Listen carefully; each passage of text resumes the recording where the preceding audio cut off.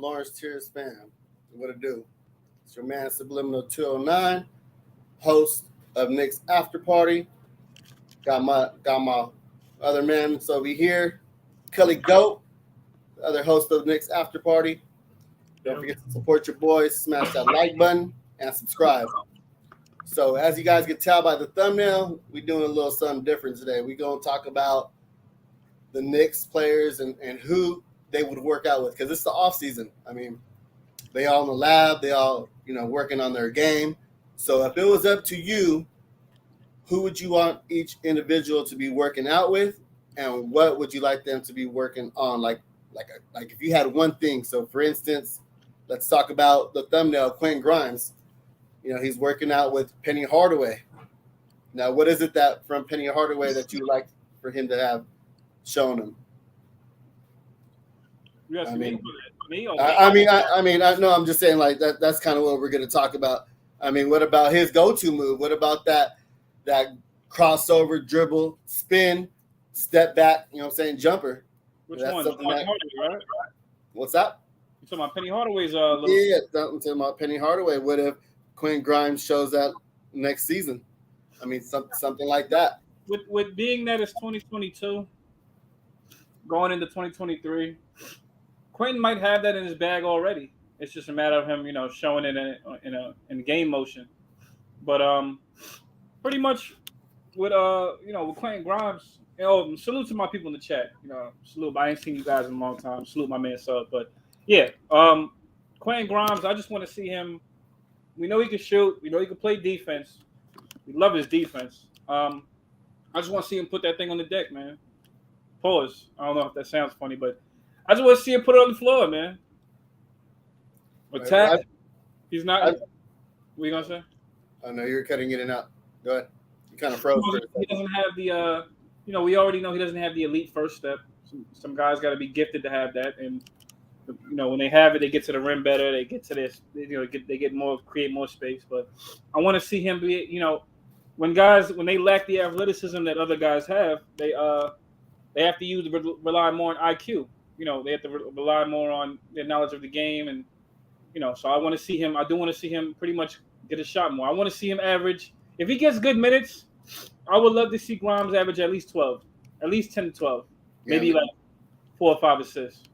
I'm not expecting a rebound. I don't think he's much of a rebounding guard, but I know he can make some plays. He's a pretty smart passer. He'll hit you on the cut. So at least 12 and 4. That's with minutes. I know Tibbs is probably gonna. He might roll with Evan over him, but I know he takes a liking to Grimes. So. But that's all. I'm not gonna say I expect much, but at least 12 and 4. I know he can shoot, so that's about 4 threes I'm asking him to make. 4 threes. Right. So you're kind of doubling what he had last season, because he only averaged 6 points and 1 assist. I'm right there with you. I think he could average 10 points, 3 assists. You know what I mean? He can. We've seen the summer league. I mean, it's not the NBA, but the guy's capable. We know he's capable. Right. So, yeah, for me, it's the vision, and he showed those passes. Going to the rack, those no-look passes to Jericho Sims last second. Behind the back passes. Well, I would like to see some more over the shoulder passes to just get fancy with it. You know what I'm saying? Like have a little flair to your game.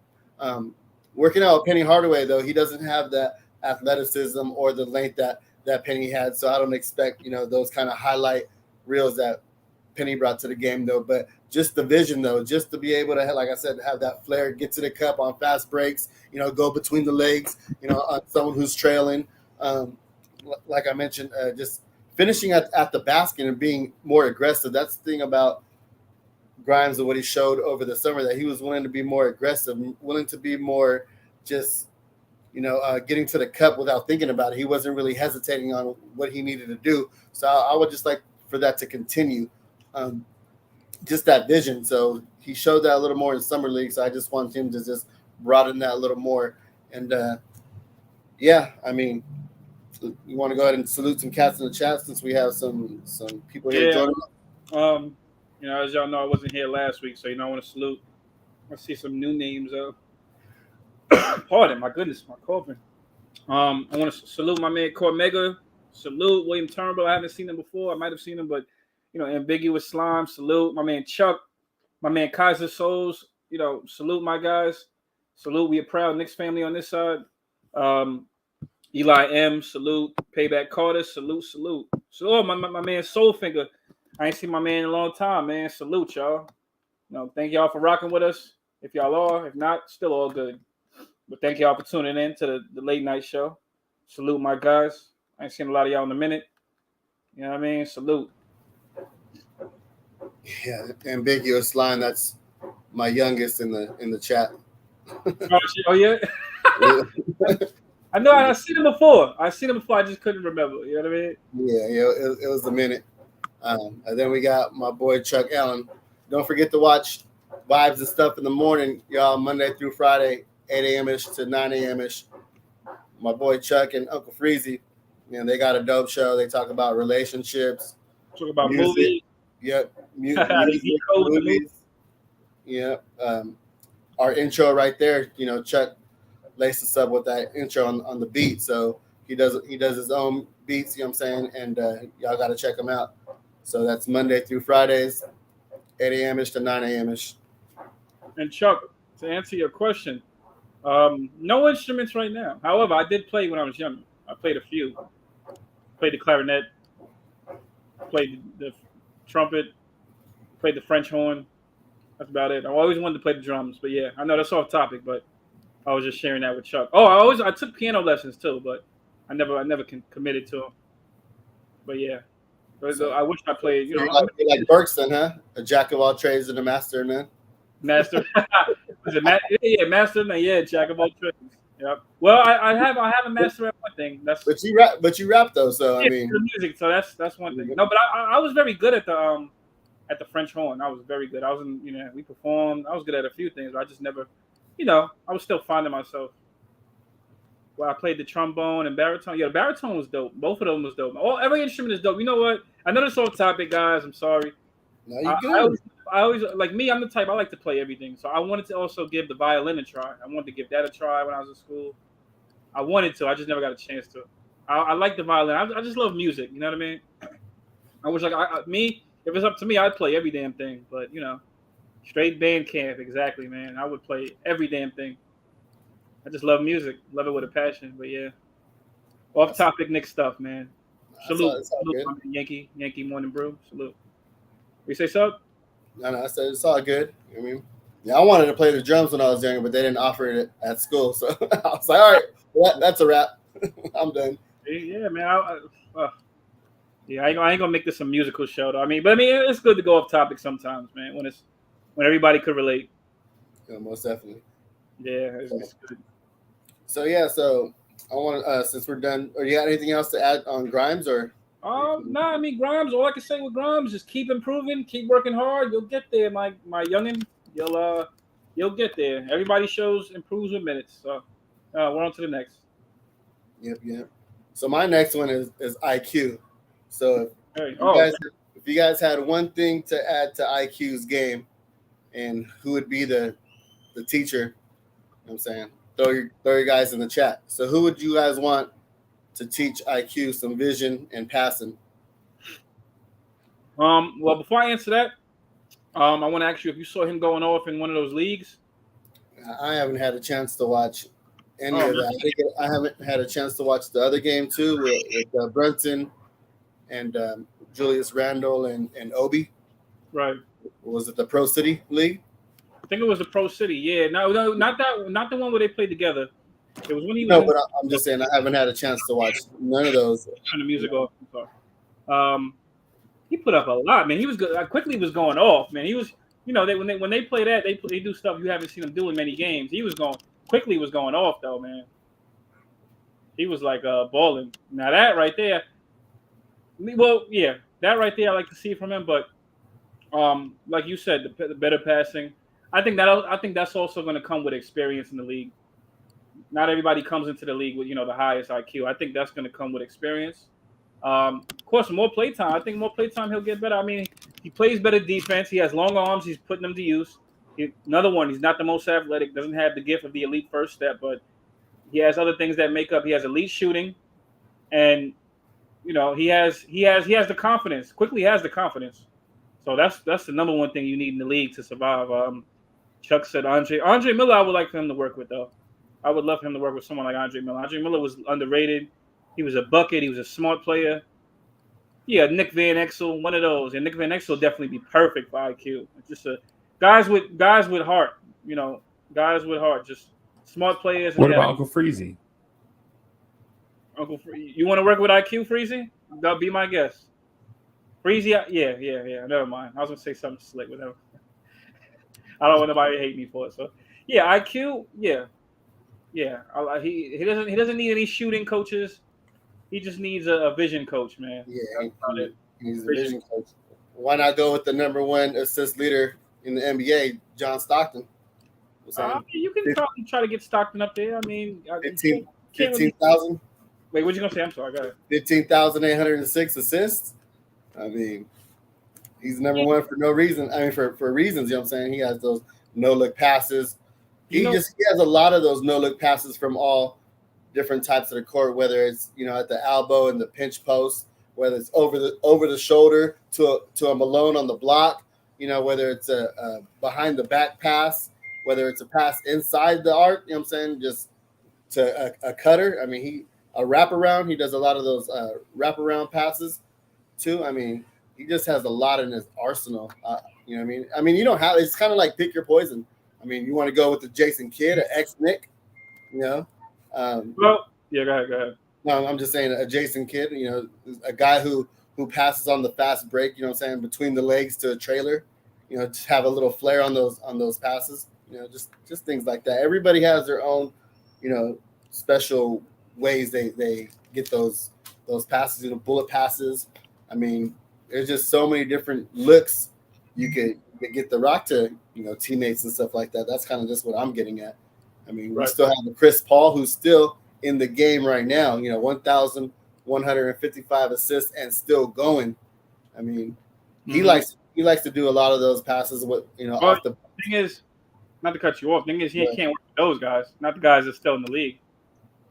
He can't work out with those guys. Those guys work out with each other. But he can't he can pick their brain, but you want a guy to work out with him probably during the season too. I would think a guy like Stockton who's retired might have a shot, and a guy like Andre Miller, like Kidd is already a coach. He has to coach a team, so he can't really get him. But if you really want to get a guy, there was one guy I want to mention. You could ask. It's not so much that he ran the point guard, but he's smart. Clyde Frazier, the guy who commentates the games. You can get him. The Knicks could go to him for help. That's one guy they could ask for advice.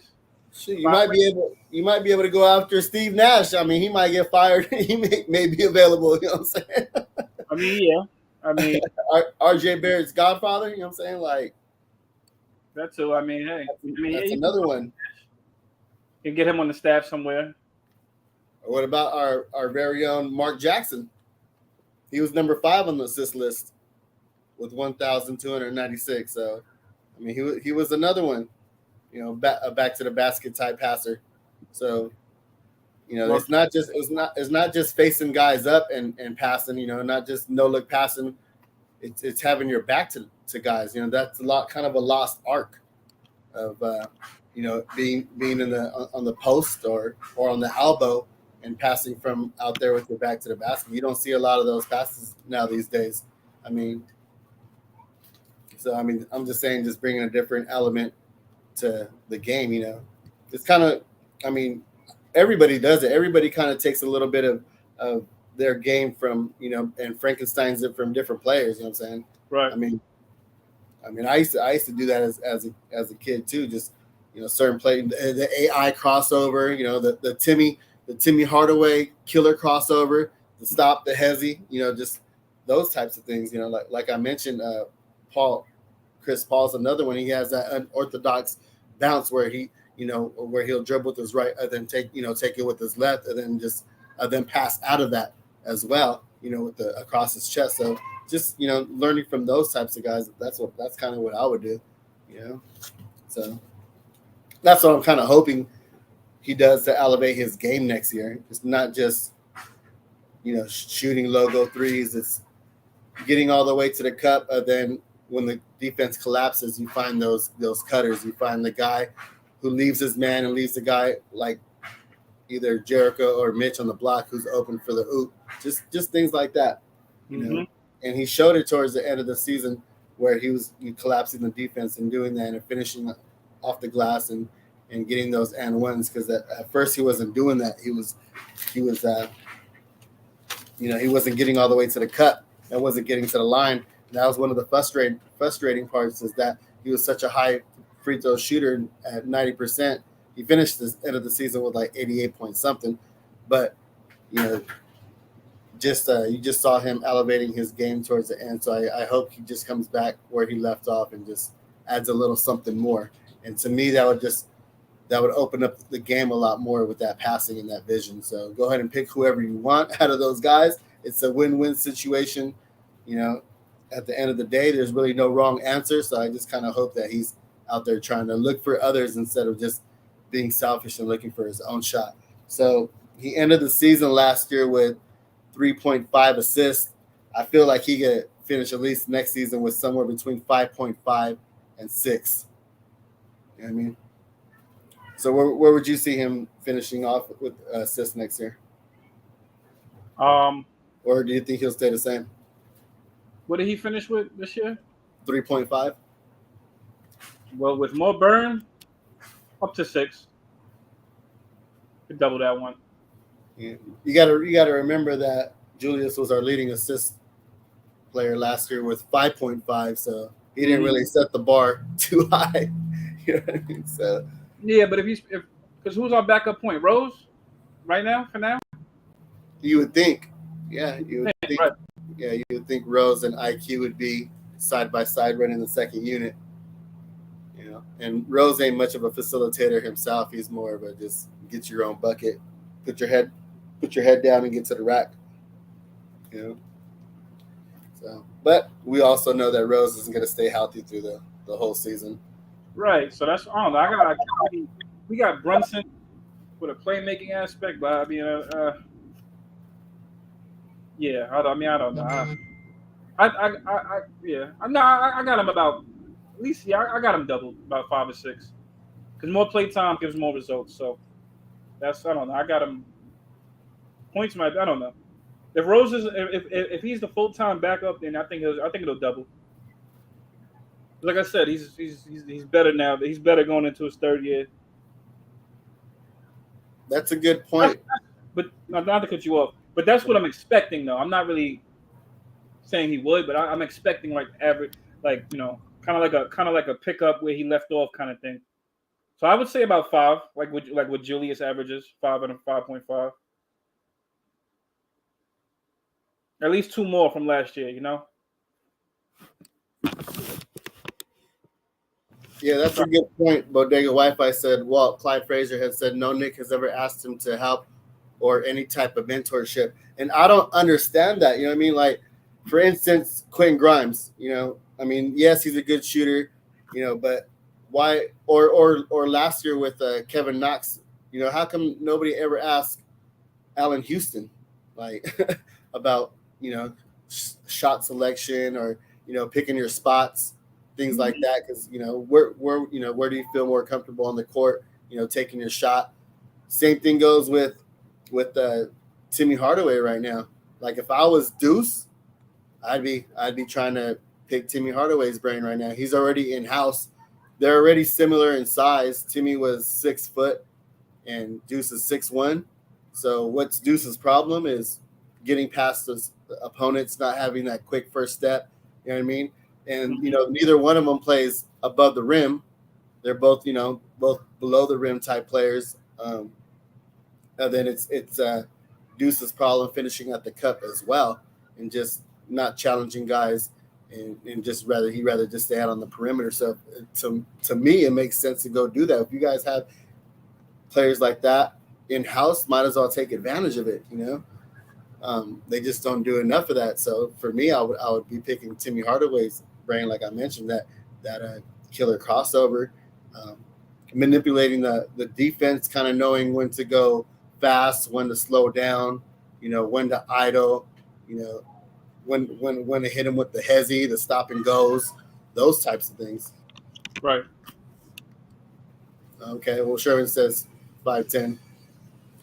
All right. Yeah, I'm gonna take Sherwin-M's word for it because he knows about 5'10".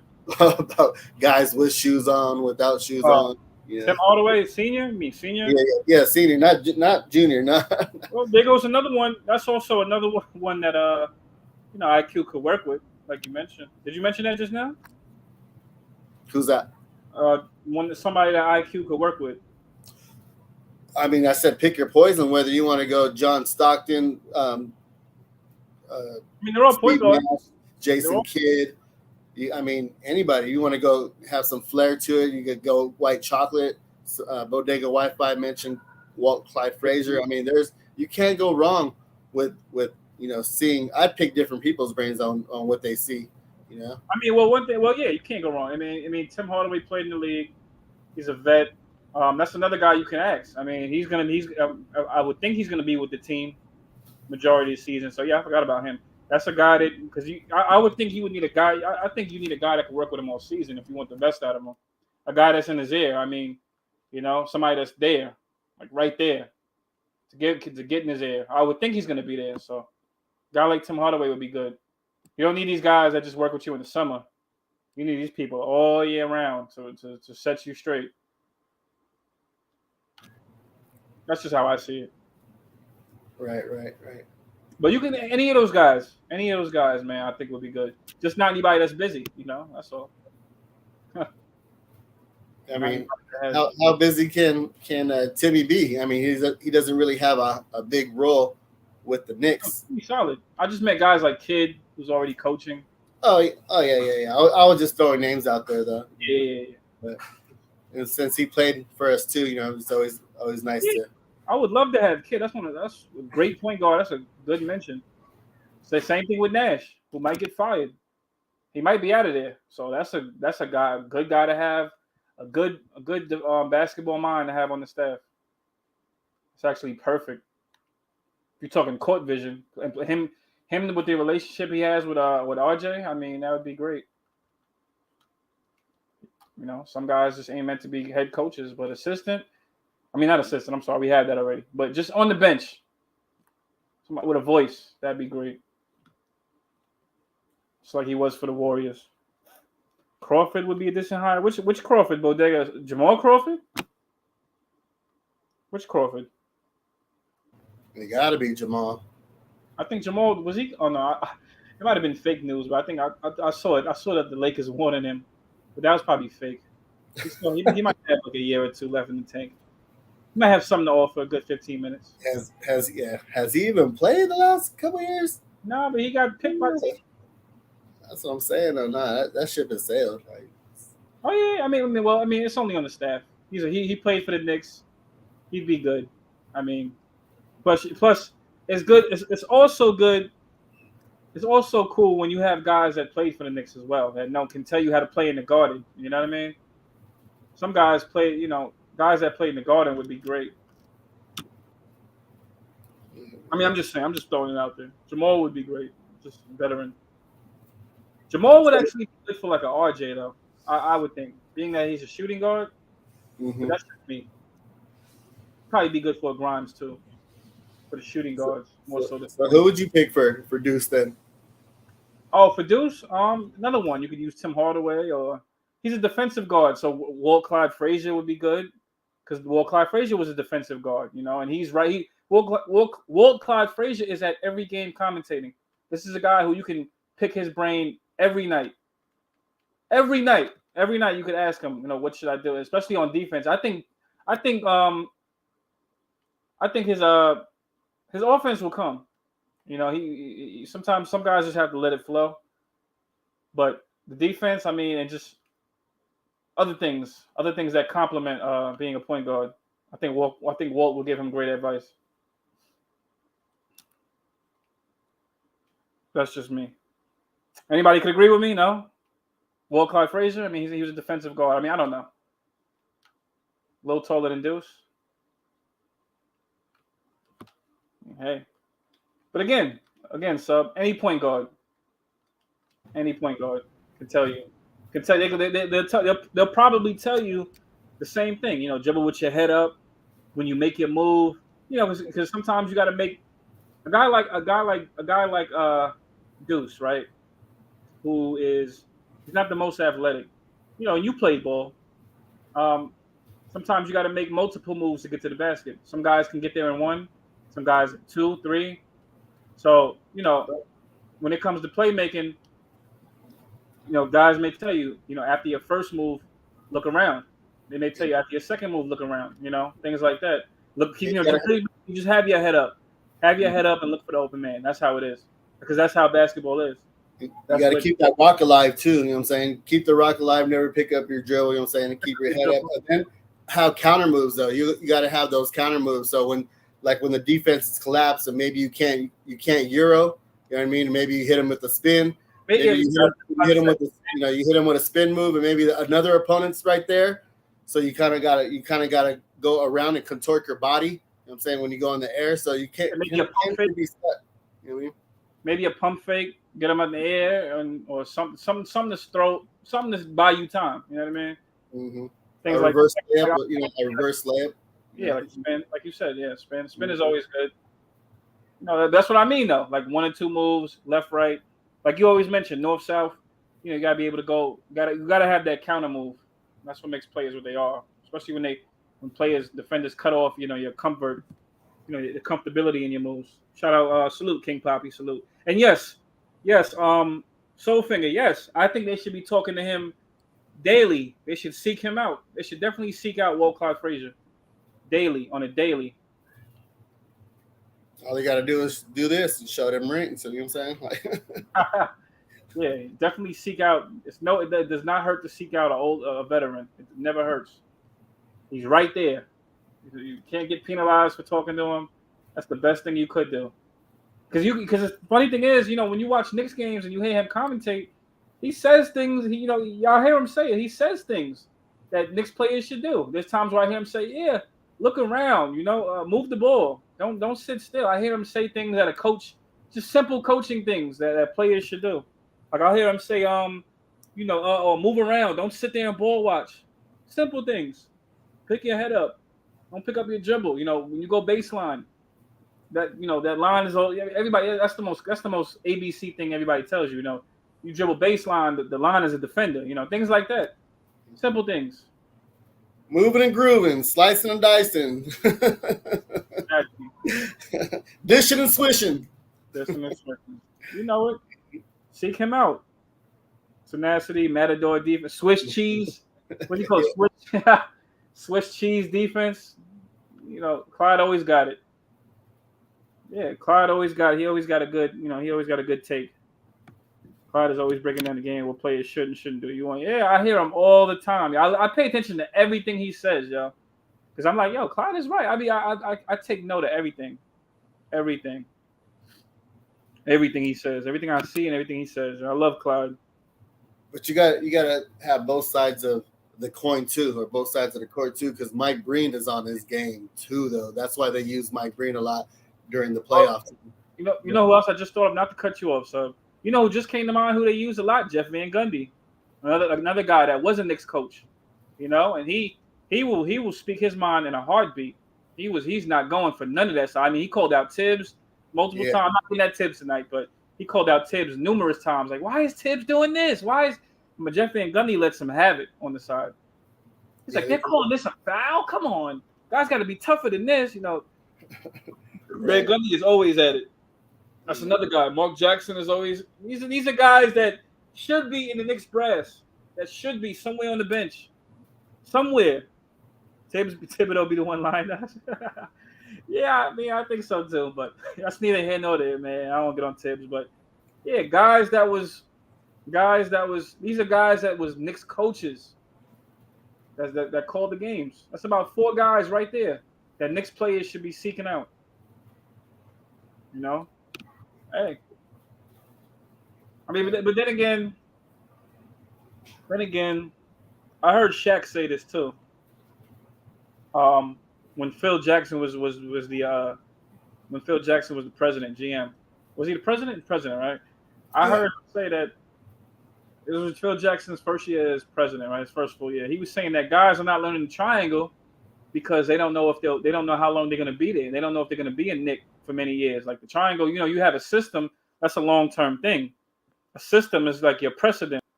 That's a coach's precedent. You know what I mean? That he'll always run, where players flourish, and whoever doesn't flourish doesn't play. So that could also play a part.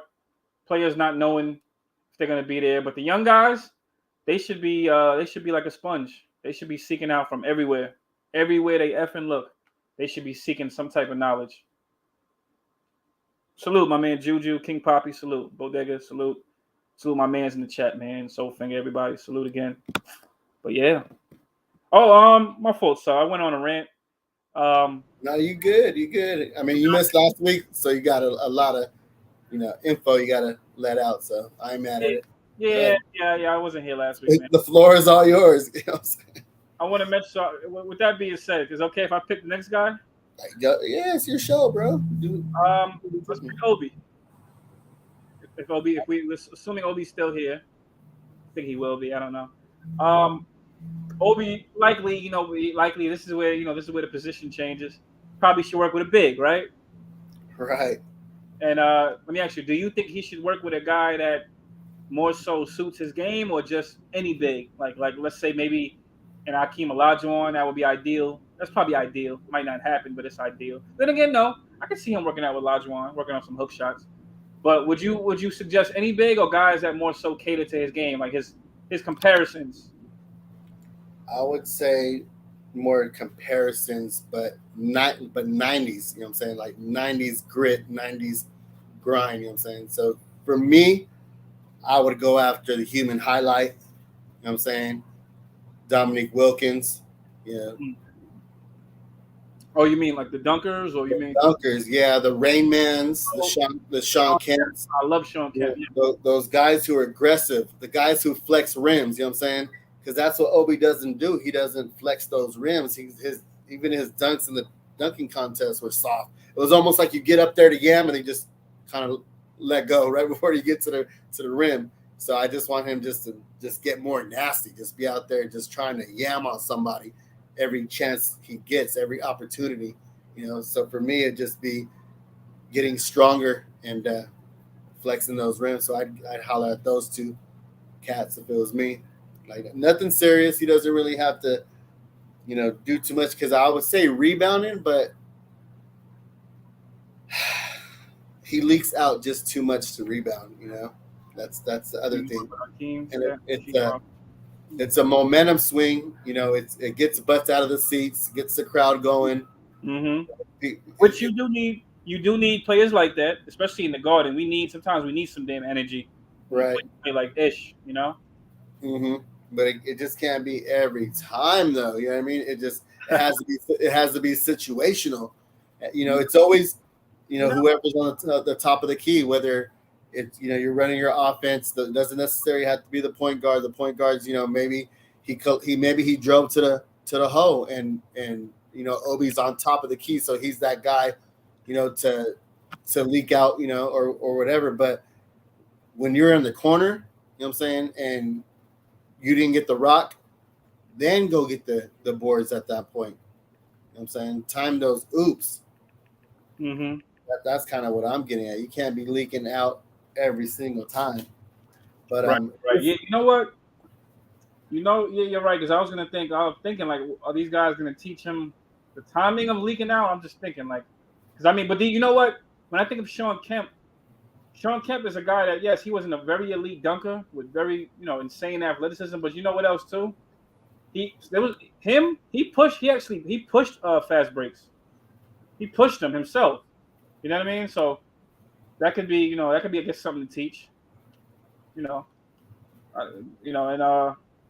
Guys like him, Amari, guys like dunkers, or Chris Webber. These guys push fast breaks themselves. These are guys that would go coast to coast. Obi has a talent to do that too. But yes, Obi's not. He's not so much the muscle big. He's not so much the powerful big that's gonna bully you, gonna throw his chest into yours and back you up. He's not that. He's a lesser a lesser. He's a lesser portion of an Amari.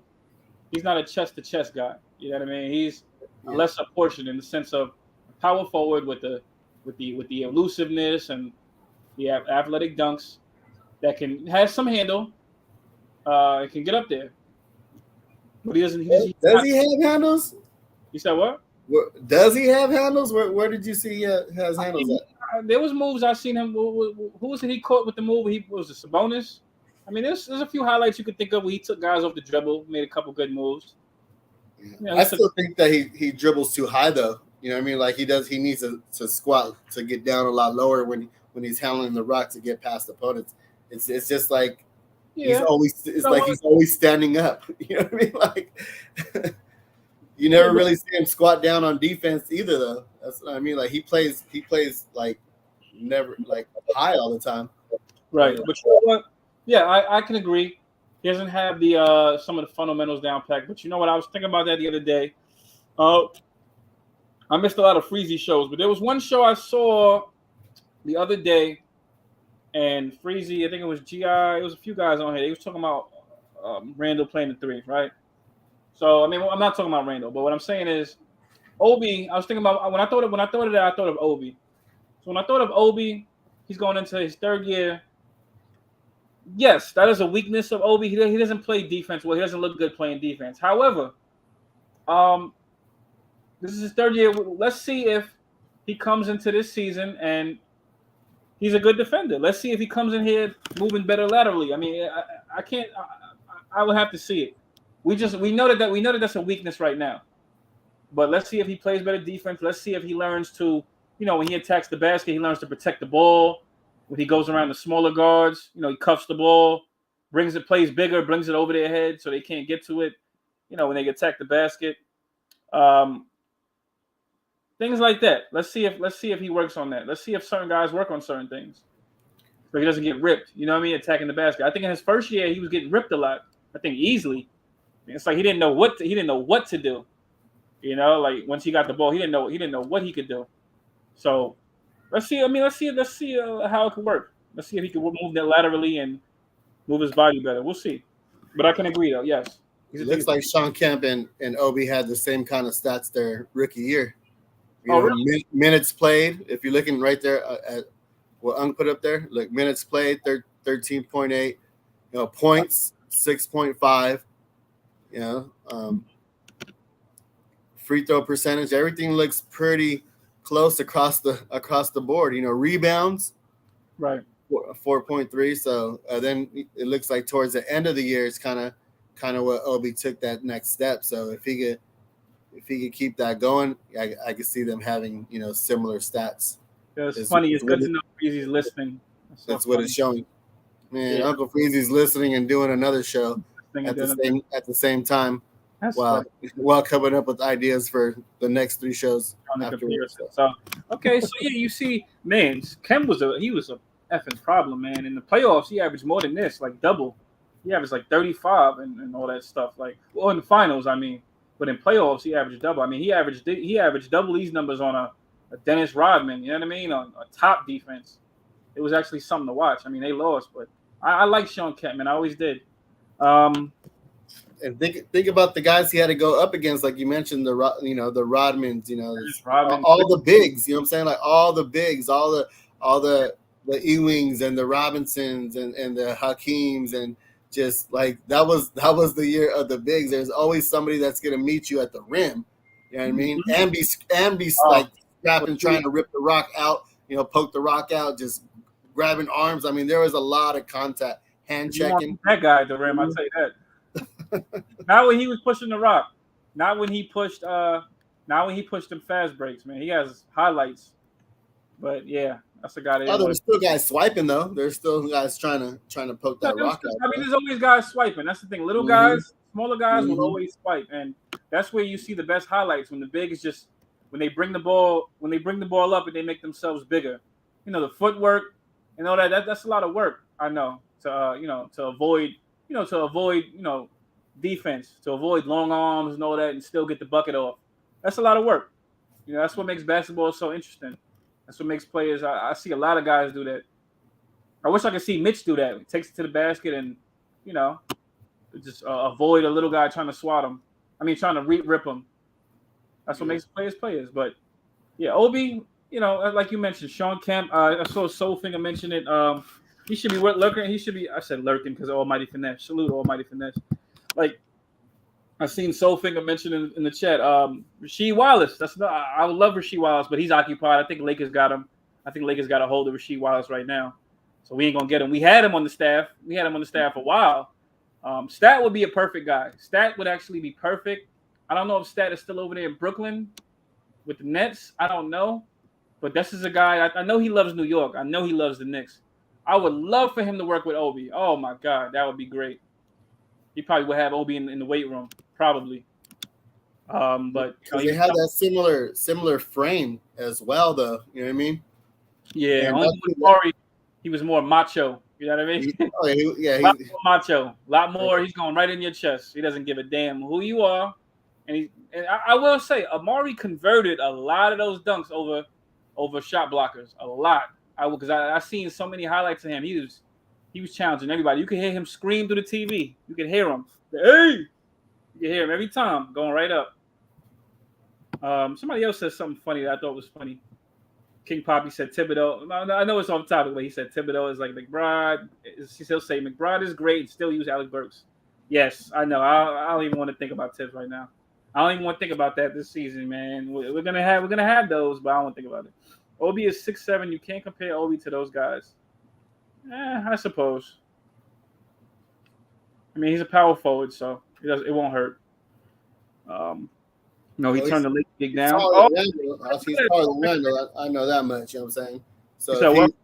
So if he's 6'7", then Randle must be 6'6". Then because I see him next to each other, and Obi's taller. Obi looks a little taller. I guess they're both like a 6'8", but you know how you have 6'8.2 inches and 6'8 point thing. So I guess maybe Randle's 6'7" without shoes. Who knows? And Obi's like 6'7.8" without shoes. Well, he's listed at 6'9", so 6'9". Okay. I didn't know that. So yeah, we can get Rasheed Wallace. I know he would love New York, man. He would love to be on the bench. A guy like Tibbs will love him because Tibbs and Rasheed Wallace. Rasheed Wallace loved Tibbs on the Celtics, if I'm not mistaken. He remembers Tibbs vividly. So I think Rasheed Wallace would be good on a Thibodeau staff. Especially for that interior defense and things like that. Obi need to work with Ron Artest. I like Ron Artest too. That's a nice fun. I could say RJ should work with a guy like Ron Artest. Garden wings. That's who RJ should work with. Because Ron Artest was another small guy, but look at those legs. I don't mean that, pause when I say that, but those legs was tree stumps. You was not running into him and knocking him back. You was running into him. It's like you was running into a brick wall. He could defend. He knew how to move those. He knew how to move lateral to the best of them. Another guy we should have drafted. We could have drafted. And a guy I would have drafted. But yeah. Ron Artest. That's a perfect. He'd be perfect for RJ. Perfect. Why? Non-athletic. Actually, Ron Artest was pretty athletic in his young days. But they have that same I would say type of frame. I mean, Ron Artest was bigger, but they had that same, that boxer, that retired boxer type of frame where they move mechanical. So that RJ would be good. It'd be good for him to learn from a Ron Artest, how to move laterally, how to get in guys' chests as well, things like that. Pack Randle and Obi up, get him out of here. I would pick Mono Ginobili to work out with RJ Barrett. That's perfect. Lefties. Crafty. Yeah, both lefties. They're both slashers. You know what I'm saying? What does RJ have a problem doing? Finishing at the cup. You know what I'm saying? And he's very crafty when he's getting to the cup. You know what I'm saying? The Euro. Come on now. That's where the Euro came from. The Euro step. Not only the Euro step though, but he would go into traffic, go behind the back in traffic, and then last second go, throw it over his shoulder to a cutter. Going baseline, that's what we were just talking about. You got to have counter moves. You always got to keep on, anticipating. So, I would use him, just the different types of pump fakes that oh man, just watching his game is just nice all around. Just Let me say something to Freeze, man. He's pissing me off. Now I'm only playing. He showed up. Yes, Ron Artest, he was going through depression when he got drafted. He had all that going on. He didn't want to play in the NBA and all that stuff. But look, would you have rather a Ron Artest or a Frederick Weiss? Because that's who we picked over him. All right? Y'all tell me who y'all would have taken. I don't care if he was hungover. He was a damn hell of a player. I don't give a damn. He probably didn't want anybody to draft him. Think he would want Indiana to draft him? Come on. Guy would rather be home. Obi stinks. No, Obi does not stink, man. Obi's solid, man.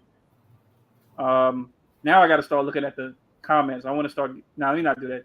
That's a good one. At Sub. Wait, Sub, you said, yeah, Ginobili? Yeah. He's kind of similar. Ginobili. Yeah, playmakers. They could play make. You know, they cut to the basket, play make, left-handed. Oh, Immanuel Ginobili was way more athletic. Not that that's a big issue. It's not a big issue. He's a good defender as well. Great defender. I seen him guard a lot of wings too. He was just smart enough to do it. Very high IQ player. High IQ, yep. Very high IQ, man. And he wasn't no punk either, though. I seen him yam on Yao Ming. You know what I'm saying? Like he had the athleticism, and early in his career, he would dunk on you, man. He was going up fearless. Them Argentinians, man. He was not no punk. That was with the long hair when he had the long hair. Yeah, not a punk at all. He was going right up on you if he saw you at the rim. Right up on you. When he started balding, you know what I'm saying? He just started using that high IQ and being more crafty and contorting your body, you know what I'm saying, doing reverse layups, you know what I'm saying, throwing some English off the glass. Those are the types of things that RJ needs to learn, those angles, you know what I'm saying, when to take off, instead of leaving so far, just those timing on when to leave your feet, just those types of things, Right. How to use a glass. I mean, he was a beast on finishing on the glass. You know what I'm saying? Fading away. You know what I'm saying? When you're driving all the way to the cup and you're fading away using the glass. You know what I'm saying? When you're off balance, like those types of things. I would just like to see him. Work with him on that, because we know RJ is not going to play above the rim and yam on somebody. I would just like him to be more crafty. Well, I agree with you, sir, but I also think that my phone, I'm looking at something. I also think that RJ, he's not gonna play above the rim. However, he's not gonna play above the rim. However, I see him trying to catch some posters. I see him trying to, at least. I think Ginobili had a slight bit of more athleticism than RJ. I think he might have been maybe an inch shorter, but RJ has that mentality. He'll try to dunk on somebody if he, because you do. Players know, that also takes IQ. It takes IQ and timing, and of course, some type of athleticism. You got to know who you're going up against. When you go to the rim, you got to know you're going up against a big guy. I'm pretty sure they knew to try to dunk it. You may miss it, but you may get to the free throw line. I'm pretty sure Mano knew. He knew that. He knew Yao Ming is a tall MFer, so. He knew. He's like, yo, I got to dunk on this guy. There's no way around it. I got to try to. And that motor, too, though. He had a high motor. You know what I'm saying? Offense and defense playing the passing lanes. Yeah. You know what I'm saying? So just that. I would just like to see him just have a workout with him. Like, how do you prepare yourself to be able to play the whole game like that? You got to be in, like, tip-top shape to play both offense and defense all game. Like you said, it's motor. Motor, man. But instead of trying to lift weights, you know what I'm saying, and slow yourself down, you need to work on your conditioning. Is what I'm getting at. Because RJ is already naturally strong. He doesn't need to be out there, hitting the weights and trying to bulk up and become that Jimmy Butler type, body style. Lean up a little bit more, because you're already naturally strong, and just build up that conditioning so you can play both ends. That's all I'm just getting at. Right. No, I can't agree with you, boss. RJ, man, I don't know what I want him to do. If I want him to stay strong or slim down and get quicker. I don't know. Certain guys, I don't know. Being that they don't have the elite the first step, I don't know if I want to see him put some speed on. I don't know. I feel like I do. You know what I mean? That's just me. Same thing with Grimes. Grimes has a perfect NBA body. But the thing is, he could play defense. He has the moves. But the thing is, I don't know if I want to see him get quicker or stay where he's at. He's only a shooting guard. It's not like he has to body up anybody. He does for contact, but I don't know. it's not just getting stronger and I mean not just getting faster, because I don't think that RJ could get too much faster. It's just either you have athleticism or you don't. Either you're lightning quick or you're not.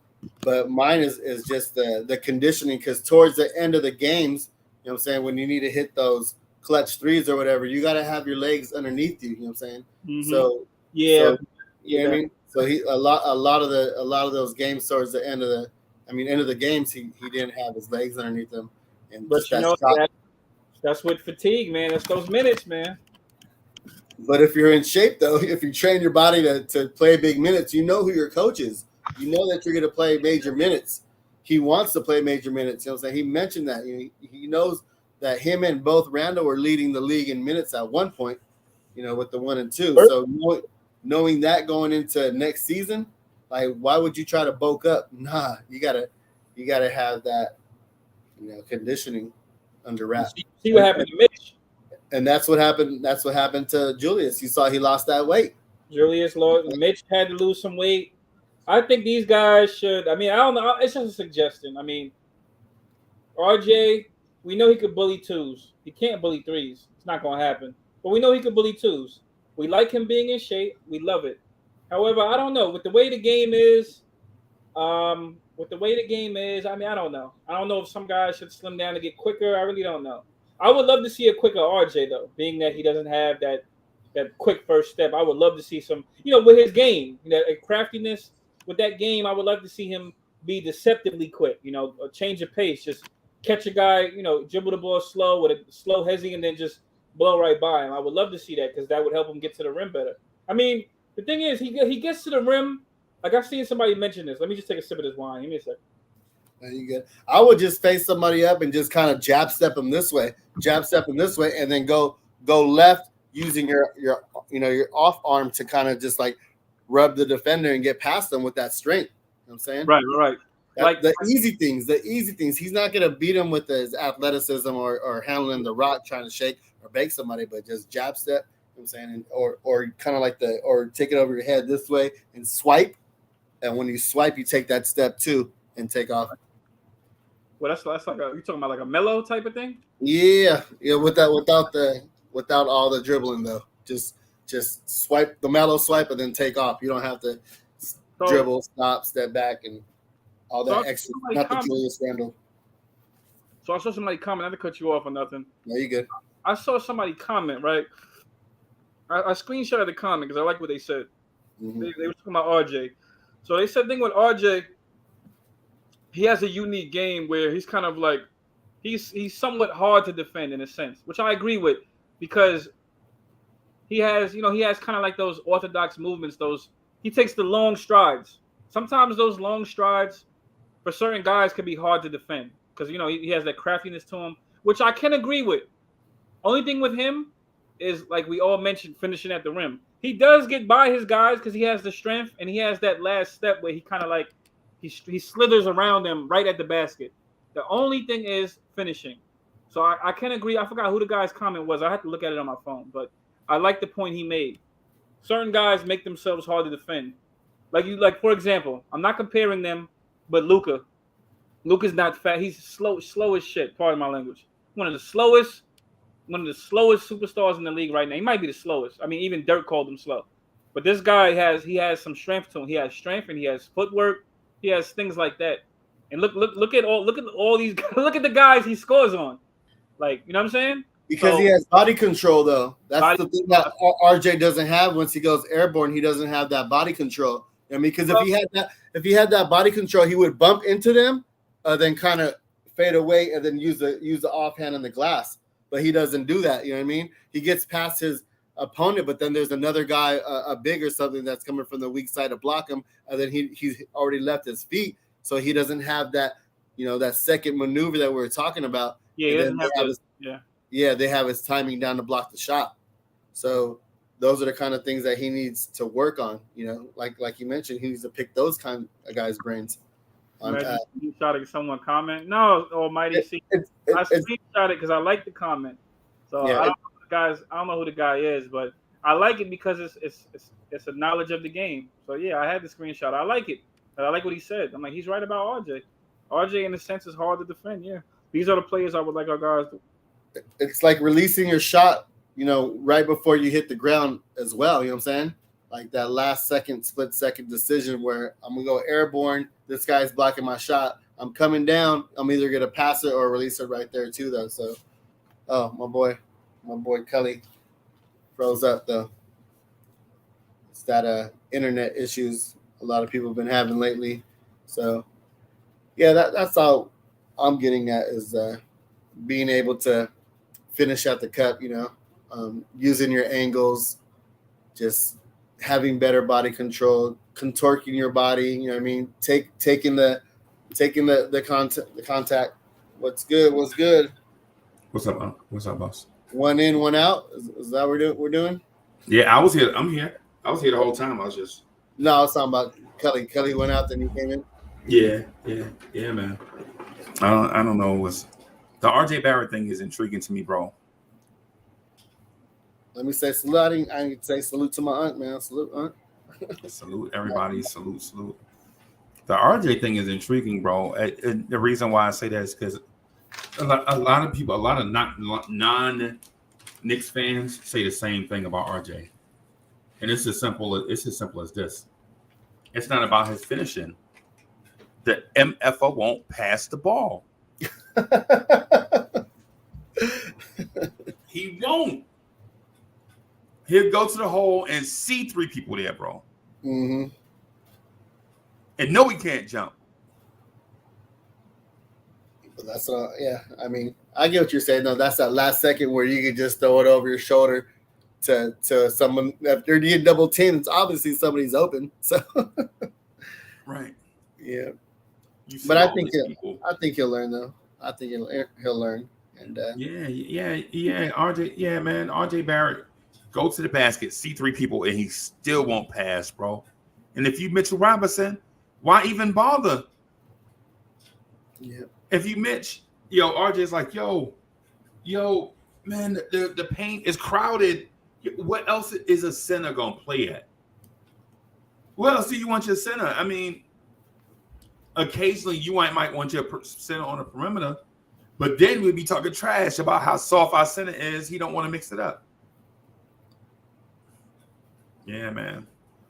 RJ got to stop. I'm not saying pass it all the time. I'd say pass it at some.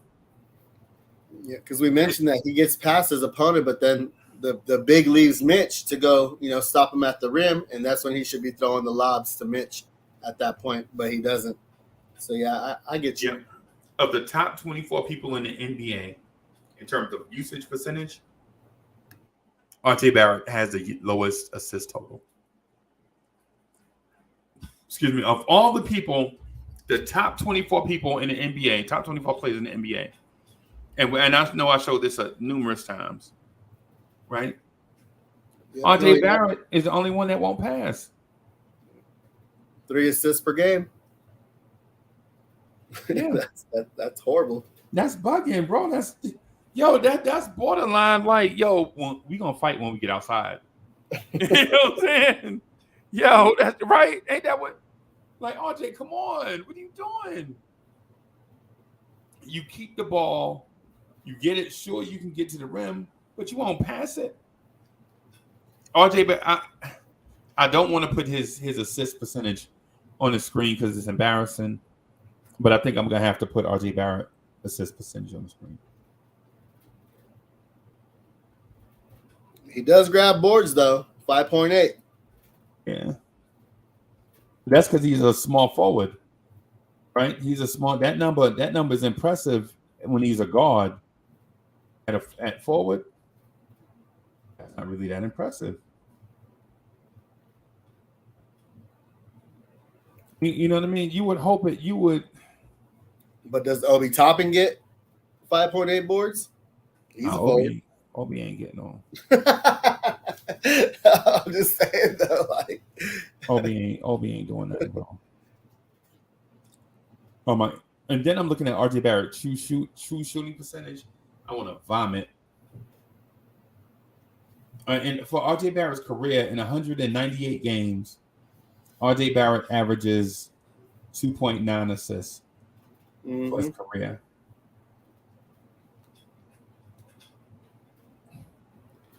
Yeah, this is disgusting, bro.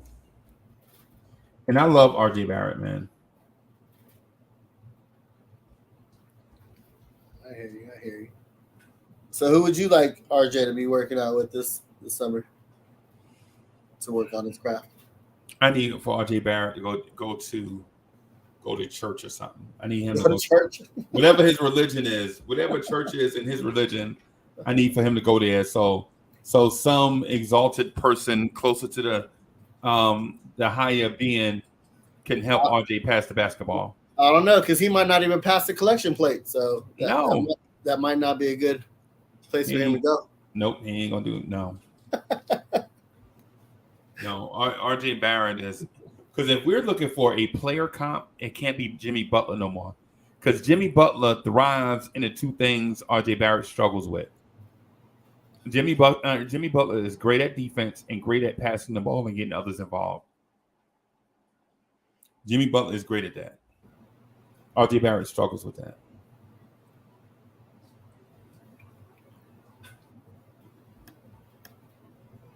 Yep.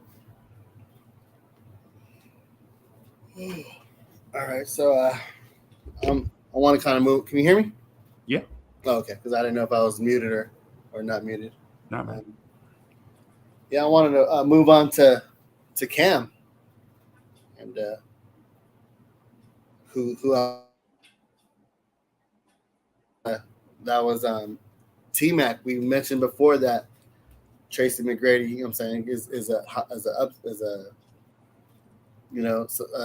a level he could reach, and they just have similar game, similar athleticism, similar style of play, and just except T-Mac just had more to his arsenal as far as more one-on-one, more face-up, getting past opponents, swinging that ball around, jab stepping, getting past his opponents, using his back to opponents in the pinch post on fadeaway jumpers and stuff like that. That's kind of a lost art, No one really does that besides Julius, and he stopped doing that last year too, that baseline fadeaway. So I would have liked him to work with T-Mac and kind of pick his brain, Not to mention he played for the Knicks, towards the end of his career when he was nowhere near what he was with Toronto or Houston. But yeah, man. I'm gonna say this: if Cam Reddish wants to be Tracy McGrady, the first thing Cam Reddish has to learn how to do is pass the basketball, play make. Because the thing that made Cam Reddish Tracy McGrady great, is not the fact that he was a walking bucket, but he made the defense play him honestly. Like during his prime years as a shooting guard, small forward, that man averaged 5 assists a game, 5+ assists a game. Think about how many scoring machines average that many assists. Playmaking. You know what I'm saying? Mm-hmm. I mean, so I'm not saying that everybody need to get better about passing. What I'm saying is if what makes a lot of scorers dangerous is the fact that you can't double team them. Right? Like imagine if the think about this. When the double team came at Julius Randle could hit cutters and make plays from that post. What if Randle averaged 8 assists per game? The season he averaged 6 assists per game. Shit, he was the most improved player. Right? The year he averaged 6 assists a game, he was a second team All-NBA. What happens if he averages 8 assists per game in that season? He first team NBA. Think about this. How many power forwards have averaged damn near a triple-double? A power forward. Yeah. Julius Randle was 24, 10, and 6. Right? Mm-hmm. If Julius Randle was 24, 10-8, bruh. Right? Salute y'all. And so what I'm getting at is this. I know it sounds incredible, right? Because first of all, Julius Randle had to pass the ball to people that converted shots. Because it's not about Randle's pass, it's about the other people getting the ball and doing something with it, right? Exactly. Right. But what if he got them in better positions? Like when the double team come, instead of turning towards the double team and attacking it and passing over 6'9" human beings, what if he backed away and brought the double team out? Now you got 3-on-2 on the back end. Right. Oh, I'm sorry. Now you got 4-on-3 on the back end. Now RJ Barrett doesn't have to be pitch perfect. He could just catch the pass and make a move and score. Right? I think by just adding Brunson, what I'm saying, those numbers are realistic as far as being 20, 10, and 8. So like you mentioned, you have better supporting cast on guys who you kick it out to and Especially make the bucket. Yeah, and make the bucket. Yeah, if Cam is on the floor, we all know Cam is a problem, right? We all know that. But we need Cam to be a problem. Like, we know Cam will kill him. We know Cam will slice you up in practice. We know that. Right? But Kevin Knox did that too. That's why Kevin Knox was the number 9 pick in the draft. That's why somebody took Kevin Knox over Michael Porter Jr. Because Kevin Knox was a lion in practice and workouts. Yeah. And he was Simba in a game. He was a lion, but he was a baby lion in a game. I'm trying to think positive right now, and you're bringing back old memories that just hurt my heart. You know what I'm saying? Hurt my head. That's because people keep telling me we should tank. Tank for what? For what? I'm tired of losing. Yeah. Tired of losing. We didn't bring in Brunson to lose. You know what I mean? We're not. Nah. Right. That's why we didn't draft nobody.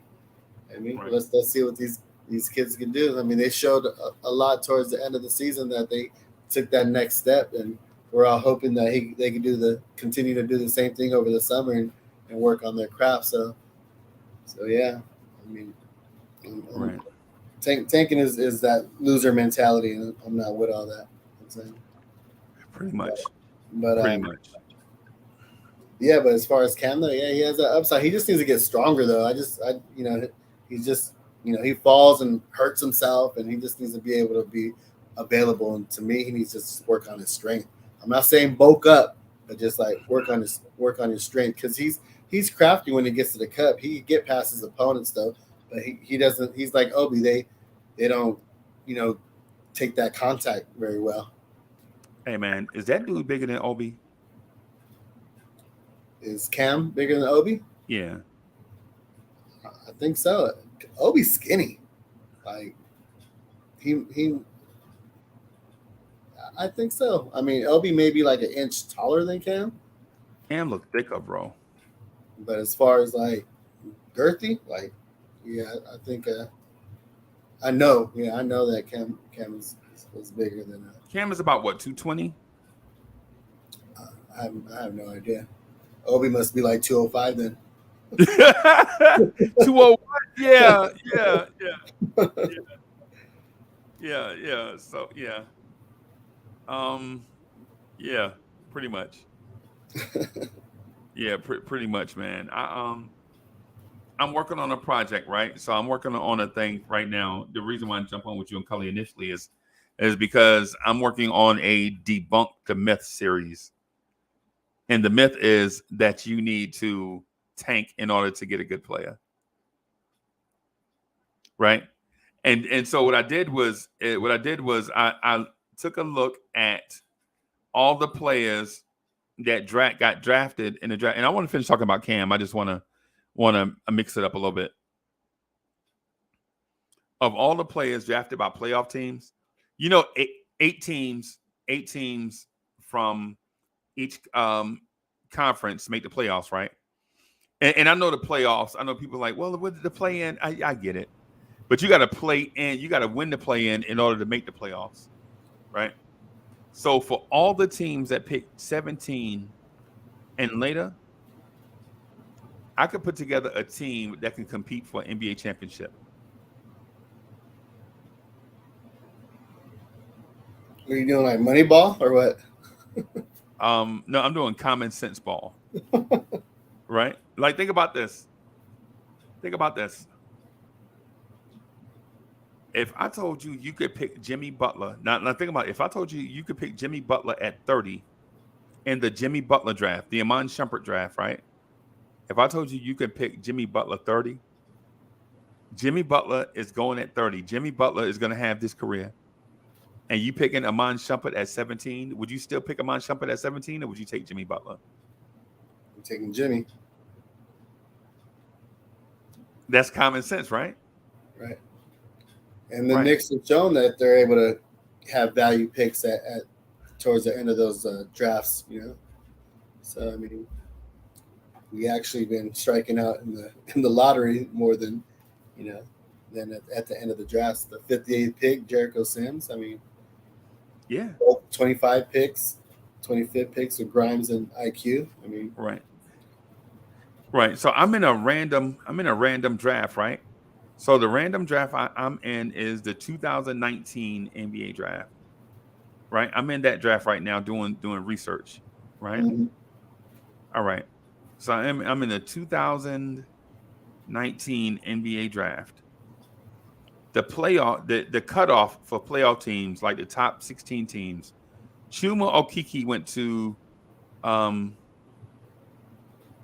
Orlando at 16, and then the playoff team started picking, right?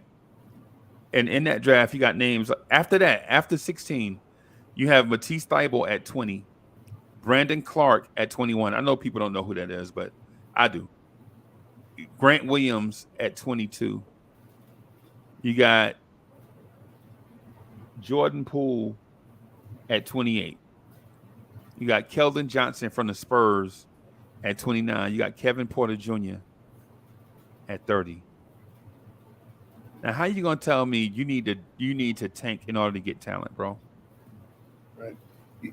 Well, it's because they want that generational talent, is what they not. You know what I mean? Not generational, but they want that star, and we all know that star has got to be top 5, which is something we never get anyway. So all right. So in that draft, let me ask you this: in that draft, the Knicks did have a top 5 pick. The Knicks drafted R.J. Barrett. Mm-hmm. Would you rather have R.J. Barrett at 3 or Jordan Poole at 27? At 28, I'm sorry. Would you rather have right now? Would you rather have Jordan Poole or R.J. Barrett? R.J. Barrett was picked 3rd. You got to look at what team these guys went to. It's always like in football too, that, you know, if you get a top pick and you get a quarterback, that quarterback's gonna suck the first couple of years because he's on a crappy team.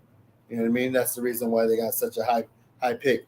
He went to the defending champs, man. That he wasn't able to, you know, he was able to take a back seat and go to the G League and all. You know, we you know, all that stuff. So there's no pressure on him. Plus, you're learning from, you know, in a good Hall of Famer. Right? You're looking for, you know, you're learning from Hall of Famers and stuff like that, picking their brain at practice. You know, so. But R.J. Barrett went to a place where he started from day one. Yeah, but our team sucked though. You know what I mean? So, like you mentioned, didn't you mention before? If R.J. Barrett went to, you know, a different team, was it? I mean, you can say if R.J. Barrett went to Golden State Warriors, he'd be. But this ain't about me though. I asked you the question. Remember? But you know what I mean, though. But like, if R.J. Barrett went to the Warriors, you could say the same thing. He'd be further along. So that's kind of what I'm saying. Yeah, it matters on which team you go to. That's what I'm getting at. So basically what we're saying is R.J. Barrett and Jordan Poole are comparable. Because we just compared. You just compared Jordan Poole's situation. I mean, R.J. Barrett's situation and Jordan Poole's situation. I would say the same thing. Like what's the point guard from Pistons? Like if he was on a different team, he'd be further along too. You know, Right. It just depends on where you end up going. You know, we always say that it's a fit. It's a fit in what your supporting cast is. I'm still But a RJ. I'm still a RJ Barrett fan, but I hear what you're saying though. But I just don't totally agree on that point. You know what I mean? Hey, look who's back! What's good? Yeah, man. My internet connection, man. yeah, me too. Got Bro. bad internet over here. We have outages over here and all that stuff, man. So it's kind of messing me up. What was y'all talking? What was y'all talking about? Man? I'm hungry too, man. What was y'all talking about? My bad. Yo, I watched this joint, the lemon pepper freestyle, bro. Again, yo, that joint is fire, bro. You got to check out my main man Cully on YouTube, bro. You got to check out the one on his channel, not the other one with the even though the video dope. Yo, we got to support my man Cully. You know what I'm saying? Thank you, man. I highly appreciate you, man. Salute my man Still Knicks, my man Ryan from Still Knicks. If you don't know, now you know. Check my man out on Saturday in the morning, Yeah, 11. Salute my people in the chat. Thank you, Freezy. yeah, man, no doubt. Cully, hey Cully. What's up, brother? So how do you build your team? Would you rather tank and get high draft picks, or rather let Walt Perrin do his thing late in the draft? I'd rather Walt Perrin do his thing. Okay. I'm not with the tanking thing. However, when you play youngins, those are the results you get. So you could always go that route. And if you play youngins and they win, it's kind of like a win-win.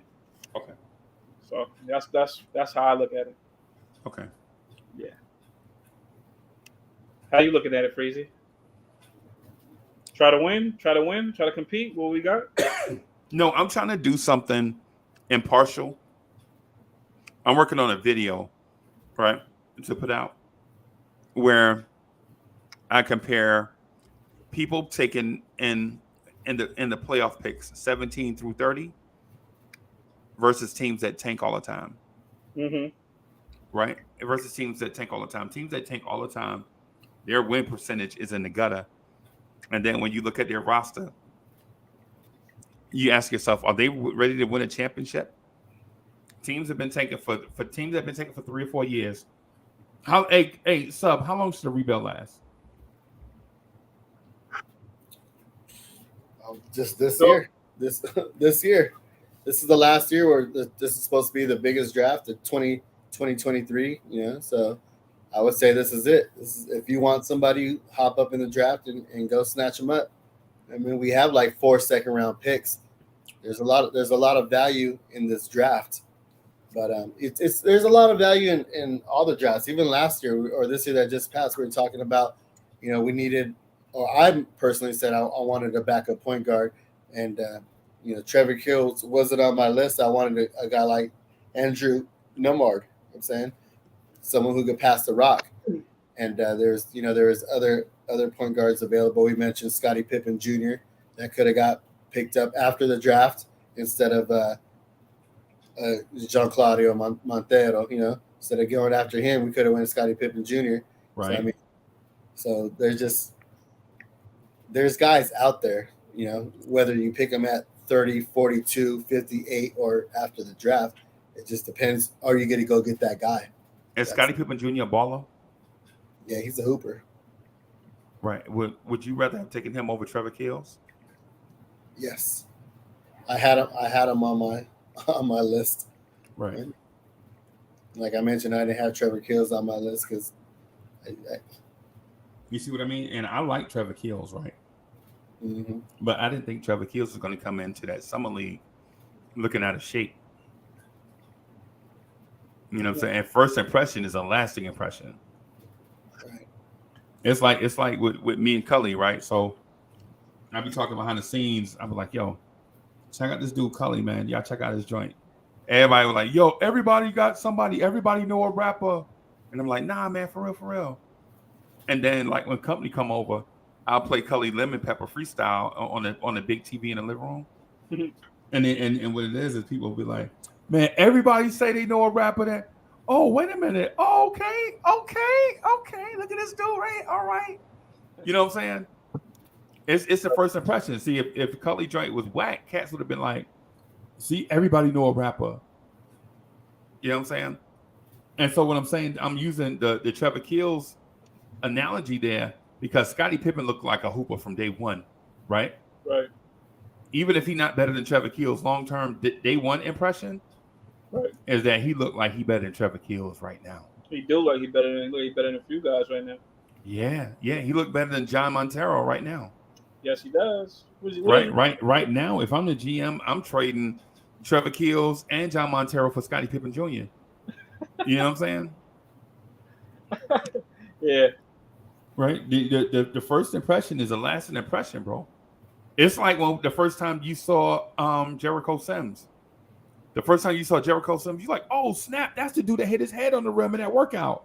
Mm-hmm. You know what I'm saying? Yo, the first impression is a lasting impression. Now, how that equates to the basketball floor is yet to be determined, right? Because they hadn't had a chance to get on the floor yet. But if we just going by the eye test, Scottie Pippen Jr. passes the eye test. Oh, absolutely. And so does is it Ron Harper Jr.? Yep. I like him too, man. I like Kenny Lofton. I like those and guys. Kenny Lofton Jr. And Kenny Lofton. All the juniors. I like those guys, yeah. Mm-hmm. Yeah, man. Talent, man. The hungry talent. Hungry talent. Yeah. And so, and just real quick, I just want to get into a little bit more of this why tanking is stupid thing, right? So, in the 2018 draft, picks after number 17 and later, Dante DiVincenzo, Kevin Herter, Grayson Allen, Anthony Simons, Robert Williams.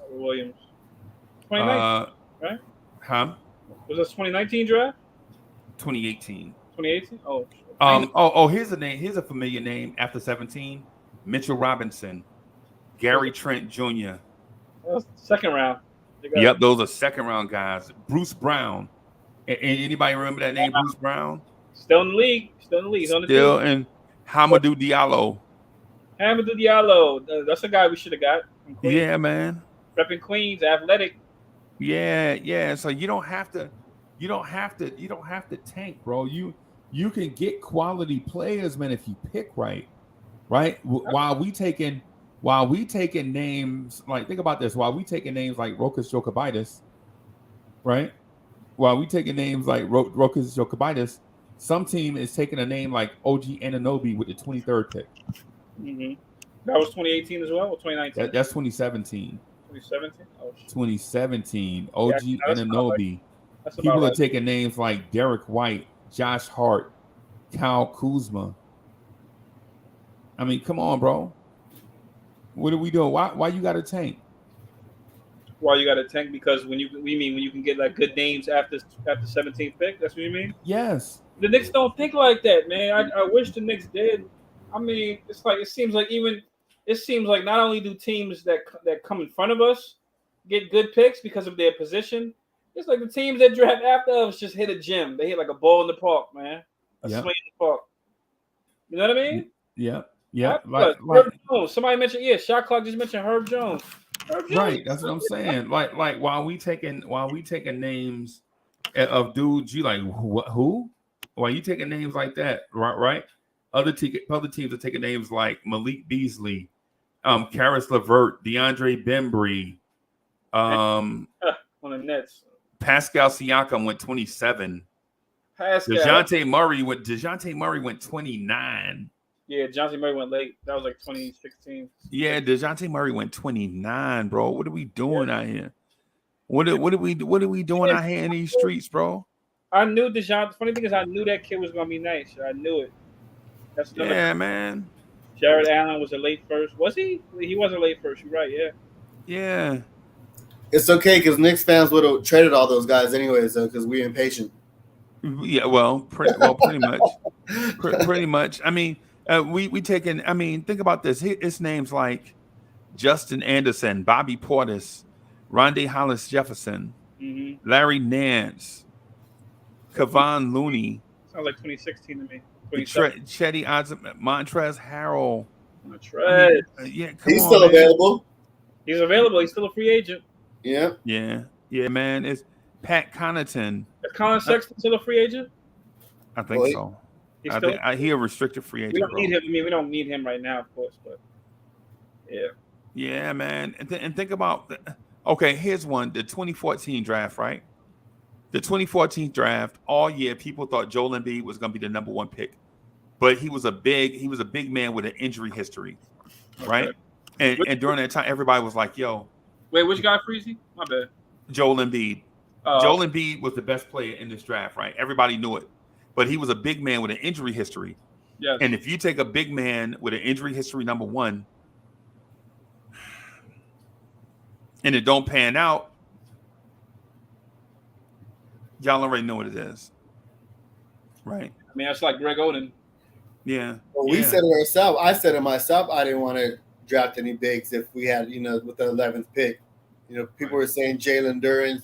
A lot of other ones were saying the guy from Duke, the shot blocker from Duke. Not to cut you off. Knicks don't really hit on the bigs like that, man. We don't hit. No. After Ewing, we never hit. We've hit on injury-riddled bigs and power forwards. We hit on 2 of them. We talking about Mitchell Robinson and Jericho Sims. Yeah, no, that's recent. That's recent. You talking about historically? Yeah, I got you. Look how many years after. Right? Yeah.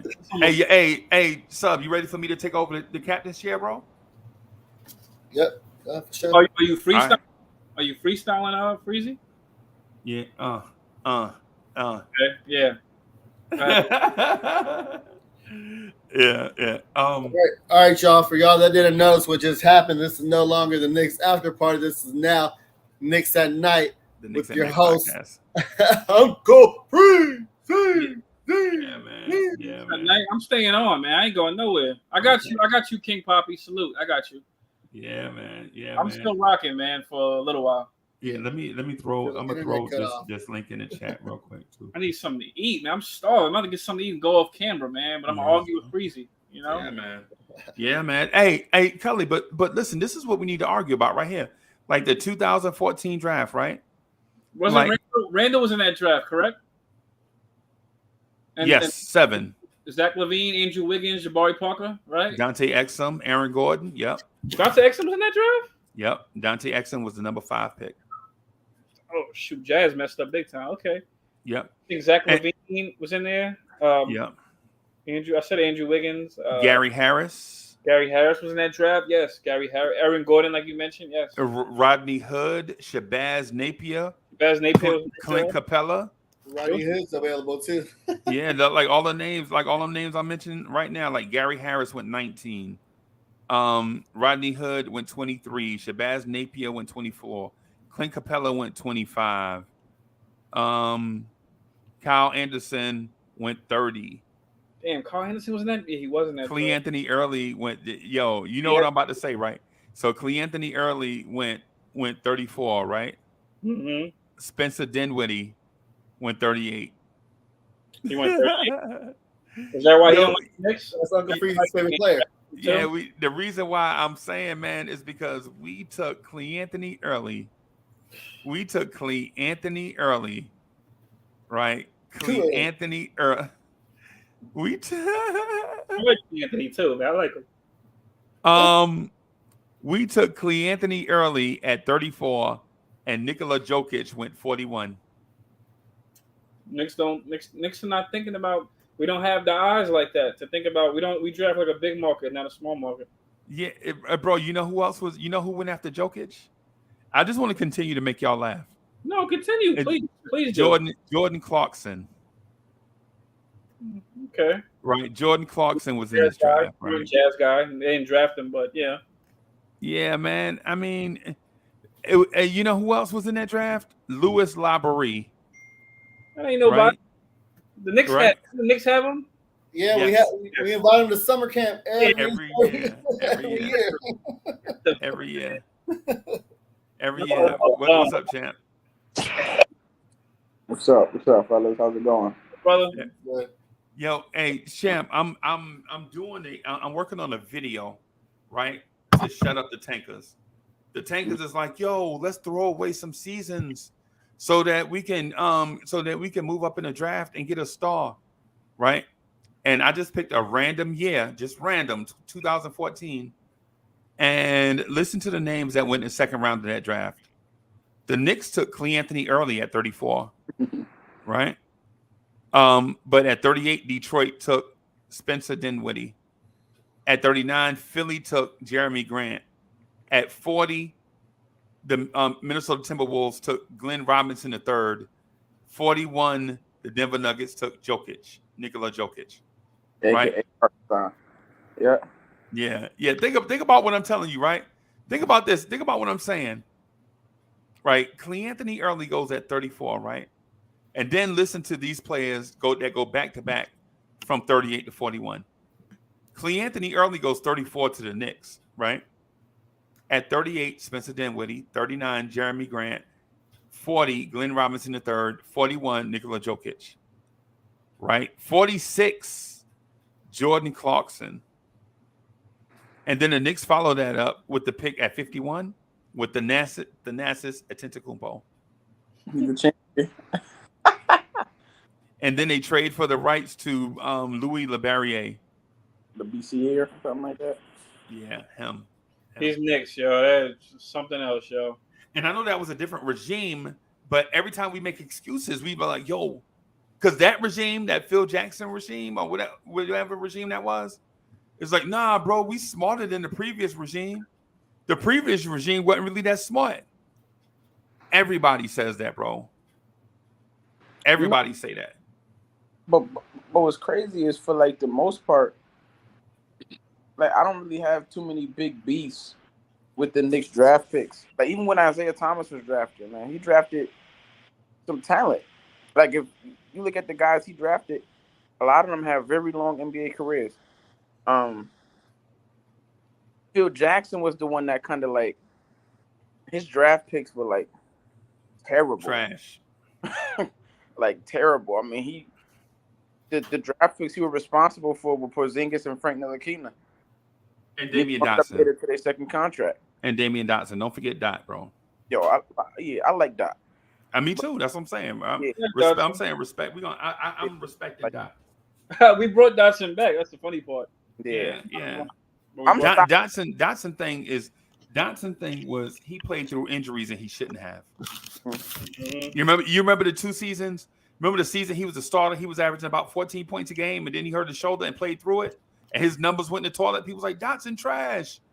And then as soon as the season was over, 2 days after the season was over, he had shoulder surgery. Hilariously enough, he's the kind of guy we could use off the bench. Right. Hilariously enough. And can y'all just appease me and let me do the 2013 draft and I promise I'll move on. Right. So here's the 2013 draft. Pick number 17, right? The playoff teams. You know, the top 8 teams make the playoffs, so that's 16 teams, right? So we'll start at 17. The 17th pick in the NBA draft. This is playoff teams, right? Mm-hmm. Dennis Schroeder. Off rip. Tell me if I say a name you don't recognize, and then I'll stop, right? But 2 picks ahead of him at 15. 2 picks ahead of him at 15. Guess who the pick was? Giannis. Oh, I thought he was 13. I thought Giannis was 13th pick. Okay, yeah. Right. Yeah. So Giannis, tell me if you recognize these names. Giannis, Tony Snell, Gorgie Ding, Mason Plumlee, Solomon Hill, Tim Hardaway Jr., Reggie Bullock, Andre Robertson, Rudy Gobert, Alan Crabb. A lot of ham sandwiches for you. Yeah.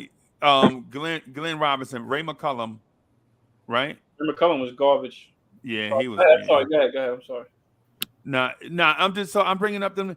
I'm just bringing up these names because, bro, the couple of Rudy, Giannis, Schroeder, like these are starters. Right. But then let me name some of the names that went before them and tell me which ham sandwich you prefer. Would you prefer Shabazz Muhammad, Kelly Olynyk, Michael Carter Williams, Trey Burke, Kentavious Caldwell-Pope, Ben McLemore, Nerlens Noel at 6, Alex Len, Cody Zeller?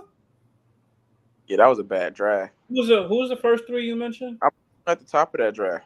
the top of the draft, Anthony Bennett was the number 1 pick. Who would you prefer, Dennis Schroeder or Anthony Bennett? I would have traded out of that draft. No. You got to make the pick. You got to make. I'm saying. But I'm saying. Champ, you see my point, right? Why are we talking about tanking when at number 1 you can take an Anthony Bennett, but you can get an Dennis Schroeder at 17? Now, am I saying that there is always going to be value that deep in the draft? Nah. But what I'm saying is, it don't matter where you pick. It don't matter where you pick, right? All that matters is who you pick, right? Mm-hmm. That's what I'm saying. I'm not saying if you pick between 17 and such and such, 17 through 60, you're gonna find Giannis. I'm not Giannis, but you're gonna find Jokic every year. But what I'm saying is, you can find a quality NBA player there every year. We talking about tanking, and this organization in a 4-year stretch. In a 4-year stretch, took Frank Ntilikina, Kevin Knox, and Obi Toppin in the top 10. I have a theory. Then we talk about tank again, so we can pick that high again. Pardon me if I don't have faith. I have a theory, Freeze. I think, and this is just a theory, but once you get out of that lottery position, teams don't feel the pressure to take big swings anymore, right? So most of the teams after the lottery are drafting players with high floors, right? Not as high ceilings, supposedly during the process. Earlier in the draft, in the lottery, you kind of feel the need to swing for star potential. To draft the star, right? Right. A lot of the times, the guys that have that quote-unquote star potential have big bust potential. So you see a bunch of these guys in the lottery who don't pan out, or you see. I like big busts, and I cannot lie. Them other brothers can't deny. I mean, That's the Knicks theme song right there. We like big busts. It doesn't matter. Where we pick though. But like this front office needs to trade back and trade back. No matter where we're at. His career was hurt from being drafted lottery. If Frank was drafted where Quickley was drafted, expectations would have been different. And I think Frank would have had a better first few seasons if he didn't have the expectations of a lottery pick on his shoulders. You know what I mean? Because Frank is the type of guy that you don't draft lottery. Like, I didn't get it then. I didn't get it when we did it. And I still don't get drafting Frank Ntilikina in the top 10. Like, it just never made sense. It was a Phil Jackson move, though. Triangle. Like, but he just wasn't a point guard, though. He wasn't that floor general. I mean, the guy picked up his dribble before he even crossed half court. You know what I'm saying? So, like, yeah, it was just a pick that didn't make any sense. I mean, but that's what's crazy. Like, if you watched his tape and his highlights, he wasn't that overseas either.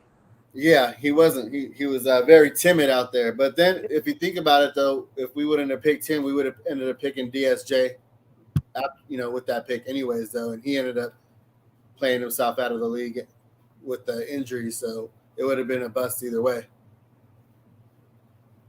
But, like you are better off, and this may sound crazy, but I think it's true. You're better off drafting a Dennis Smith Jr. in a lottery than a Frank Ntilikina because the ceiling, the potential gain is much higher than a Frank Ntilikina. If the Knicks didn't draft Frank number 8, Frank would have probably dropped. I don't think no other team would draft Frank Ntilikina lottery. You know, probably end of the first, beginning of the second. You know what I mean? Yeah, so like we could have traded back and still got Frank. Mm-hmm. Like it's yeah. Like yeah. I don't. Look who's calling the shots. I mean, Phil Jackson is like he type of dude where he wants to be the smartest guy in the room, and like he wants to make the move that everybody says, oh, that's crazy, and then he's moving right.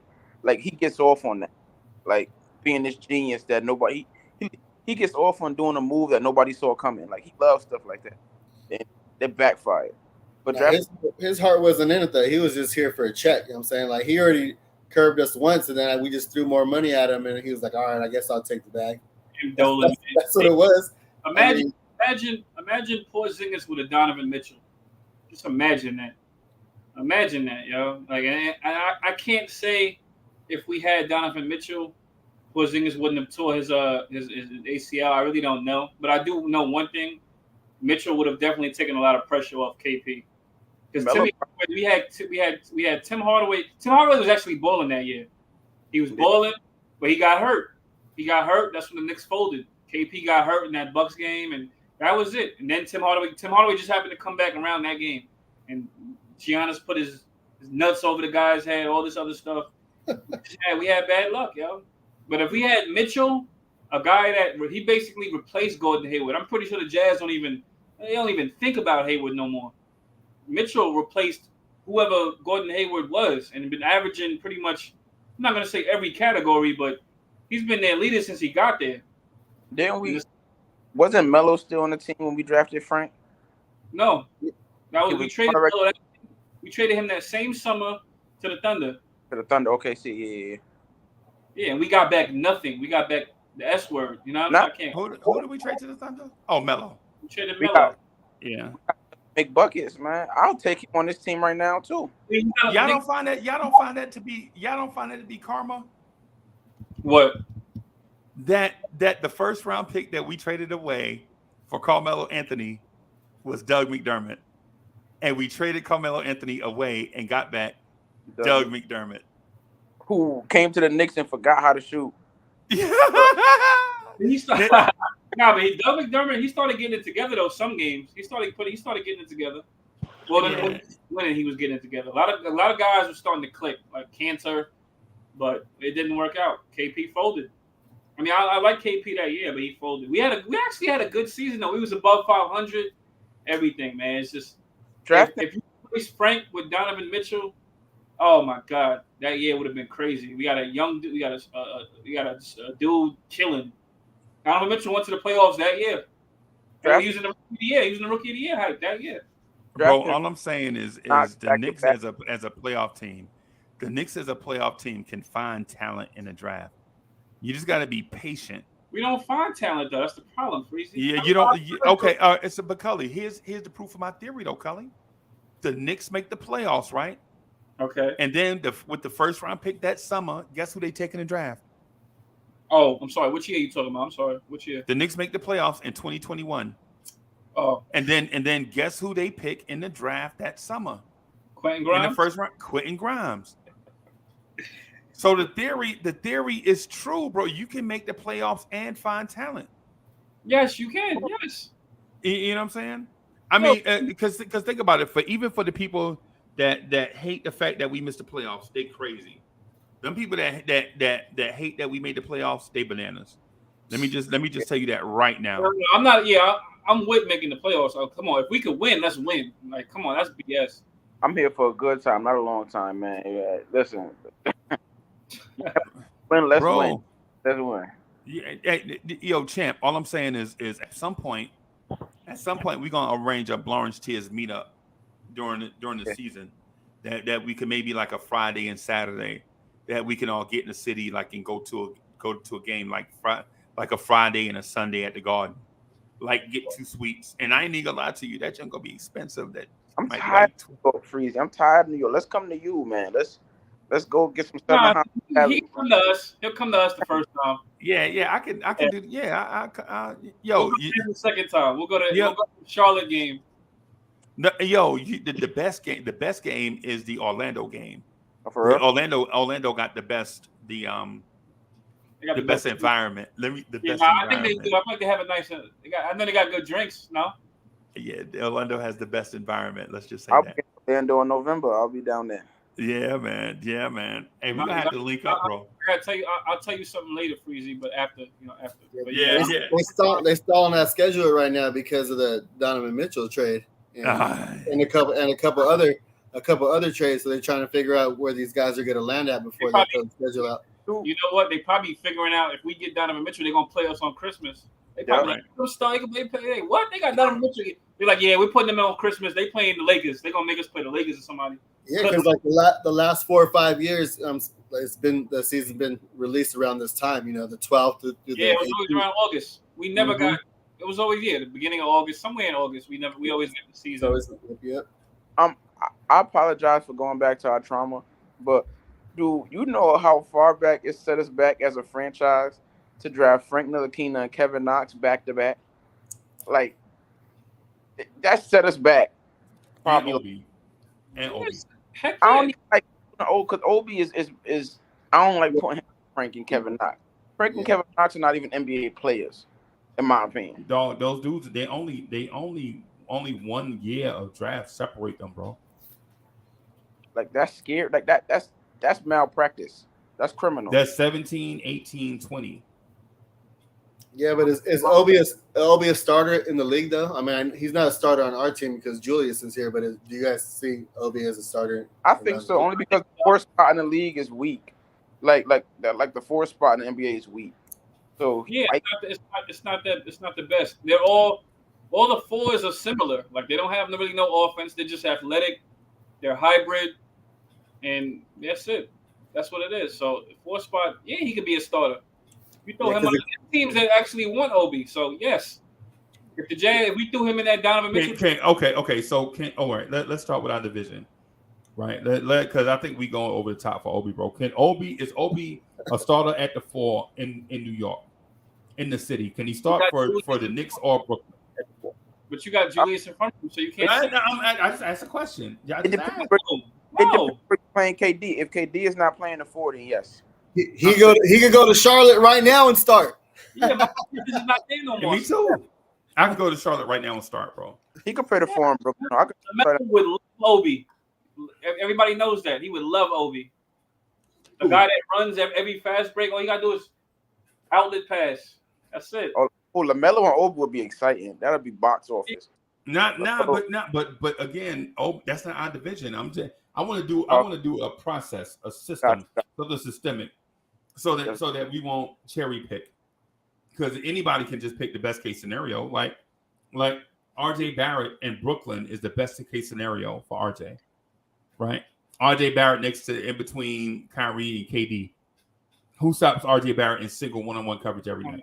RJ Barrett next to a Chris Paul is actually a great scenario. But yeah, go ahead. Look, can Obi start for the Knicks? No. Can Obi start for Brooklyn? No. Can Obi start for Philly? No. Yes. Can Obi start for Boston? No. You just said no for Brooklyn, Freeze. I don't agree with that, man. I mean. You ready? Okay. So you ready to move a first ballot Hall of Famer so Obi Toppin can start? No, but KD can play between the 3 and 4. He's not a cemented 4. But especially Steve Nash is not coaching. But if Steve Nash was coaching, Obi with the way that he runs and all that, Steve Nash would love Obi. I can see Steve Nash putting Obi at the 5 next to KD. Yeah, I can see him doing a bunch of crazy stuff. I can see him doing. I can see Steve Nash getting fired. Well, he's about to, Freezy. He's about to. Oh shoot! Now think about what y'all saying. I'm just asking. I just asked. Can Obi start at the 4 for Brooklyn? No, let's not risk our basketball credibility. You know what I'm saying, over some move Kevin Durant around so Obi Toppin can get run. But you're bringing up stacked teams though, Freezy. No, I'm bringing up the division. This is our division. Okay. Argument. I say no. For argument's sake, Can he start for the Knicks? No, he can't start for his own team. Bad team. He can't start for the crosstown rival. He can't start for Boston, our longtime rival. He's not going to play the 3 or the 4 in Boston. He ain't no starting there. No. Hey, who would you rather start? Spicy P, Scotty Barnes, or Obi Toppin? Spicy P. But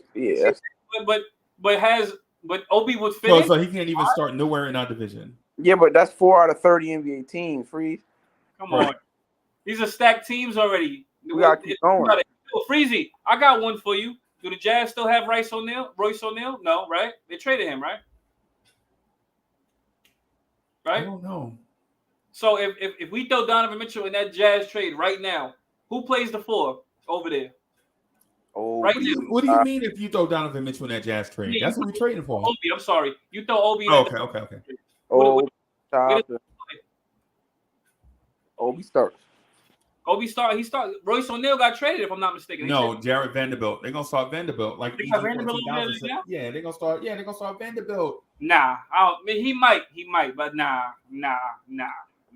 Vanderbilt. No, he's Bro, way- it's some power forwards out there right now. We sleeping on so bad because we don't see him play. No. I wanted Obi might start for every team. Nah, never mind. Right. And how do you like McDaniels in Minnesota?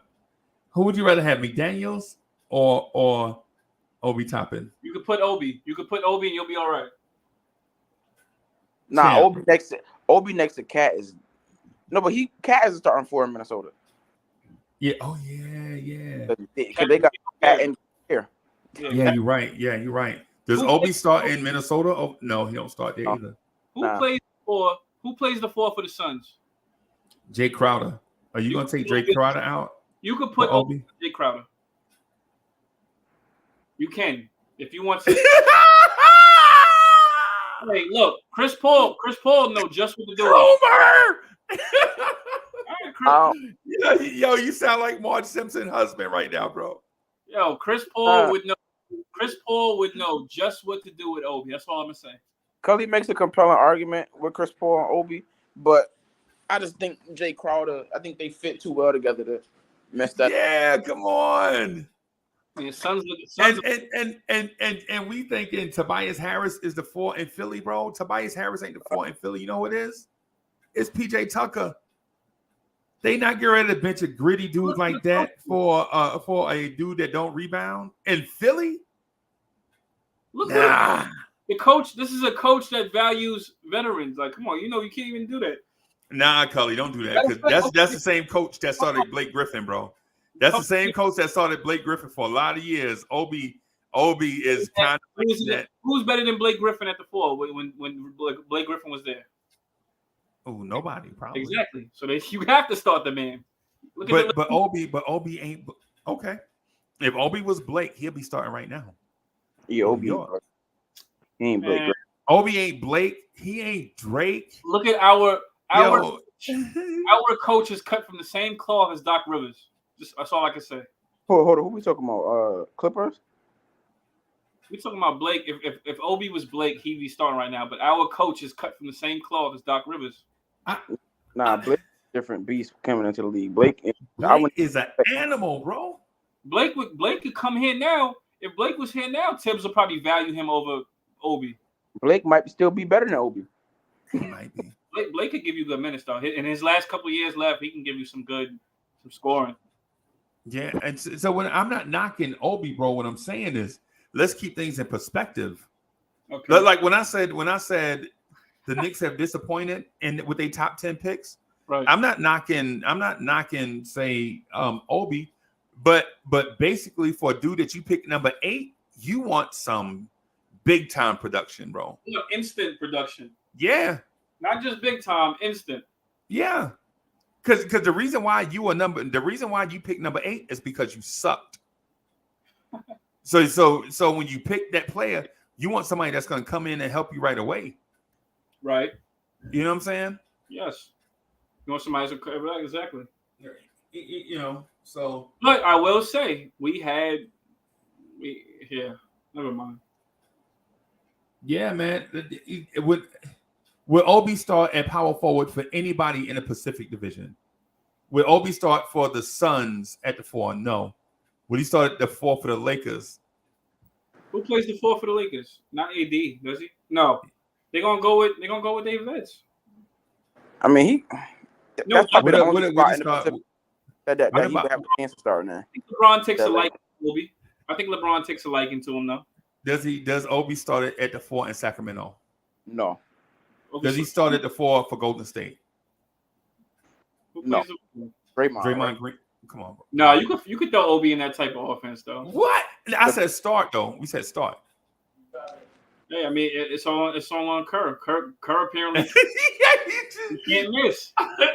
Kelly, you sound like Marge Simpson's husband right now. There's a reason why teams value Obi. There's a reason why they asking for him. Jazz is asking for him, if I'm not mistaken. You're a homer, bro.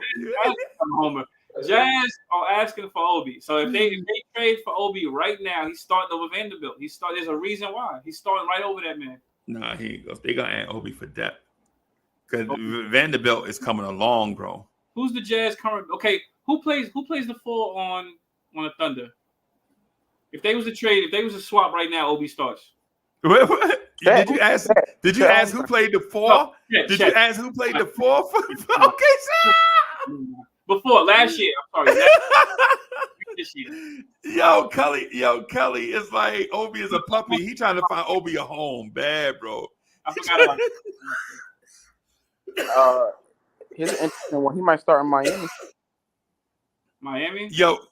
He could start in Miami because we got him next to Bam actually could work.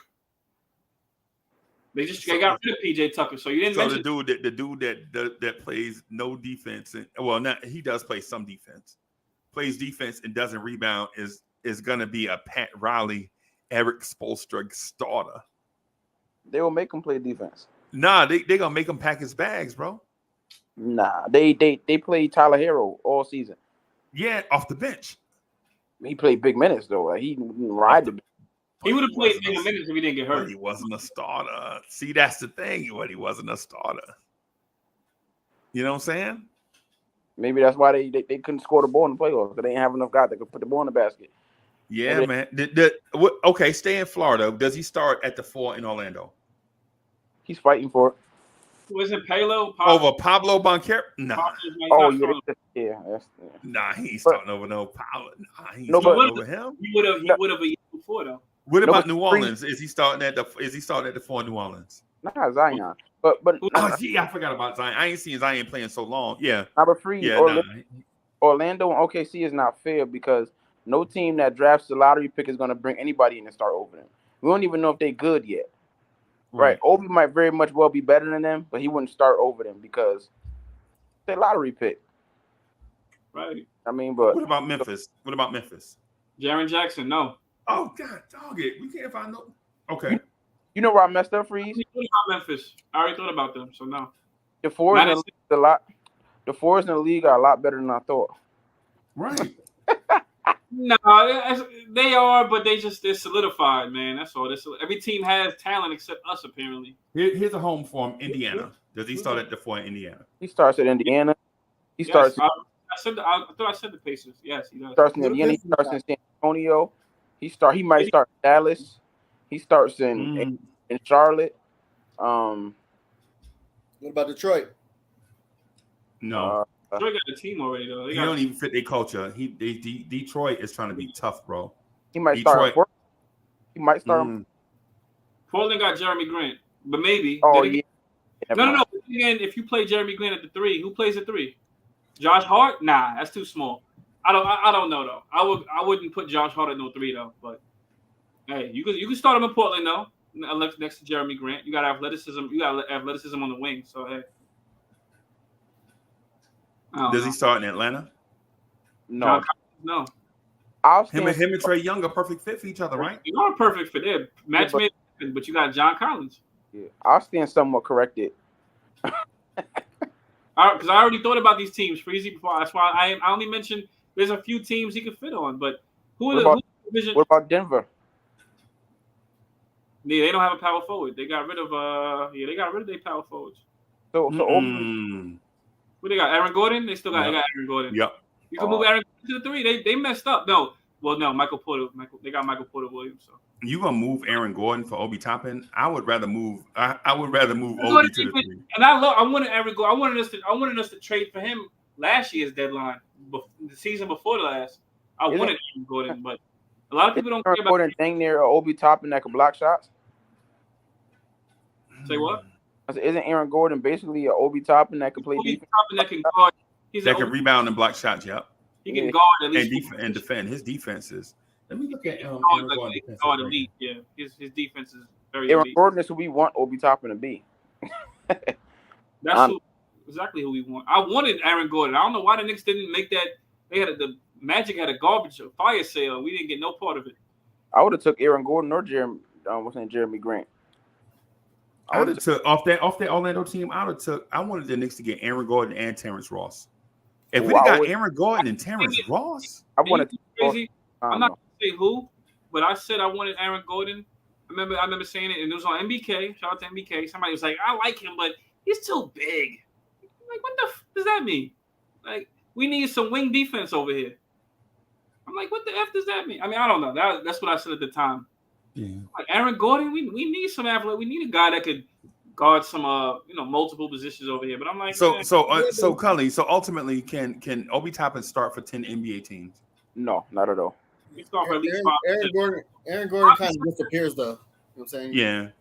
What you say, son? Say Aaron Gordon kind of disappears on the offensive end though. Yeah, when his 3-pointer's not going, he might just disappear, bro. Yeah, that's cool, but look, that team is successful though, so that's the thing. I mean, you can't really argue if the team is successful. Hey, there's a lot of guys that go missing. Reggie Bullock went missing. Yeah, people still, can we get him back? Like, I don't want to hear that crap. So nobody on this panel. I don't know how King NG feels, but I never gave an F about. Hey, Cully, and for the record, for some reason, we got to call him champ because one night he was like on this roll, and everybody in the chat was just like calling his name and boost his head up. Now we got to call him the people's champ. He's on the roll. He was on the roll, and you couldn't stop him. It was like Kobe at the Garden. You know what I'm saying? It was like, so we had to just sit back and be quiet, bro. That's funny. It was Sully got me going that night, man. Sully has a gift. Okay, all right. To turn me up. But but nah, you right, Freeze, man. For some reason I underestimated the power forwards in the league. But it is 10. So if you look at it like that, then once again we dropped the ball on a lottery pick in number 8. Oh man.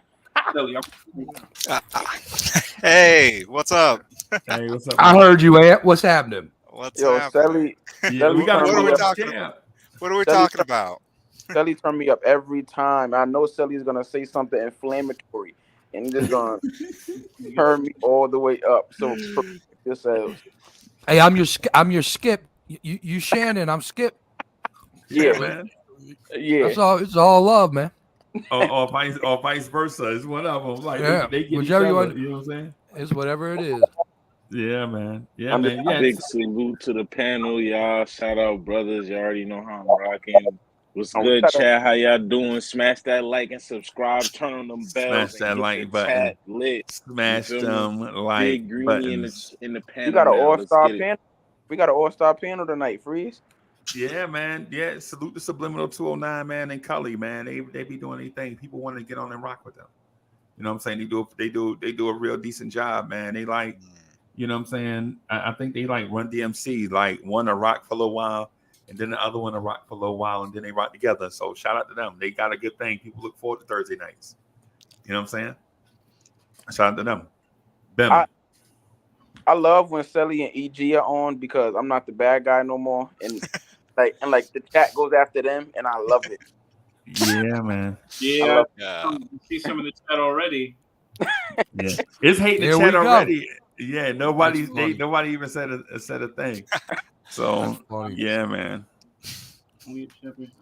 Yeah, man. Hey, so EG, just want to ask you a question. Anything.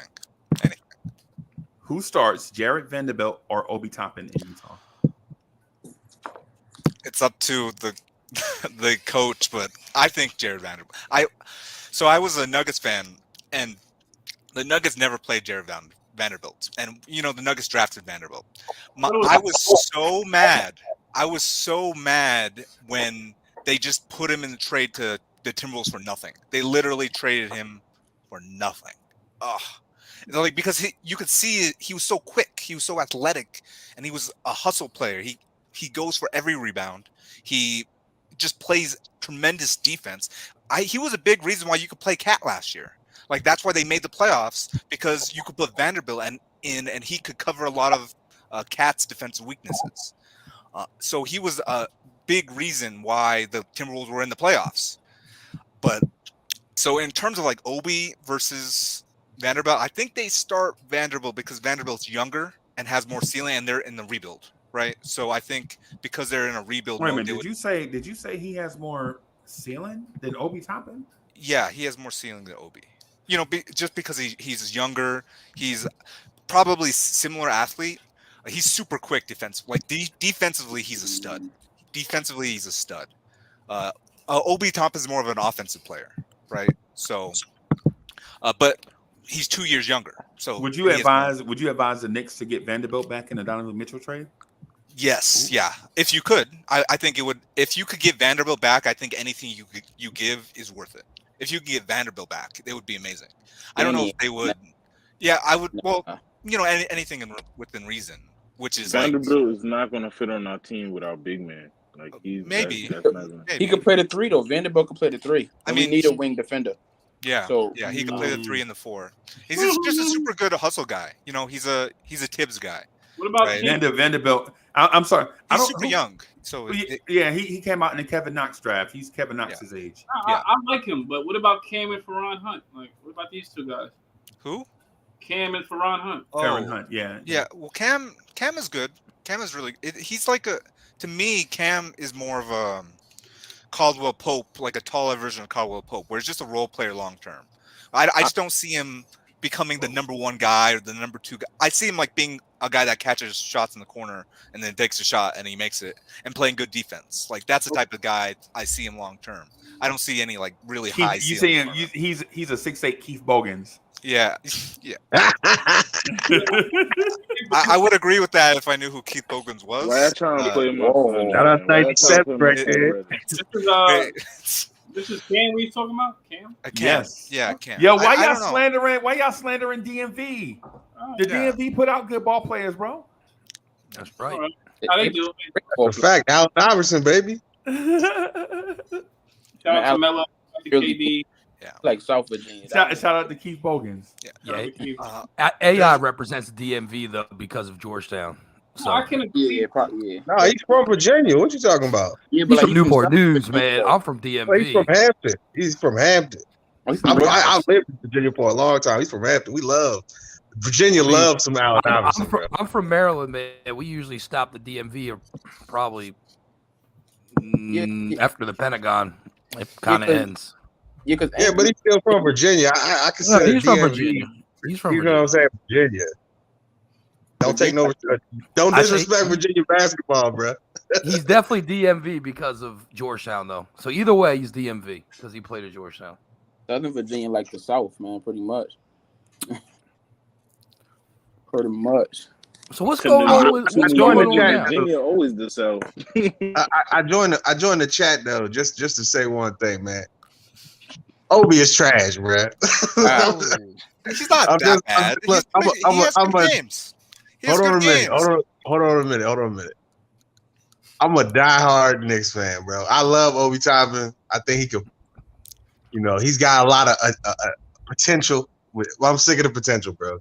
I think he's never gonna do nothing in the league, bro. He just got flight. He just got vert. That's it. I mean, he hasn't really got an opportunity in New York. Hey, they said the same thing about Sean Kemp. I don't think he will get an opportunity in New York, so maybe we should just include him in the trade, get him out of here. They said the same thing about Sean Kemp, though, man. Like, if you put him on the right team with the right point guard, that means something. Look at Zion. Zion's all what you just said. He's 50 more pounds, but. Did anybody see that game when Brunson? Zion can't shoot. What's Zion shooting? I wouldn't compare Zion to Obi. He's the same archetype. He's the same archetype. Obi doesn't have playmaking skills. I'm not putting Zion on any level as a skilled basketball player. He's a bully, son. He's a baby Shaq. He's skilled. Zion is skilled. Have you seen Zion? He's skilled though. He can pass. He's very good at the rim. He can get to the rim. He has a good handle. Zion is also 300 pounds. You don't average 20. You don't average 26 a game and not know how to get to your spot. Obi don't even know how to get to a spot in the NBA. He doesn't know how to be effective. He can't get to the spot to be effective. All I'm saying is super athletic power forwards have Obi a place in the NBA. That's all I can say. He didn't get. How can you just say that about Obi when he hasn't even had the chance to really get to his shots and get like he doesn't. He averaged 19. He averaged 19 minutes a game, 18 minutes a game. Okay, but that doesn't mean that he's getting the shots that he needs to be getting in 19 minutes a game. Like Quentin Grimes plays 17 minutes a game that he needs to be in. He's not able to do that on the NBA floor. I don't know why he can't, but it just because we don't have anybody to set us up. We just got a point guard. Yeah. I mean, I hear you. Greeny's right. Just from the eye test, bro. I don't think he's gonna be like a great NBA player. If you look at the way he plays, won't be a great one. That's what I'm trying to say. That's what I really mean. Y'all talking about him starting on a team, and I don't even think he's gonna be a starter in the NBA. I don't think he's that level. So you talking about Obi? Yeah. So I don't think let me he's gonna throw be a name starter out there. I'll throw a name out there that no one talks about, but if you look at his numbers, it's insanely good. Wendell Carter Jr. for the Magic. Yeah, Wendell Carter Jr. is going to break He's going to break out. He can really play. Yeah, because he has the skill set. He has back to the basket game. He has an underrated passing game. He's going to break out. He has a post up game. He doesn't only rely on athleticism, and he's an athlete too. But he's max. He wasn't putting those numbers up in Chicago. Yeah, Chicago was a grease fire, bro. At the same time, the organization matters, man. 17-10. He was putting up numbers in Chicago. But they had him playing the 5 and marketing at the 4. Yeah, that's true. Yeah, but not only that, Freezy, who cares? He's not a Knick. We know that's a fact. We're talking about Obi though. What we're saying is the ceiling for Obi is higher because he has the ability to be a good basketball player. Like, that's all I'm saying. I think people are sleeping on Obi Toppin. I like Obi. You hear me talking to I'm telling Freezy gonna be all right. I mean, it's not for Freezy. Obi gonna be all right, man. Let me ask you a question. Let me ask you this, man. I hope he does. I'm not trying to push no ill will on him. Is he better than Rui Hachimura? Is he better than Rui Hachimura? The only thing with Obi is he needs to be unlocked. He doesn't have that give me the ball and I can get my own bucket. Once he becomes that, then Obi could be a starter on a lot of teams, but he doesn't have that. He has to be unlocked with a point guard. You know what I mean? And like I said, once he doesn't have to be unlocked by a point guard, it's going to change his whole game. It's going to take it to a whole nother level. Now, I do hear that, but I'll just say that like a lot of the point guards that are starting in the NBA, they do the other stuff better than Obi does, or they can get their own shot. He's got to be able to do the other stuff better, or he's got to be able to get his own shot. He can't be out there and not playing super good defense, not getting rebounds, not boxing out, and can't get his own shot. You got to be a trade-off. Either you can get your own shot, or you do the other stuff better. Yeah, bro. But I'm gonna just say this just real quick, right? If you noticed, so me and Cullen used to be on these panels. Me and Cullen was. Oh, okay. I just saw the message from. But me and Cullen used to be on these messages with on these panels with Subliminal 209, and we used to ask like, what can Obi do? And Cullen, stop me if you heard this before. Yo, how about Obi Toppin attack closeouts? Like when they attack him in the corner, how about put the ball on the floor and go to the rim and dunk on somebody? Remember that? Mm-hmm. Remember how that was my biggest thing with Obi? Mm-hmm. That and rebounding, right? Mm-hmm. At the end of the season, when the Cats was flying out there because Obi was just chucking threes from the corner, and Obi pump fake and put the ball on the ground, all of a sudden, this cat could score 40 points in the game. Mm-hmm. You know what I'm saying? All of a sudden. Right. Yep, and like you're saying, Freezy, when he doing that, by the time he put that ball on the rim and he about to go up, they're not even jumping; they just moving out the way. They know they can't jump with Obi. But now, but here's the thing. Here's the thing with Obi though. Why does it take for somebody to drill that? That had nothing to do with Tibbs giving you minutes. That had something to do with you on the floor. Yeah. The excuse was I can't play free because I'm always looking over my shoulder. No. How about when NBA teams settle out in the corner, you put the ball on the floor and go to the basket, 6'9" dude with 44-inch vertical? Facts. He was just overthinking. You know what I mean? Like he's just overthinking, and then it's like Tibbs is over his back, so now he's overthinking. Plus, he's not trying to make a mistake. It's just he's not even focused on trying to be in the right spot. He's just worried about the wrong stuff. And then he talking about, man, I didn't get enough minutes to get in the rhythm. And then cats like me and EG and Cully, we look at box scores and the season stats and see Obi Toppin was getting 17 minutes a game. Mm-hmm. Just said that he got minutes. Anybody who say he didn't get minutes, it's not true. But you gotta remember that 14 minutes, of that 19 minutes, of the 14 minutes, he overthinking and trying to figure out what he got to do not to stay on the court. And what does that have to do with Tibbs, though? What does that have to do with Tibbs? It has nothing to do with Tibbs. It has nothing to do with Tibbs. It's all with Obi's mindset. If he's not focusing on getting to his spots and doing what he needs to do on the floor, he's worried about not trying to get taken out the game. Thank you, D-Public. It's two different types of Listen, man, styles, hey, Greeny, we ain't got time for scoring chicks that been in 4 bad relationships, bro. we ain't got time with that. We ain't got time for that. Preseason. But what about one, like D-Public said, I just said this. There's no way you get 40 by accident. Right, that's what I'm saying. Like, there's no there's no way. There are a couple of examples. What about the Hey, Brandon Jennings got 55, bro. That's all I'm gonna say. Brandon Jennings dropped 55 in the NBA game. Hooper? That's a hooper though. In China. No, but listen to what Cully said. Take what Cully said in perspective.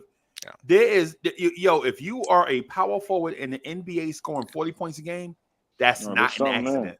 That's not an accident. You know what I'm saying? In a guard heavy league, in a wing heavy league, for a power forward to do that, that's not an accident, bro. Yeah, but it could be an anomaly. Let's look at the whole situation. It's the end of the season. He know there's no pressure at all because we ain't doing nothing. He could go out there and play 40 minutes and nobody's going to pull him. He could put any shot up he wanted to put up. I mean, that's not an NBA game. That's not the reality. He was doing it efficiently, though. There was games about him looking over his shoulder. But what about the games where he got good minutes, where he got, what about the games where he put up plus stats with little bit? What about those games during the season? And got yanked. Nobody. All I'm trying to do is give y'all some objectivity. It's a lot of Obi praise in here, and it's a lot of high wishes for Obi. And let EG tell it. It ain't gonna matter because we got the GOAT iHeart now, so it's not gonna matter what anything happens.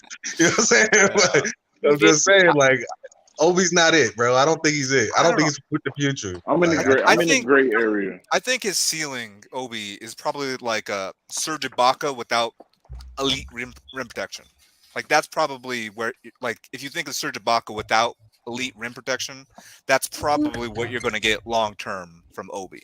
Serge Ibaka figured out his role and won a championship. Yeah, but without the rim protection, we don't. With that post, is he a starter? Is he a starter still? I don't know. And that's why we're having this debate. Right? The team is what you make it. I mean, it's what you make it. Yeah. You got guys. I don't want to sound like an Obi hater. I'm sorry if I do. Sabonis can't play defense for Ish. Yeah, but he can really pass it. No, he's a good player. I'm not comparing him. Yeah. He's an all-star player. Sabonis is an all-star and won the skills competition. No, I'm saying, but guys find ways. They find ways to score and put up buckets. Yeah, but that's great. NBA players find ways. That's what I'm trying to say. Obi's not finding a way. He found a way in last 10 games of the season when there was no hope for the team. But he's not able to find his way on the court. That's what I'm saying he's having problems with. I don't know if that's mentally. I don't know if it's physically. I don't know if he's scared to get pulled out of the game.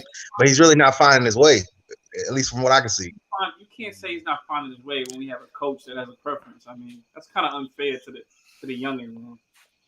I mean, that's true too. It is a bad fit. Plus, I say this, even when his rookie year happened with the injury, I think that set him back more than anything. Randle having such a good season, plus the injury, that really set him back. Basically, that year is a wash. So it is but he's already 24, 25 now. So it's a tough situation to be in. He's not in a good spot. I get that, but I mean, it's unfair because Tavis he liked Chris Duarte. Chris Duarte might be the same age as Obi. No, I mean, Chris Duarte's a different type of player. But no, for the Pacers, yeah. Mm-hmm. I mean, he's not Obi Toppin at all. That's not even. That's what I'm saying. But what I'm saying is, you bring up the age. I mean, yeah, they're the same age. Yeah, he shoots 38%. He's a gunner, man. You said he's a gunner. That dude shoots. He can shoot. Yeah, what's the one thing of ball? That's what I'm saying. These are guys. So I mean, I don't think age matters. I mean. I think it's about the situation, and you got. It does matter on opportunities because the older you get, if you don't perform, they're going to put the new guy. They're going to put the younger guy in. Yeah. Well, I don't know. Right now, Obi needs to be unlocked. That's really all it is. Right now, he needs to be unlocked until he can learn. Those last games are pretty. I'm looking at the last games that he played on the box score. They're pretty good. They're pretty good. He was efficient. Yeah, but you got to look at the situation, though. I hate to say it again. That's not normal NBA minutes. That part of the basketball, Morocco. But it wasn't just one game, though. It wasn't one game. No, I know that, but we were already eliminated from the playoffs. He had unlimited run, pretty much. The situation is not the same. You got to look at the teams we were facing. Who was checking them? Who was checking them? Like, Who was checking them? Toronto was pretty good. Toronto had half their team sitting on the bench though. Oh, were they? Fred VanVleet was sitting on the bench in the third quarter. I don't even think he played the game. Like, I know Spicy P didn't play. But you also gotta understand, Obi's not gonna be a starter. He's a backup. So for him doing that against them, that's not bad, bro. No, I hear that. My whole point was the conversation about him being a starter on another team. I don't think he is that even convention. You know what I'm saying? Like, I don't even think he's gonna. That's not even the ceiling. Like, the ceiling is like a 6-man. So take Obi and put him on the Thunder. You don't think Obi's starting? No. With Shea, No. With Shea Gilgeous and Giddy throwing pick and roll alleys to him all day. I don't know who to that start over is. Baisley, bro. You don't even got to put them out there. Baisley will start over Obi. Right? Are you saying he gonna start over Chet? I don't think Baisley will start over Obi. Baisley's a nobody. Baisley is a nobody. I'm sorry. It's true. It's true. And I don't even. It's true. Say what you want. I mean, I wanted to like Baisley. I wanted to like Baisley, but he's so bad. Nobody. He gets hurt. That's so y'all saying Pokashevsky's gonna start over Obi? No, not yet. Right. He's trash too. No, we're saying Chet is starting over Obi. So who's playing the 4? You mean the 5? Who's gonna play Chet's the 5? gonna be the 4. Chet's gonna play the 5. Chet's 4. No, Chet not playing the 5, bro. Chet playing the 4, bro. Is he playing? Who's gonna play the 5? I don't know. Who plays the 5 now? Chad Hogan. I don't know. What's that? Wait. They had what's his name? I don't even know. So y'all saying that Oklahoma City is gonna start a 195-pound center. They might. They might. When you say it like that, Breezy. You say it like that. You ain't gotta say it like that. Come on, bro. 195-pound center. I mean, bro, how much Mo Bamba weigh? Come on. Mo Bamba's 7 foot though. 225. 225, 7 foot. That's literally almost what 15 20 pounds. Mo Bamba, and Mo Bamba been in the league for like 30 years, so he put that 20 pounds on being in the league. Right. Nah, Green. That's 30 pounds, bro. Breezy, who starts at the 5 now? I don't know. I had to Google that. I don't know it either. I don't know. I Googled it. I still don't know. I don't think the Thunder know. Let's see what the last game. They'll probably just pick somebody random up. Yeah, they don't have a choice. Like, I don't know, man. I don't know. Everybody got their opinions. It is what it is. Yeah, he might start for the Thunder. So he starts on the Thunder. Yeah, maybe. They value him somehow. There's no way you don't act. You know the way you ask for a guy, and you don't like. I don't know. There's no way you just ask for the guy in the trade. I mean, if the Jazz, I just feel if the Jazz ask for him, they don't have no forward. They don't got no. I mean, they got Muscala and Derek Favors. Yeah, and is Derek Favors still on the team? Is he? I don't know. Is he? I don't know. Yo, low key, Derek Favors is not even that old. He really not old. Yeah. No, he's old, isn't he? He has to be old. Derek Favors. There's no one old in the NBA, man. So, yeah, good point. But he's only only 30. Derek Wow. Favors is what, 29? He's 31. 31. Okay. He might get brought up for a contender, though. You know, he's with the Warriors. Why can't Obi play the 5, man? I don't understand why that is shot down so much. He has no lateral movement. That's why he can't play the 5. He can't move from because block to he block is SOF capital T. That's why. So what, Freezy? He is SOF capital T. No, that's a fact. He's gonna. So it's like saying, what's the difference between Robert Williams and Obi Toppin? A lot, bro. A lot. You can't compare, man. You can't compare that. Man. What they say. What's the difference between Jarrett Allen and Obi Toppin? Well, you wouldn't put him in that matchup, but yeah, I got you. Right. What's the difference between Isaiah Hartenstein and Obi Toppin? Oh, don't get me started. What about Jericho Sims? Jericho Sims and Obi Toppin both have the same skill sets, right? Yeah. 6'9" athletes that can jump out the gym. One is a banger down low, and the other one never goes down low. Yeah. So Obi Toppin's playing in the wrong generation. But Obi Toppin can actually shoot, so that's he's not great, but Sims has no jump shot at all. That's a good question. What's the difference between Obi Toppin and Brandon Clark? That's a good question. I think they're very similar players.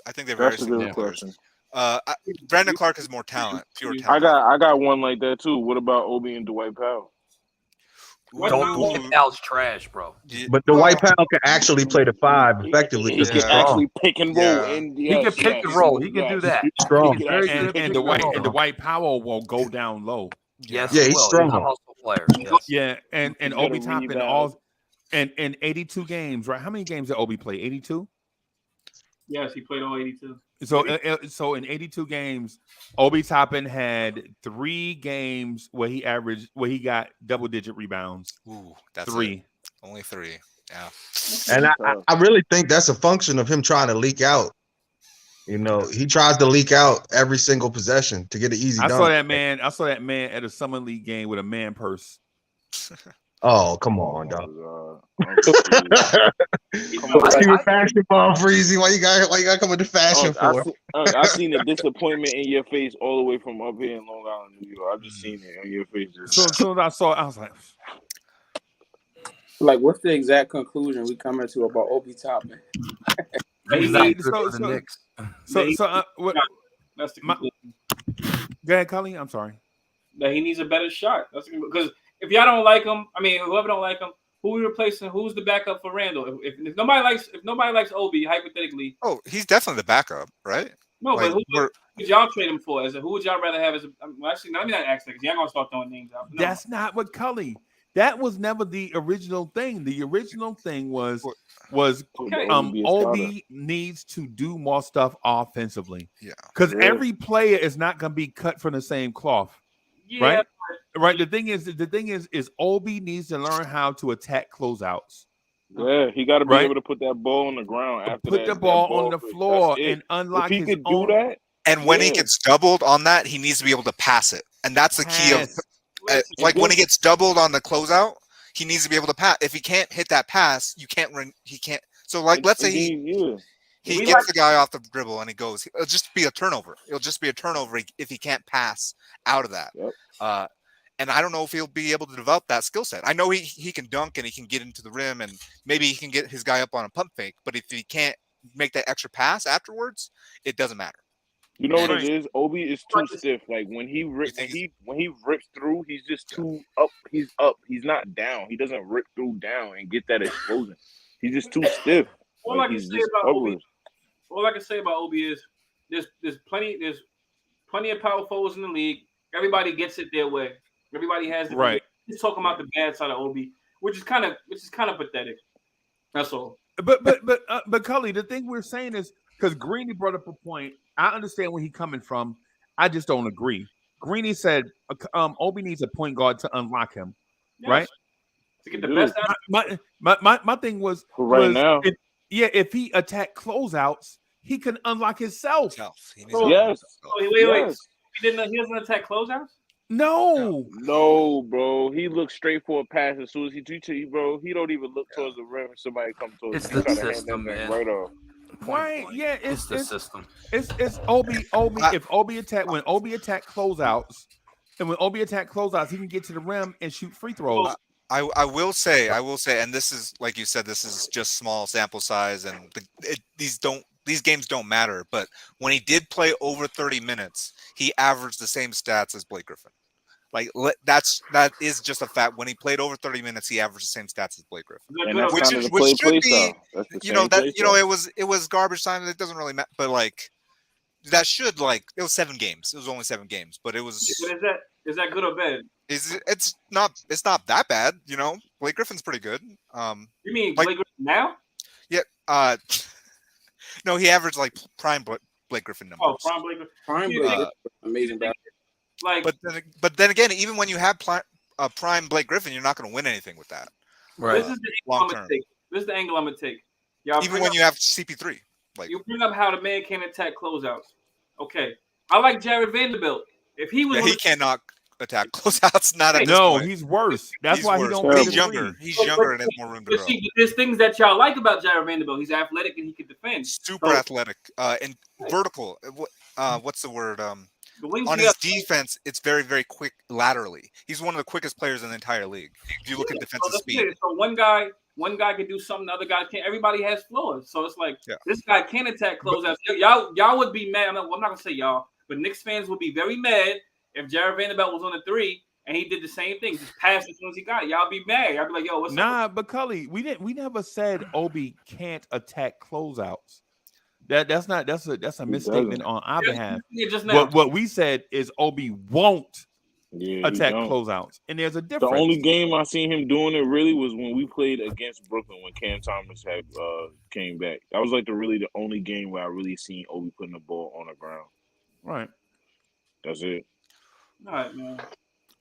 I hear someone mention. I ain't gonna lie. I like Obi. I'm in a great area with him though because he don't do the things he need to do to be efficient and be a great player off the bench right now. You know what do you want from him? I mean, like, what do y'all want from him?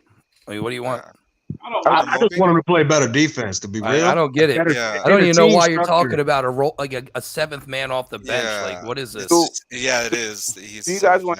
If he couldn't dunk, he wouldn't even be in the NBA. I mean, let's just call it like it is. The truth from my point of view is the Obi love is a lot of the Obi love is a byproduct of Julius Randle hate. Yeah, 100%. And a lot of Knicks fans puff up Obi as a knock on Randle, right? Gotcha. Instead of judging these two different players individually, right? So we say, oh, I want Obi because Randle doesn't do this, and that, instead of judging his actual game, right?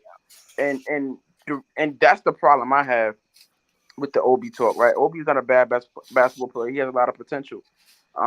But at some point, we have to judge him and look at him in his own light and void of any Randle comparison. Yeah. You know, because hating on Julius Randle is not a reason to love Obi Toppin. Yeah. And I dropped my mic. Yeah. And that's my big reason for even coming in here. Is like it seems like there's so much Obi love, and it's like it's not what you think it is. If he was to play 30 minutes, we would be in trouble. Yeah. I'm just warning you as a team. It don't matter who the point guard is. As it stands right now, the stuff he does well versus the stuff he does bad, we would be in trouble if he played 30 minutes. I mean, we're in trouble regardless, but I mean, if he played 30 minutes a game, the trouble would be significant. I'll say this. Wait, one more thing. I would say Julius Randle, almost certainly in my mind, will always be a better player than Obi Toppin. Like throughout their career, I think Julius Randle will always be a better player. He's a better passer. Wait a minute. That's my opinion on it. Wait a minute. Okay. Because of his passing. Because you have on a Denver Nuggets shirt. He's biased. He has an right? point of view. Would you trade any two valuable players on your roster right now for Julius Randle? We don't have many valuable players. I could give you two. Who? You already traded Will Barton, so right? You already traded him and Monte Morris. Okay. You got Falcus? You got Falcus still? No. 5'10". Whatever his name No, is. he's not in the NBA anymore. No. Facu Campazzo, no, he's not in the NBA anymore. You said any two players for Julius Randle off the Denver? Of value. I said, would you trade two valuable players for Julius Randle? And I don't know if the Nuggets have a lot of valuable players. I don't think they have them. But I would trade Aaron Gordon for Julius Randle any day of the week. Yeah. And what? And Gordon pick, and what? Maybe like a first-round pick. No, players. Bones Highland. I'd give you Aaron Gordon and Bones Highland for Julius Randle. That's a good one. A lot of people are very high. I would do it because of it fits Jokic's prime. Yeah, I don't know if they work together, but I would do it. But Jokic works with everybody. Wouldn't. Yeah, Jokic doesn't even works matter. With everybody. Yeah. But you need more talent around Jokic. Can you imagine the passing in an offense with Randle and Jokic, bro? Yeah. Well, you're about to see it with Hartenstein. Hey, heart love, baby. You're about to see it. iHeart Radio. Yeah. Did you see some of those passes Hartenstein makes? It's Jokic like. I spent about an hour after I talked to you the other night. I spent about an hour looking up Isaiah Hartenstein. That's all the highlights I could find. It was about an hour long. He's good, man. It looked good. I'm not gonna lie. It looked good. Pretty good. Pretty good. Some of those no-look passes, look away.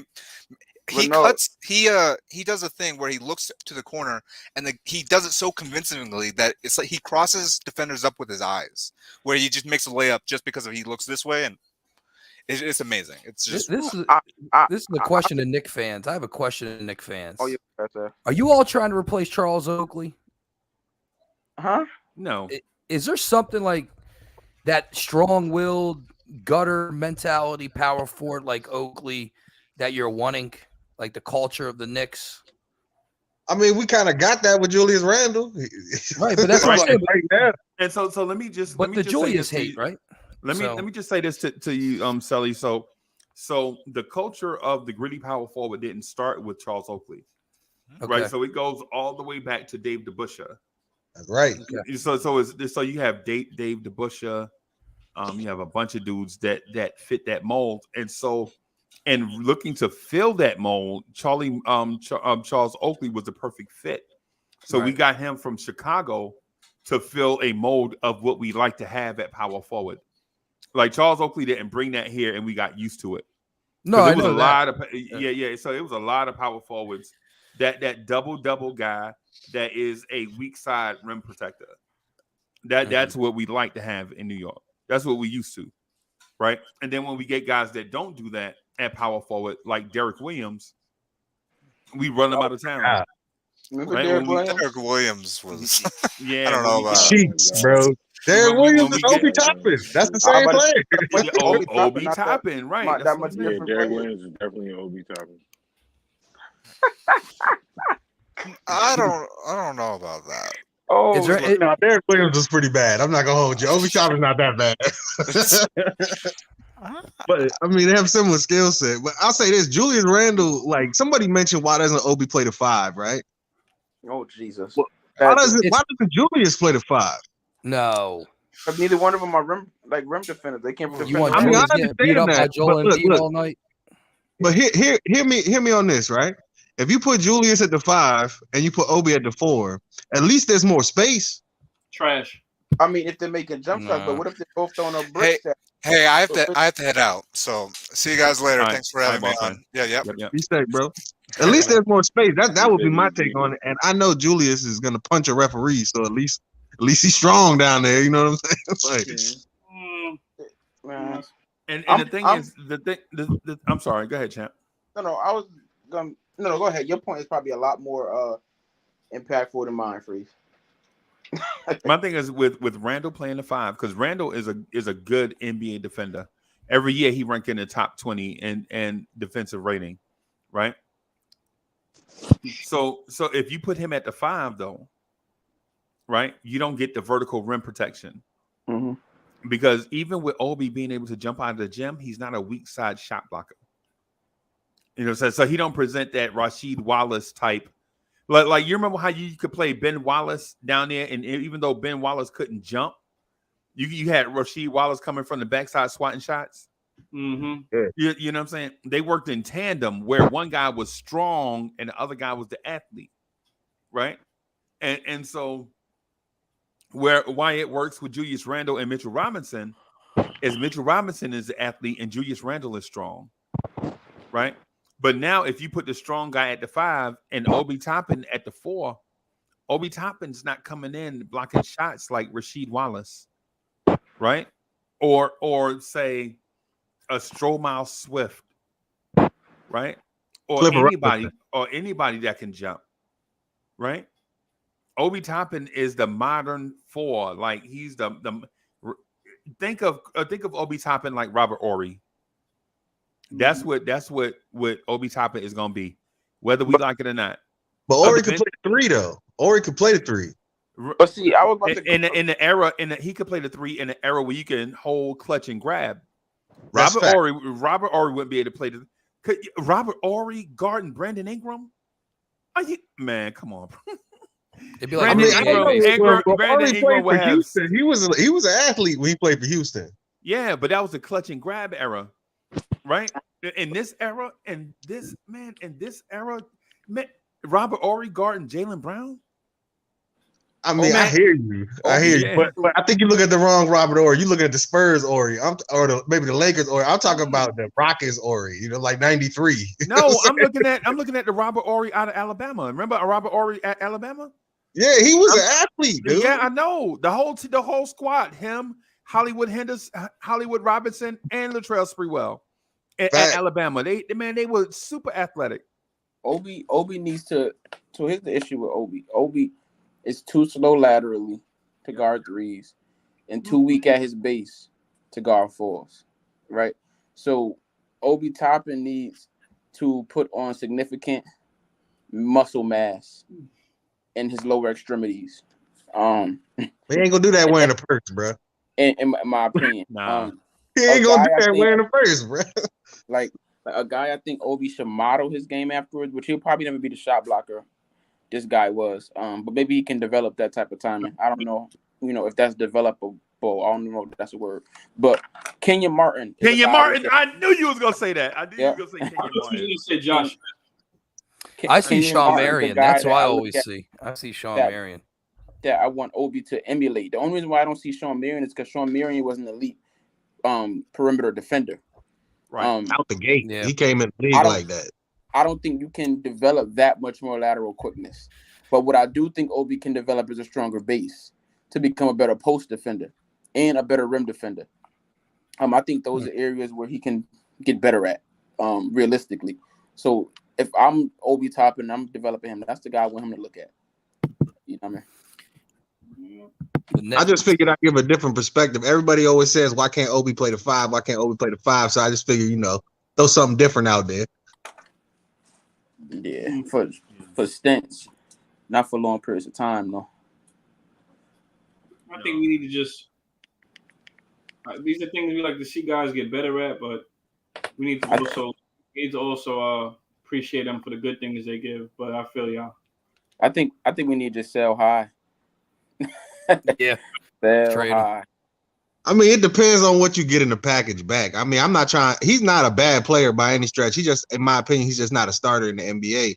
Now, if people want to, give an offer that's worthy of a starter in the NBA, then we should probably take that because I don't think he's a starter in the NBA, and that would be getting, some good value back. But, friendly neighborhood Spider-Man. and Jared Vanderbilt. Yeah. Hey, Cully, you know what I think Obi needs to do, bro? His biggest weakness, basically what I've been alluding to the whole time, is Obi needs to use his athleticism as his strength and not use hustle as his strength. Mm-hmm. Right? Obi is trying to come out and be the energy hustle guy. Right? Bro, I can get 10 dudes off the street right now that'll give it they all for 48 minutes. I don't need a hustle guy. I can go grab that dude. Farron Hunt can do that right now. That's true. Right? More too. You know what I need Obi to do though? Is take advantage, use his elite NBA athleticism to the fullest. Right? Think about like Marvel Comics for those that watch the MCU. Spider-Man is strong, right? But Spider-Man is smart and quick. Mm-hmm. Right? Even though Spider-Man is strong, did you see him stand toe-to-toe with the Hulk in a fist fight? Nah. Spider-Man uses other skills. Mm-hmm. You know what I'm saying? That's what Obi need to do. If you got a 44-inch vertical, how about use it? Not on the breakaway. You don't just need to use it on the breakaway, bro. You could use that on the boards. Easily. Right? To be gobbling boards up, man. Right. You know what else Obi can do? Because with the other thing Obi is explosive. Obi has short area quickness. Now, am I saying he's the fastest power forward in the league? He may be. But what I'm saying is when a 4 closes out on Obi, how about put that ball on the floor and go around? Bro, there's no way you telling me that Obi Toppin can't beat Jay Crowder to the basket in a foot race. There's no way you telling me that Obi Toppin can't beat Kevin Durant to the rim in a foot race. Right? I don't know. He's fast, but I don't think he's quick. I know that sounds crazy to say out loud, but I don't know if he's got that change of direction speed like that. He does have straight line speed. You can see on the runouts. He definitely has straight line speed, but I don't know if he's got that, that one step, blow pass. I don't know if he's got that. But fours are being gone. Quick as hell. I'm sorry. Go ahead, bro. No. I was just saying it makes sense because Melo wasn't fast, but Melo was quick. Yeah, that's what I like. Just twitchy. You know what I'm saying? Like, he got that first step that's faster than everybody's. Yeah. Right, but what I'm saying is Kevin Durant closes out on Obi in the corner. You telling me when Obi put that ball on the floor, Kevin Durant turn around and chase Obi. Obi can't beat Kevin Durant to the rim. You know, yeah, I mean, I see it happen in my mind's eye right now, but like I'm telling you straight up, like I don't know if he's got either the balance, the coordination. I don't know. I don't think he's got it. That's what I'm saying. Like that's why I didn't mean to say he's trash. That was an extreme take. I just saw all the Obi love, so I came here right with the trash remark. But like, I don't think he's got that, bro. I don't think he's got the balance, the coordination, the agility to do that. I mean, he definitely has the vertical. But I mean, Obi has a lot of things that he don't use, and that's my frustration with him, man. Yo, you can jump out the gym. Why you not blocking shots? Right. Blake Griffin didn't block shots. Or at least fouling, bro. I would take the foul. I'll take the foul. Like, you gotta be there on the weak side. He's got to be, and he's just not. When he's on the floor, he's just not. No, but the only thing about Blake and Obi is Blake didn't play as hard as Obi does. Blake always had an effort issue, right? Blake didn't block nothing. Yeah, but I think it's because it was an effort issue with Blake. Blake always had an effort issue. Obi doesn't have an effort issue. He's just putting energy into the wrong areas, right? Yes, and it happens. Yes. And so I think Obi has potential as a shot blocker. Like I truly believe that. Like if Obi would just focus in on it, and if a coach would like develop him in that area, I think Obi can be a very serviceable weak side defender.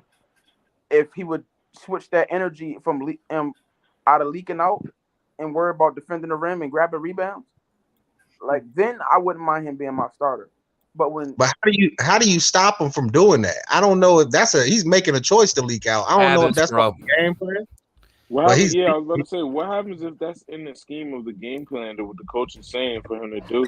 Like, that's possible. That's what I'm saying. That might be possible because you feel me? You know we're terrible in pace. Like our pace is the worst. Like if not third worst in the league. Like but the only issue is like you're gonna be last in pace if you can't rebound, right? So a lot of the thing we always forget is but Obi not playing the 5 though. Yeah, but my thing is like Julius Randle's not doing that, right? So that means that Thibodeau was having him do that because Obi is coming in as an energy guy off the bench. But we're talking about if he's going to be an established starter in the league, right? He has to reallocate energy. Bro, you definitely going to have to rebound if you're a freaking starter in the league. Like, there's no question about that. Like, especially when you're playing the 4. Like, yeah. You're going to have to. And if he can defend the rim at a average clip, then you can start playing around with lineups. And he becomes more versatile. Yeah, but see, that's why you have shot blockers to pair with him. Like there's no reason why he shouldn't be a weak side shot blocker like Freeze is saying. Like, I mean, there's no reason. My son just bounce is crazy. Like Look at your physical tools. Blake had DeAndre Jordan, and Obi could have Mitch. I mean, it's okay. I mean, it happens. What did Kenyon Martin have that Obi Toppin? Kenyon Martin he was more of a hustle. It was all hustle. He also had Jason. No, forget that. But I'm not even talking about offensively. Oh, okay. Rebounding and defensively, right? What tools did Kenyon Martin have that Obi Toppin doesn't? His motor. He had motor to find a way to get it contribute. He's not soft. He don't wear purses. Like that's what Kenyon Martin got right there. That's but Obi has a motor. That's my point. Like Obi doesn't lack. But Kenyon had a better motor. But they have similar trait though that they have. Yeah. Even their body build. Kenyon Martin always had little legs. Always. Yeah. Even when he was the Knicks, he had little legs. Like even their body builds are similar.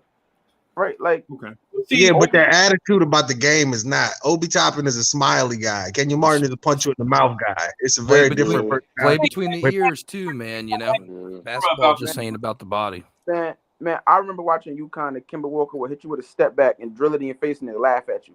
I seen that's laughing at you though. That goes hard. And laughing at you is not just smiling for no reason. Obi be smiling for no reason. Man, Obi smiling because his mom in the stands. Kenyon was on a better team though. That was a winning. Everybody looks good on a winning team. Like Nets had a good team. They went to the finals back-to-back years. Like, Kenyon Martin, then he went to Denver and transformed their whole defense. Yeah, he was with Carmelo and AI too. But that was after years of winning, though. That was after years of winning. Like this after experience, exactly. Like, yeah, it's after years of being held to a standard and having to live up to that standard. We don't have that over here. He played. He played for the Knicks 1 year and he contributed us in that one little time he came here. He can help us. He was knocking dudes in their ass the same way he was in Jersey and everything when he came to the Knicks. He brought more toughness to the Knicks when we won. Like I don't think he has to be as tough as Kenyon Martin. Like No. I'm talking about the intangibles, right? He's capable. Oh, It's yeah, not he doesn't possess the tools to be a better shot blocker and rebounder. And if he but we all know defense is you gotta want to block the shot. You gotta want to do that. Because, you know what I'm saying? Like defense is different than offense. Everybody wants to score. Not everybody wants to, meet somebody at the rim and block the shot. A lot of people just want to stand by and watch them dunk. Don't want to be on a poster. A lot of dudes in the NBA is like that. Angie, let me ask you: would teams want Kenyon Martin in today's in NBA? Absolutely. Yeah. Now, they want his son. Basically, John Collins. They'll take his son. No, but keep in mind though. I mean, now the best thing that Kenyon Martin gives you though, he can defend multiple positions, but he can't shoot. But he can give you defense and hustle. He checked Kobe in the Western Conference Finals, dog. That's all I'm gonna say. No, I'm just saying. That's all. That's a valuable asset on any team. He can rebound and check Kobe Bryant in a Western Conference Final series that went to 7 games. That's a valuable asset. I actually I was making, but offensively though, he don't give you nothing. But I forgot the point I was making. And to even and Cully, to your point, right? To give Obi some credit, Obi has more offensive versatility than the Kenyon Martin had, right?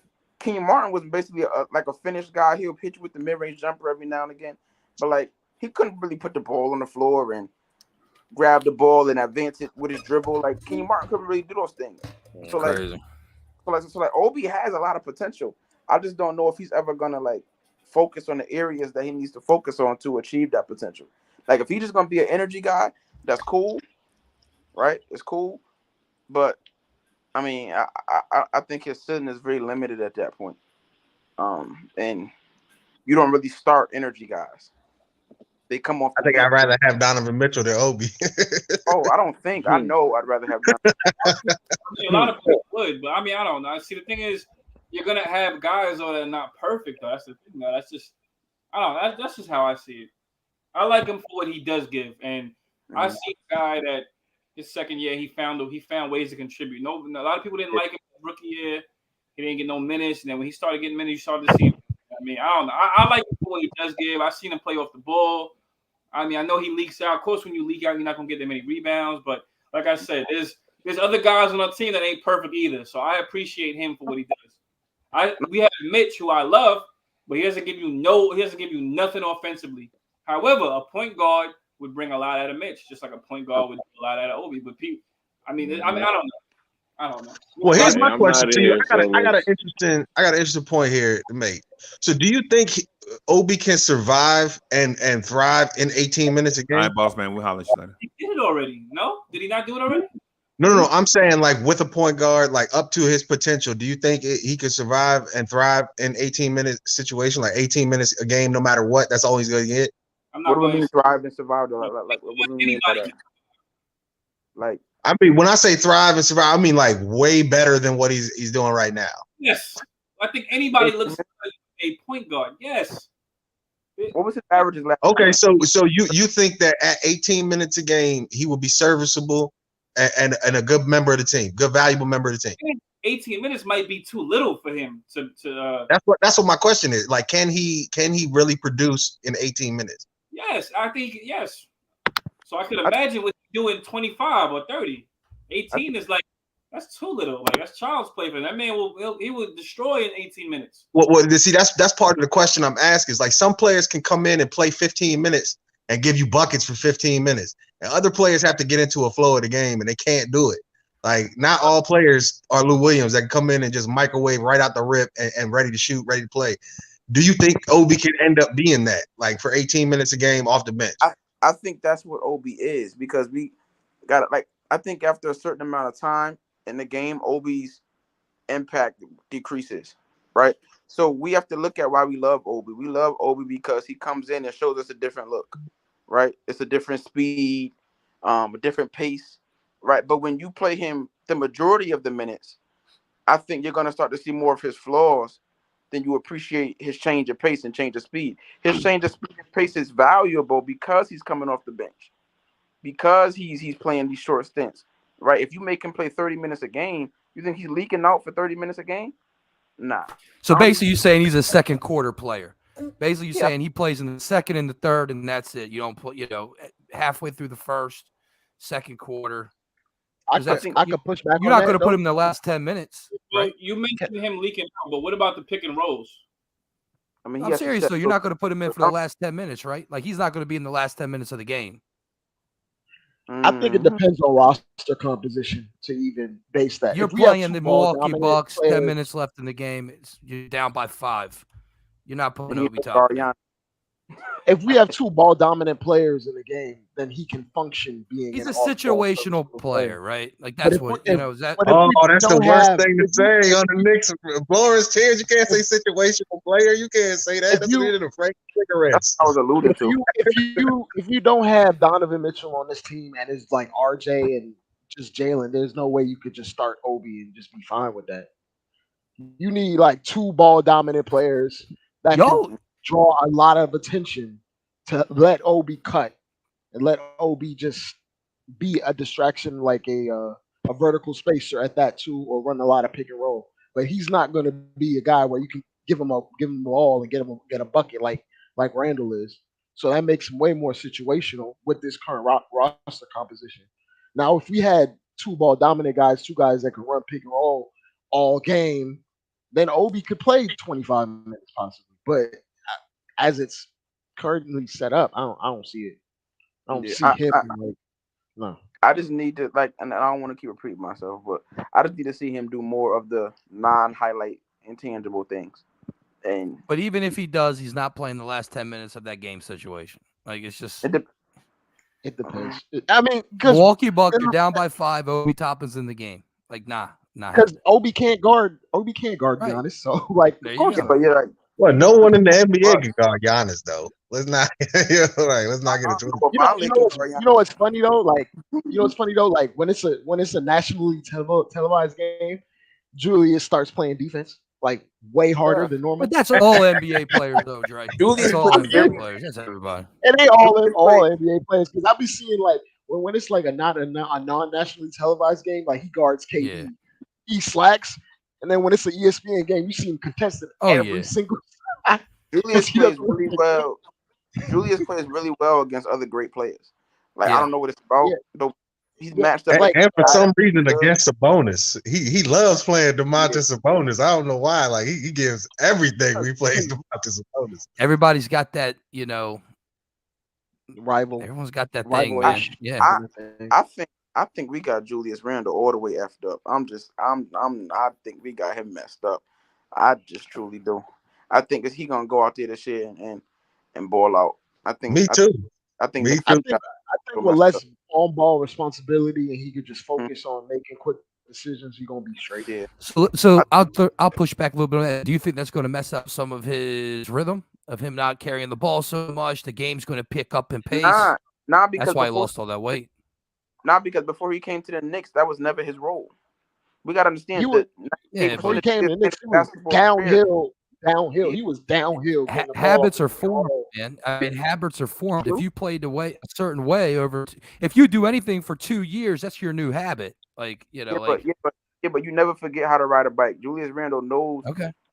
He knows. He still has a really. Is that what we going? That's what we going. We saying that Julius Randle not grab a rebound and bring the ball up the floor guy, even though he was doing it ever since high school. But what I'm saying. What I'm saying is not that. That's quick offense. I'm talking about like straight isolation, triple threat. I think Julius Randle gets traded at an All-Star break when they figure out that Brunson him made a fit. Traded at the All-Star break. Okay. Yep. Wow. Yeah. How quick the memory is. You gotta not remember when he shot. Here's the thing: if this Brunson and Randle thing doesn't work, Brunson is not leaving the Knicks. I think. You'd be hard pressed to trade that contract. I think. Oh, that don't matter. It's the NBA. I think there's a better chance Julius Randle is wearing a Knicks jersey in the All-Star game than him getting Facts. traded. All-Star game. Well, I he could like be a this. bench player. The people's champ is correct tonight. He won't You be on starting. one. Let's go. He won't be starting in the All-Star. He could be in the All-Star game for sure. I didn't say start. I said I think it's a reserve? better chance. No, you did. You said That, in the All-Star game. Yep. And I'm not. It's And that's possible, not too. saying he will be an All-Star. I'm just saying I think it's a better chance. Like Julius Randle, 98% of his career has never been asked to be the high usage player that we've asked him to be the last 2 years. He did that out of necessity. That's a long time, Ant. But listen, he did it out of Can't say necessity. 3 years is just like yesterday. You know, that's a No, but long time. No, but see, the first year he wasn't high usage like that. The second year he was, and he won Most Improved Player, almost averaged 25 a game. Yeah. Team All NBA and made the All-Star team. Yep. Last year is the only year in which he struggled. And in that year in which he struggled, he averaged 20, 10, and 5. Baller. So where he really struggled last year was his three-point shot. We point out a bunch of other things, but his biggest struggle was his three-point shot. That was his downfall last year. All the other hyperbole and emotion has really nothing to do with it. If Julius Randle, his mid-range shot fell off too. Let's say his jump shot in general. Do you think Julius Randle has had the best best season of his career, or do you think it's yet to come? I think he's had. I think his apex. I think he's reached his apex, but so he still has a lot of efficiency. So he's descending. Years left. I think. No, I wouldn't say that. I wouldn't say that he's peaked yet. I don't. Okay. I'll say this. I don't know that he has, and I think if you think that he has, I understand that because it looks like it. But anybody who can average 20, 10, and 5 in the NBA is a legitimate NBA all-star, in my opinion. Bad year. In a bad year. if RJ averaged 20, 10, and 5 with those efficiency numbers, Knicks fans would be over the freaking moon right now. They would be talking about how great RJ is. If Obi averaged 20, 10, and 5 on that efficiency, Knicks fans would be crowning him, right? But it's Julius, we had higher expectations for him, that's a part of the disappointment, the expectations we had. But if we just take away the expectations and take away the emotion and look at the actual production, right?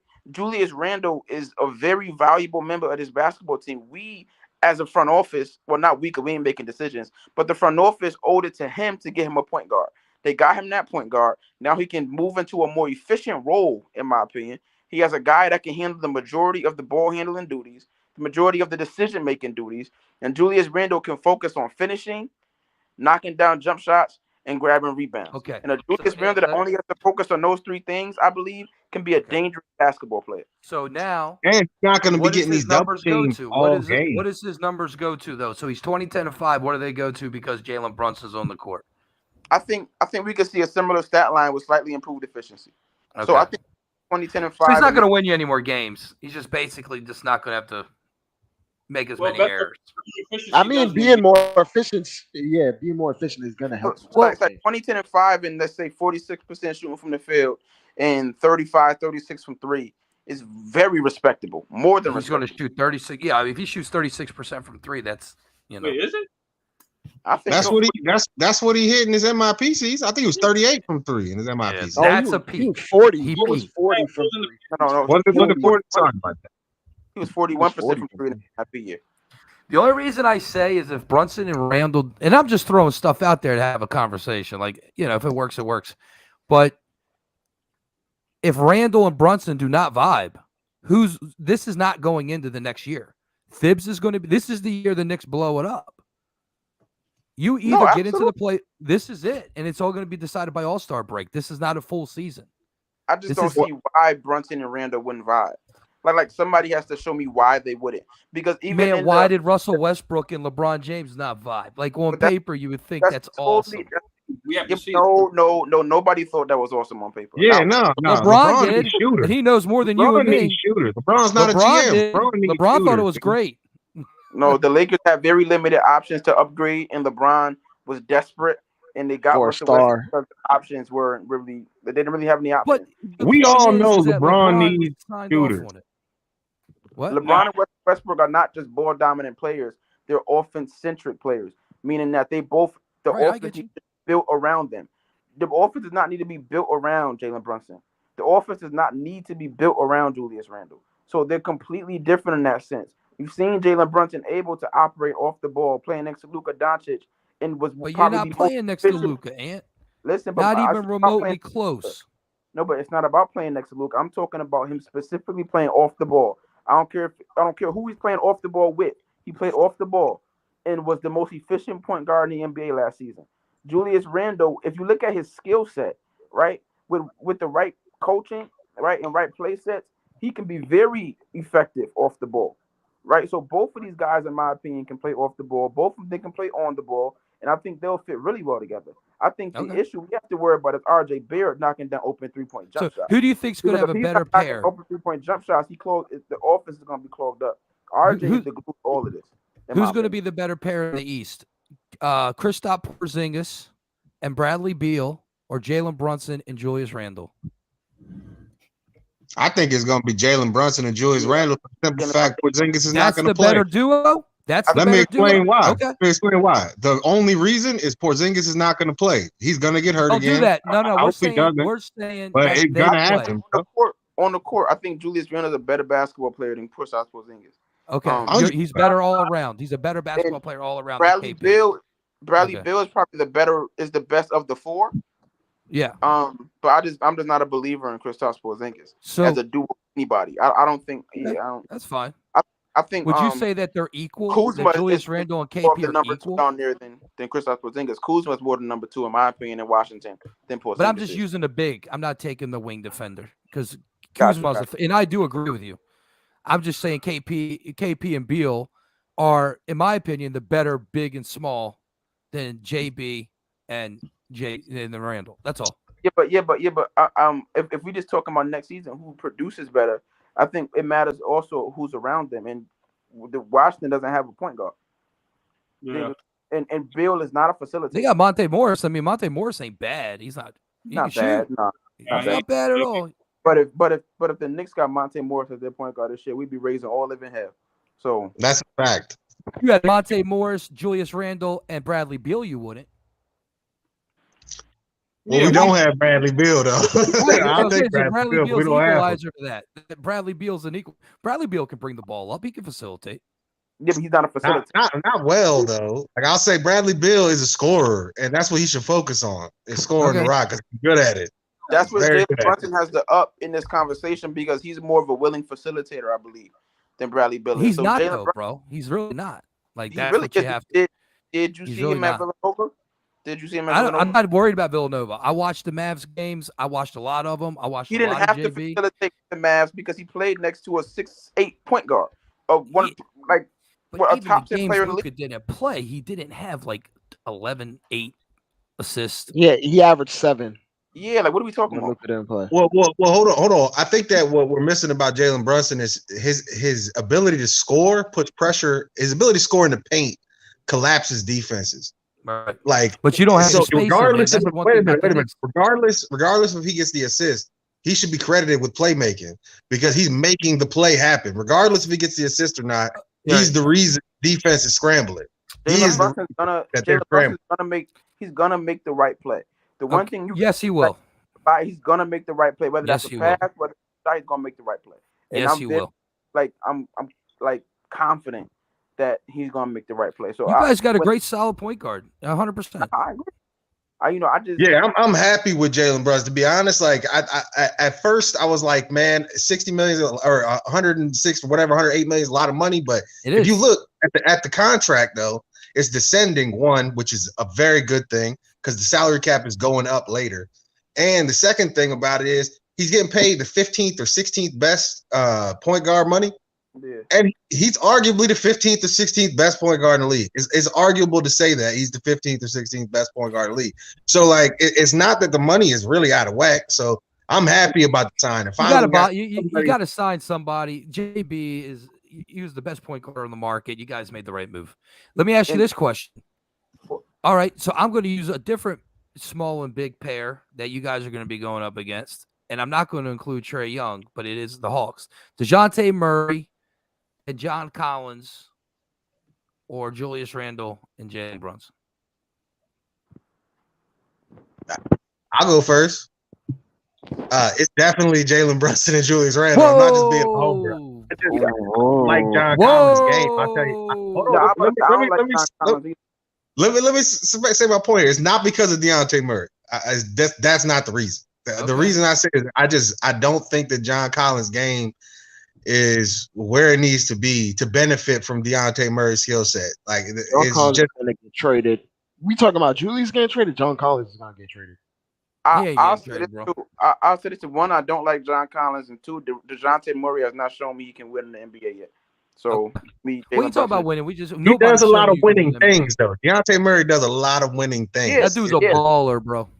Frank Ntilikina did a lot of winning things. I mean, a lot of guys do a lot of winning things. Not that's not the point I'm making. The point I'm making is we've never seen him actually win the league yet. I've seen Jalen Brunson win. I've never actually seen him not win. That's a good point.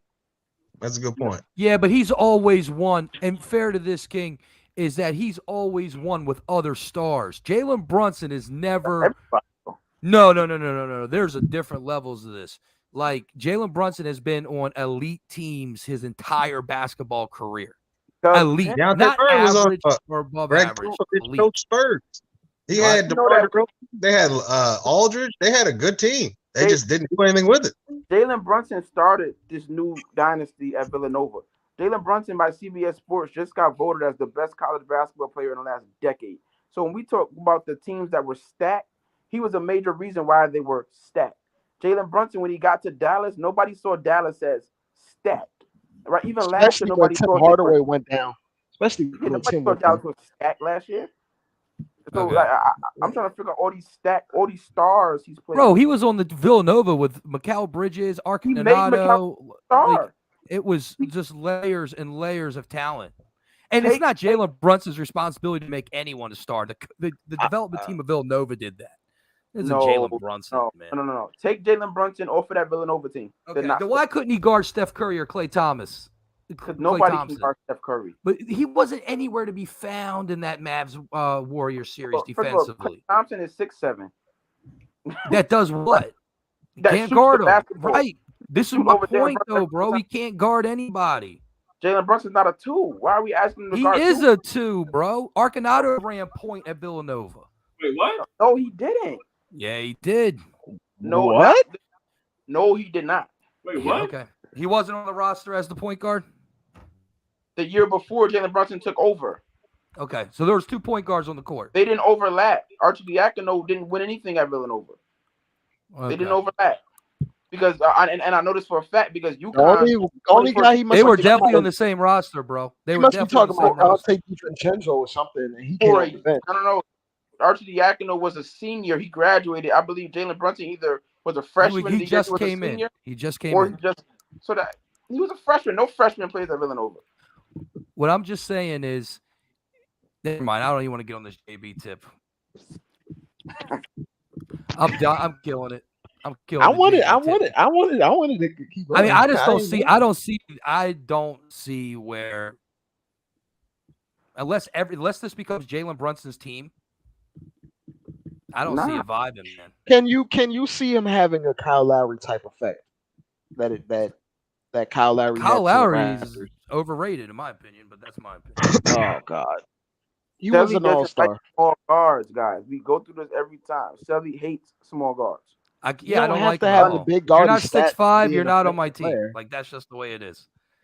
Like if you're not 6'5", you're not on my squad. You can have your Trae Young, unless you're Steph Curry. That's about it. Yeah, because you can't play defense. The Raptors won a championship with Kawhi Leonard won a championship. They were still 2 6-foot guards, man. If they were that much of a liability, they wouldn't have won. Kawhi Leonard wins that championship without Fred VanVleet and Kyle Lowry. Shelly? No, they're not even in the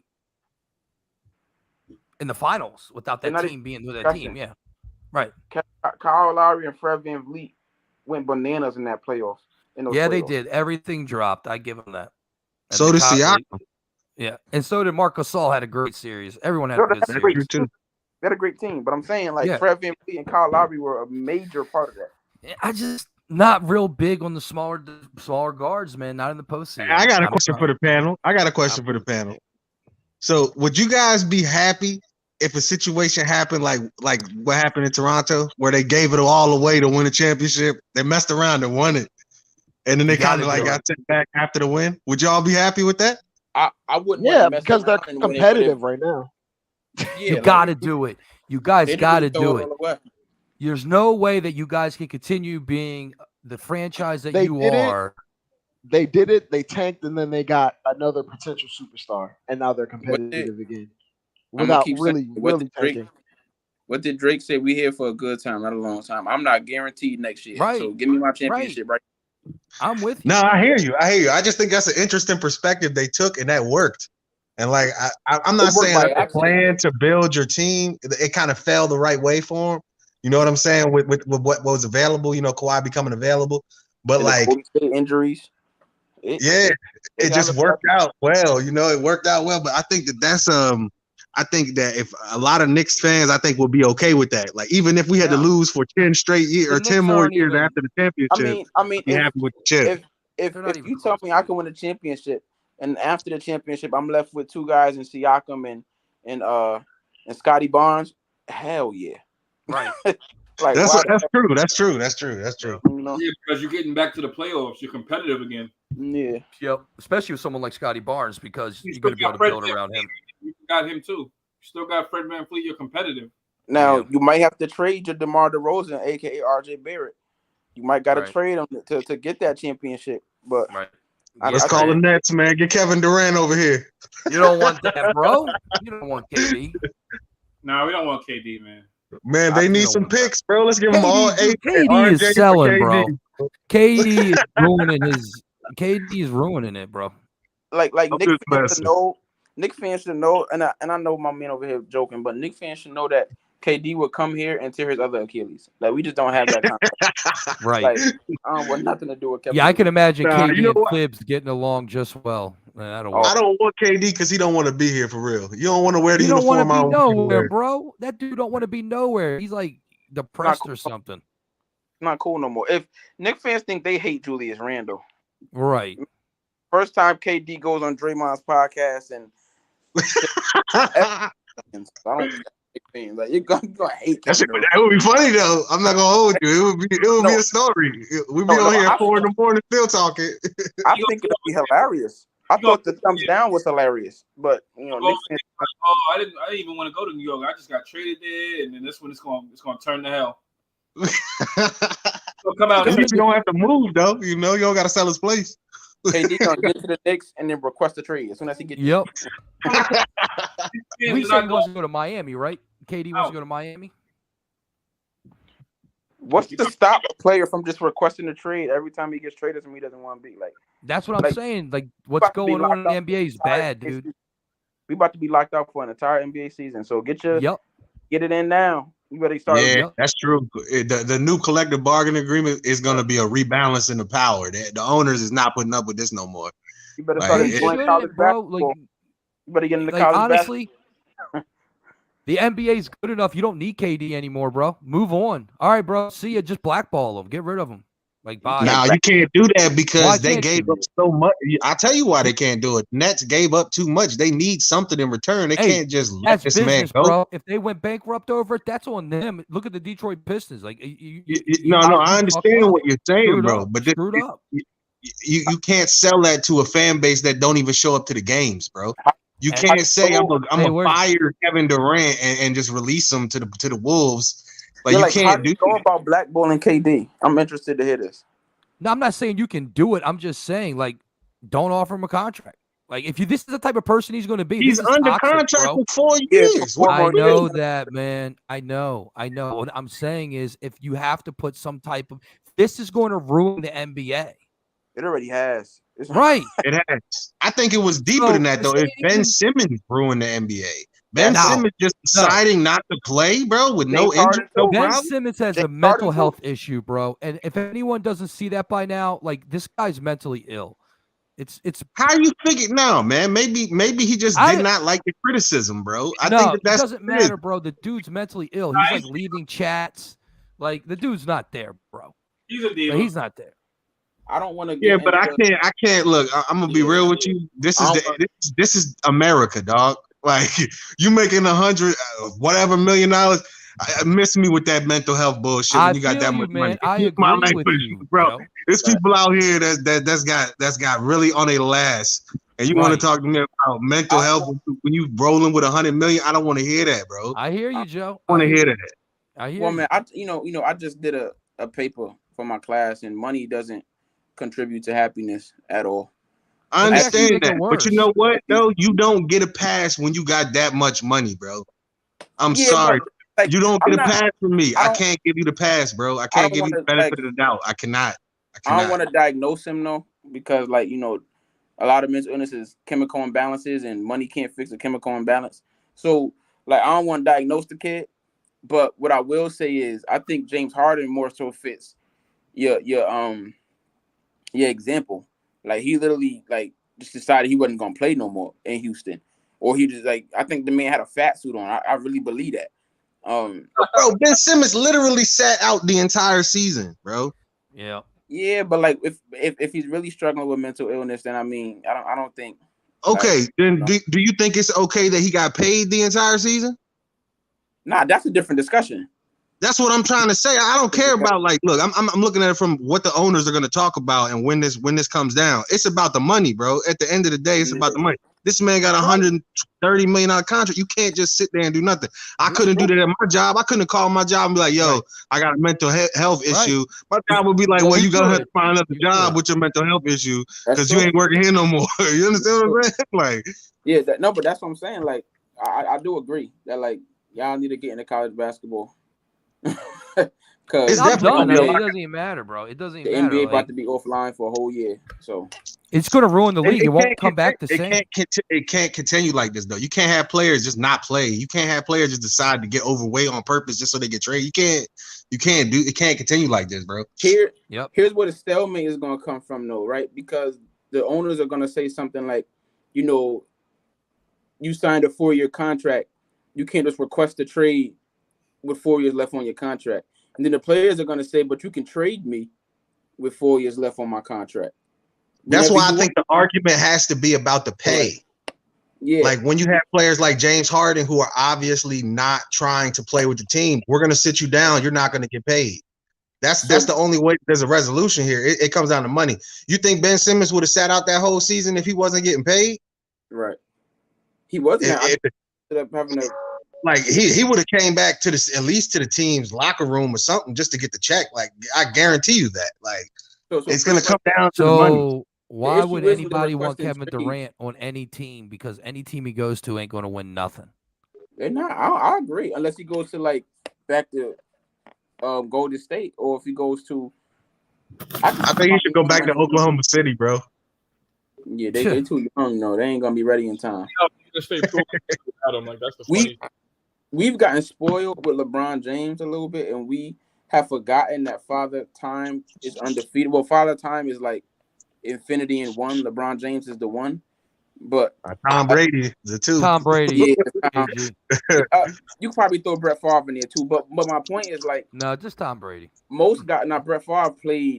I mean, he was doing pretty well too. But what? Neither here nor there. Come on, bro. Let's give Brady his props on that, bro. Like most guys do not defeat age, right? And Kevin Durant is of the build that at some point in the near future is going to be a drop off. We might have seen it with James Harden already. I think this year is going to tell a lot, but we might have seen it with James Harden. Knicks fans saw it firsthand with Carmelo Anthony. 1 year he was averaging 25, and next year it was just a drop off. And I think one thing I'll say about KD though, his shot is so pure, man. He might be, but so is Lou Williams. Yeah, but like he's already getting switched to the forward because he's too slow to guard threes. Right. Like he's there already in his career. So like at what point is it gonna become like where he can't be the best player on a championship team? Like I think that time is coming. It's now, bro. It might be, but I'm saying like I think if it's not now, I think it's on its way. And it's not 5 years down. It's not. In my opinion, it's today. That's why he needed Kyrie. Like if you put KD on Miami, are they the favorite? Against who? You keep Jimmy Butler? No, they're not. They're like three. Bam. Say you basically just trade Bam. No. Bam. Well, you can't trade Ben because Ben Simmons is on the Nets. But just for argument purposes, if you just had to trade Ben Adebayo, they're not favorites. Nope. So you keep hold on a minute. You keep the roster exactly the same. Just add Kevin Durant. And well, you got to swap. No ban. So like, say you give out Tyler Hero or a combination of Tyler Hero and draft picks, or Tyler Hero and what's the shooter Strauss. Somehow Pat Riley pulls that off. Yeah. But he's saying Morocco. He's saying no Bam. No Bam because that's not a realistic scenario. So I'm saying like a realistic scenario is Bam is not there. Like whether it's like they need Bam. I'd say they need Dwayne Dedmon might be okay. If they keep, no, he's not Bam. He's not Bam. No, he's not Bam. But Bam does so much on offense and defense. Yeah, Bam is a baller. Yeah, Bam's a baller, bro. The only two places KD could go where they're the favorite is back to Golden State or to Boston. Yep. Or Milwaukee. I heard Brooklyn. Yeah, but I just don't see how Milwaukee would pull. I know, but I'm saying they would be a favorite there. And Dallas, if they went to Dallas, if he went to Dallas. Allegedly, he wants to go to the Sixers as well. Allegedly. Yeah, Sixers, but because Brooklyn, he wants to play with Harden allegedly, but Brooklyn they want Tatum and Brown. They want Bust. Like, what would be the point of that trade? Hey, don't sleep. If it come down to Brooklyn wanting picks, don't sleep on Washington. That's such an ugly fit. I feel like though I don't think they winning none either. KD is not coming to DC, bro. I think KD would go to DC and not and I'm gonna preface this by not physically and not literally, but I'm talking about career wise. He would go to DC and die, man. Like he might do a Jordan. Yeah. Like it'll be that'll be the end of the Kevin Durant as we know. Now, and then going to Golden State would be the end of his legacy. Because then it'll be, you need Steph Curry. Like KD's turned into a joke, bro. He's just turned into a complete joke. That's what I'm saying, Champ. What point? To your point, which do you take? You take your legacy, or do you take like your other career? None of that, bro. Well, he's trolling everybody. He don't care. If I was KD, I already have 2 rings. It's about legacy for me.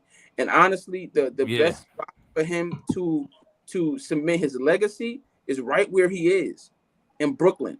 If he can fix it with Kyrie and whoever and win a championship there, that's his best option, in my opinion. Going to Boston is not a terrible option, but then you're just kind of like a mercenary, like you're gun for hire, right? Like so, I think his best is in because even LeBron has Cleveland. LeBron went back to Cleveland and won in Cleveland, so like KD has to win on his own squad for him to be in that upper echelon of all-time greats, or he's always going to be looked at in that next echelon below them. Yeah, because the Warriors went one without him. So yeah, like there's no put with Kobe, LeBron, Jordan. You can't put him with those guys. Yeah, he in that Scottie Pippen tier. Yeah, like and that's his fault, really. I mean, yeah. And he's played on great teams. That Oklahoma City Thunder team was too good, bro. Yo, they had Reggie Jackson and James Harden off the bench. That was too good. And they had Steven Adams. Reggie wasn't on that team at that time, though. Reggie wasn't on that team at that time. That was after. No, they had James after. They had another point guard on that team that was balling and tore his knee up. I forgot his name. It may have been Eric Mena. Maynard tore his knee up. He was balling though at that time. They still that team was disgusting, bro. They had a squad. Mason College, bro. They had Jeff Green. They had Nick Collins. They were stacked. Andre Roberson. It's just this is the thing. Like when the chips are stacked up against KD as being the unquestioned number 1 player on the team, he's failed in the playoffs literally every time. He was up 3-1 against the all-time great Warriors. Like he was in position to beat them. And who did the Warriors beat in the finals that year? They lost. They lost. That was the year they lost. I think they would have handled the Cavs. Didn't they go 72-10 that season? No, it was 73-9. Or 73. I know they won. It's like the all-time record or whatever. 73-9. Yeah. Oh, having single-digit losses in an 82-game season is crazy. That's bananas. But yeah, like actual schedule losses, man, and they never even had those. Like they lost like once a month. When when you say it like that, that sounds wild as shit. Like, they lost once a month. I got paid more than they lost. Like, it's crazy. But they went on a whole 24-game winning streak, like, so they finally lost. That shit was it was a big thing around the league, like. But like, I think they went on like multiple 14-game win streaks. Like, that was just retarded. But wasn't that the year that Steve Kerr was hurt and like was not coaching for half the season or whatever? And if you look at that team, like, there's been better Warrior teams. Like, that wasn't the best Warrior team. It was like they had Harrison Barnes, the best fit. That was the best fitting team. Like, Barbosa, like meshed best. And and Steph Curry was also shooting out of his mind that year. Also that year, Draymond was shooting 40 from 3. Now don't sleep. My son Sean Livingston too. He was a beast. Mid-range killer. And then they still had the last few good years at Iguodala. Yep. They had that knee injury. That Sean Livingston knee injury. Yeah, I'm glad he bounced back. That one was so nasty. I remember I was watching the game when that happened. I was like, "Oh my god!" I was threw up. It was rough. But like, the only thing worse that I could think of was Baron Davis's knee. When his knee blew up. I'm from Louisville. Where? Oh, yeah, that was his leg. That was his whole leg. The bone was sticking out, bro. You got Paul George. Nah, y'all forgot Paul George and Gordon Hayward. Gordon Hayward, dirty too. Yo, Nurkic's leg was pointing the other way. Remember Nurkic? Like basketball has looking injuries, man. Like football probably has the most like legit damaging injuries, but like basketball has like the worst looking. Like 100%. It's because you can see it, you know. Like they got shorts on. You know what I'm saying? On the football field, they got shoulder pads. They break their arm. You can't even really see. They just hold it and walk off to the side. You know. Like, it's much more high impact injuries. I'm just remembering the Baron Davis one, and they zoomed in, and you could see like his knee was indented. Like it's I'm remembering it now, dog. Like he actually tore his ACL and his PCL. Like he tore like multiple ligaments. And that was the end of his career right there. Yeah, like on the KD thing, man. Like he really got a pass because of Russ. And if you remember, like looking back at the OKC years, people really blame Russell Westbrook for that, and it's not fair for her. But like they put that on Russ. Everybody hates on Russ, bro. When reality, that's on KD because people say, "Oh, Russ took most of the shot," because KD was soft. KD's not a leader at all, right? And that's KD was trying to come off of down screens instead of taking the ball and isoing up real quick. Like you trying to come off of curls and like, bro, you 6'11" with handle. Just take the shot, take the initiative, bro.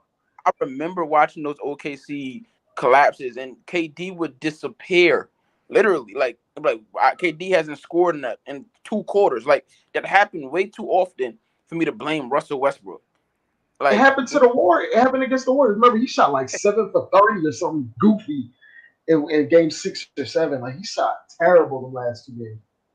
And I don't care what. Anytime you leave and go to a team that you was just up 3-1 on, like he took points. Like I knocked points on him for that. But then, like, he starts winning. He win a couple championships. Like, you can't hold that against him forever. But then what's going on in Brooklyn right now, it's looking like you need a Golden State. That's what it's looking like. He's trash, bro. I don't know why he doesn't just stay, man. Why won't he just stay? It don't make no sense. He don't like Steve Nash. That's what he said. I don't see the better situation. The Suns. That's what I'm trying to say. They don't have nothing else out there. If I was going to say the Suns, but they don't have the pieces. Listen, dude, Kevin Durant called himself a god. You understand that? Like he literally referred to himself as God. No, bro. Against Milwaukee, he was looking godlike. That's the last. I'm talking about like a casual conversation, not a post game. I'm talking about that's his ego, bro. That's kind of slang, bro. That's kind of. I'm not even going. No, bro. It's not slang. It's an egotistical thing, bro. Shelly loves every player except for the greatest one, and it's hilarious. Bro, what are you talking about? The greatest one? What are you talking about? Maybe it's time for center. Maybe he just on that way, like peace, God. Maybe he just calls everybody God. That's what he's Nah, really he ain't on, from bro. New York from the '90s, bro. That ain't like freaking I mean, he's from slang. DC though. He's from DC. I know though. where What you KD's from. mean? I know No, exactly I where mean KD's from. it's a big more population and a Muslim population in DC. Maybe he is, Bro, no. He's better. from Cap Heights, bro. Texas Ave. I've been there. I know it. I know all about it. Mike, know it. When you walk I'm out on the from street, ain't PG nobody County, saying peace, bro. I'm God. from PG. Well in the water. I'm from I mean, PG I've County, seen bro. KD call other people God, so like, I'm not gonna hold that against him. You're missing my point. You're missing my point. My point is the dude has lost his mind. You say lost his mind?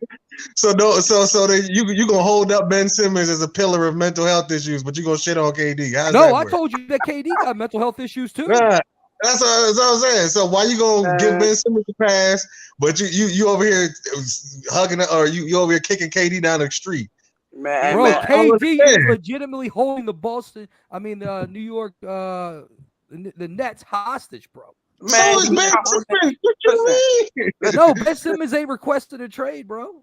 Listen, Ben Simmons is nowhere to be found. You can't cross a trade because he ain't here. What you mean? Why are we talking about Ben Simmons? They ain't even the same person, man. I'm talking about KD right now. Why are you bringing up Ben Simmons? I'm saying you said Ben Simmons. Yeah, Muslims got don't even call each other him. He God. got Most mental Muslims health I issues. knew would say the same thing. The dude's lost his mind.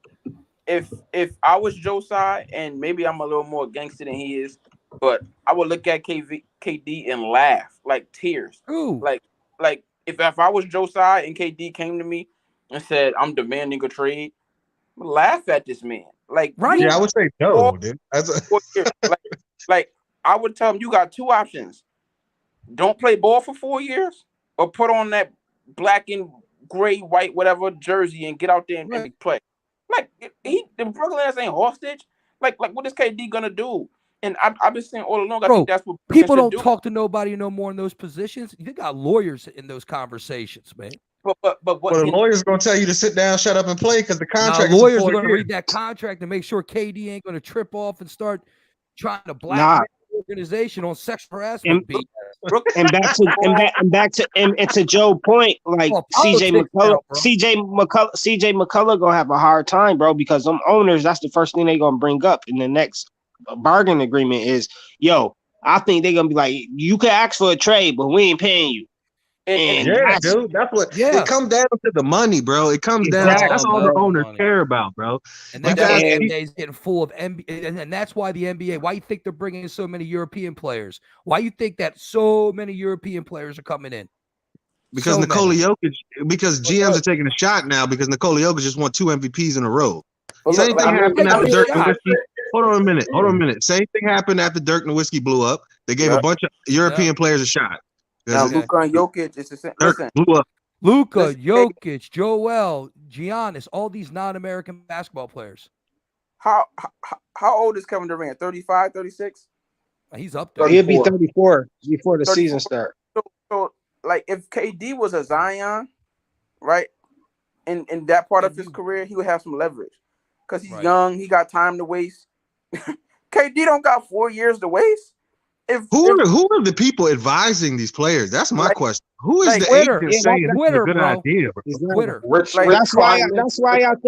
That's why I think he looks soft, because it's like, come on, KD, you 34, bro. You actually come here. You asked for these people, and now you want out. It's like weird. It's like it's delusional, kind of. I would put a lineup. I would put a lineup of Kyrie, Joe Harris, T.J. Warren, KD, and Ben Simmons on the court, and endear him not to play. With Steph Curry off the bench. With Nick Claxton off the bench, with dare him not to play. And if KD doesn't play, then that shows you everything you need to know about him, because that's a contending team. If all of those guys are playing, the Nets are contending. Nothing, bro. No, they ain't. Kyrie Irving has won a championship. Kevin Durant has won a championship. You can't just erase these things they've done. They are great players. You forgot O'Neal, bro. They traded for O'Neal. O'Neal's nasty. But team, like you know how I said we got Julius Randle all the way effed up. We got Ben Simmons all the way effed up. Like, that man as a third option, where he doesn't have to worry about putting the ball in the basket, and he can just defend and rebound. Man, that's he averages 15 and 7 without a jumper. But you gotta get him to play though. He won't play. And to Sully's point, go ahead. And to Sully's point, back to Ben Simmons, bro. It do have to be a mental issue, bro. To be an NBA player and not take a jump shot, bro. That's weird. That is weird, bro. Bro, either you're gonna miss it. Either you're gonna miss or it's gonna go in, bro. Like, I don't understand that, bro. I don't get that, bro. That's weird. That's weird, bro. You already getting paid, like whether you miss or not. That's what I'm saying. It's about the money, dog. You can't sit here and tell me that these owners is not going to rewrite the entire CBA. Joe, they are said not going to put up with this. We said this 10 times. Nah, yeah, that's a fact, bro. No, Joe, I agree with that. No, they like, bro.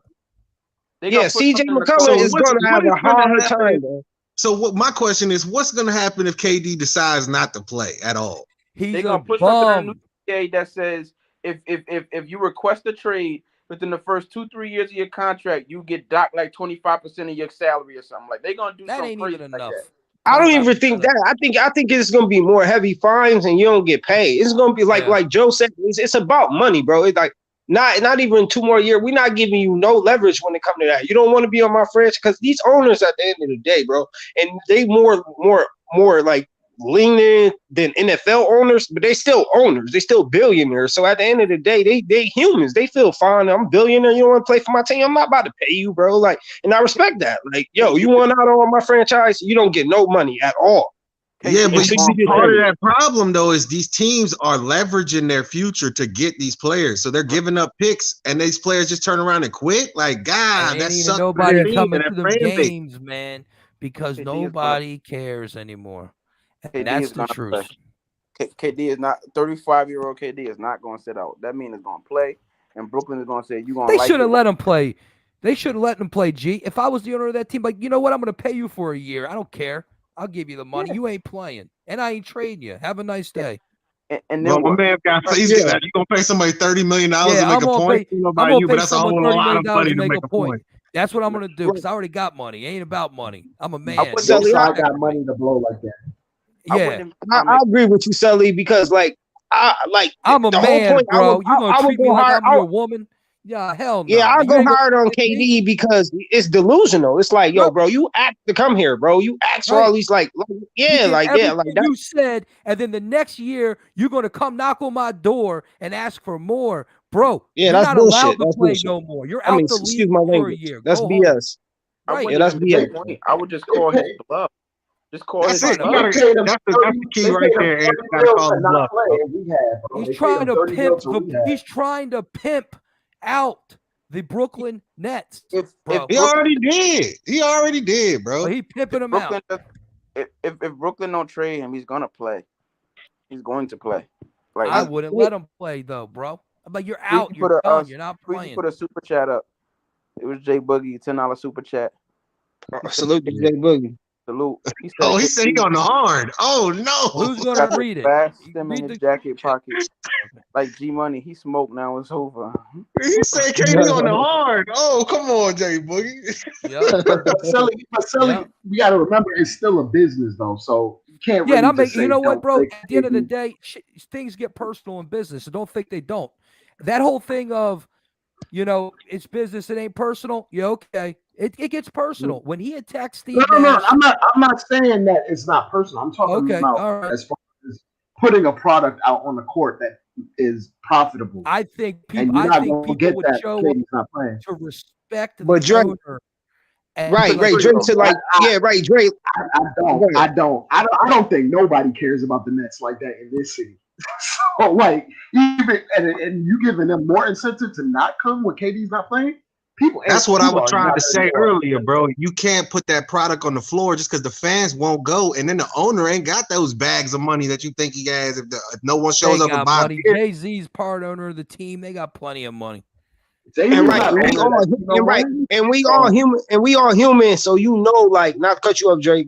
Like, we all human, so you know he's like prepared to lose money. So that's another thing that's pissing him off. He's prepared. You got to prepare yourself to lose millions because. Hey, Jay, thank you for that super chat, bro. Oh, my fault. That was clutch. Nah, and that ain't going on for Freezy. Shotgun, what's good, man? Hey, I don't think ain't nothing to it. I don't think Jay-Z is part owner because he owns a agency, and I don't think Yeah, That's not legal. I think you have to divest yourself.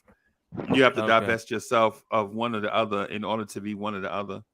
And I think Rock Nation is still an agency, right? Yeah, they got NBA players, baseball players, they got fighters, everything. I mean, ownership was like 0.8% anyway, so it wasn't really like a lot. But yo, let's like look at this scenario. Say KD starts the season with the Nets, right? Who cares? The trade deadline. Sully fighting. And who cares if he's part owner? Half games, right? Let's just say at the trade deadline they're 30-11, right? Who?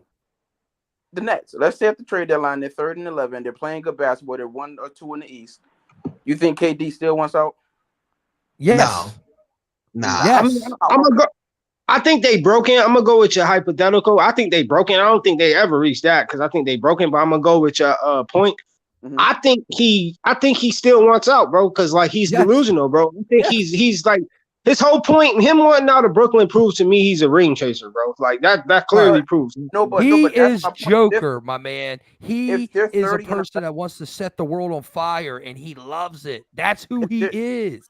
If they're 30-11 at the top of the East, Sully, I don't think you all that, man. Listen, look at his Twitter, bro. He be trolling just regular people now. If they're 30-11 and at the top of the East, and he asks for a trade, he's not ring chasing because they will be in contention for a ring. He gonna ask for a trade at 30-11. But champ, you did not to cut you off. He asked to come here to Brooklyn to Brooklyn. That's the point. So him wanting out, it's like, bro, look at his teams. He want to go to Phoenix, bro. Like, what do you mean? That's ring chasing, like, bro. I'm gonna keep it above with you, Sean. He was gonna come to the Nets because of Kyrie. Like, if Kyrie would have changed his mind and go wherever Kyrie, he's gonna go. What were they thinking by getting both of those crazies? I said it all the way back then, and Knicks fans almost burned me at the stake because they said I was wrong. But I still believe in my point that KD was coming to the Knicks when he tore his Achilles. He lost the power. Kyrie gained the power, and he followed Kyrie. If he didn't tear his Achilles, KD would have been a Knick. Now, however that would have turned out, good or bad, Kevin Durant would have been a New York Knick if he did not tear his Achilles. So he followed Kyrie because he didn't feel like he had no leverage after he tore his Achilles, and he had to go somewhere where somebody was. A KD coming off a torn Achilles wasn't coming to the Knicks by himself, and he couldn't really get nobody to come here with him because there were people that doubted whether or not he would be the same dude after it. So he had to go to Brooklyn. He sit out 1 year. He lost the second year. Now he's about to sit out the third year. But he's not going to sit out. He can't. Yeah, I think that whoever his agent is going to talk some sense into him because it makes no sense to sit out. You got to think about your future, man. You got to think this is a big old bag of money sitting out there.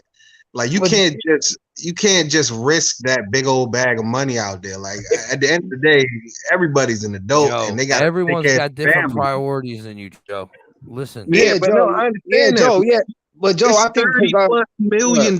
If he risked that, that's the dumbest thing in the world. Yeah, I agree with Sully, Joe, because think he came in and and all he wanted to do is wonder like, what's going on? Why y'all ain't trading me? Like, what the hell?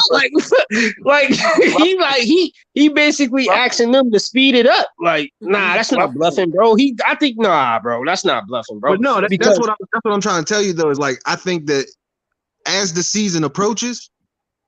And if they can't get a trade done, he's going to play the game. He's going to play the game. He's not going to sit out. And then that'll be Brooklyn calling his bluff because Brooklyn has him for 4 more years. So either you're going to sit out or you're going to play. Who's going to blink first?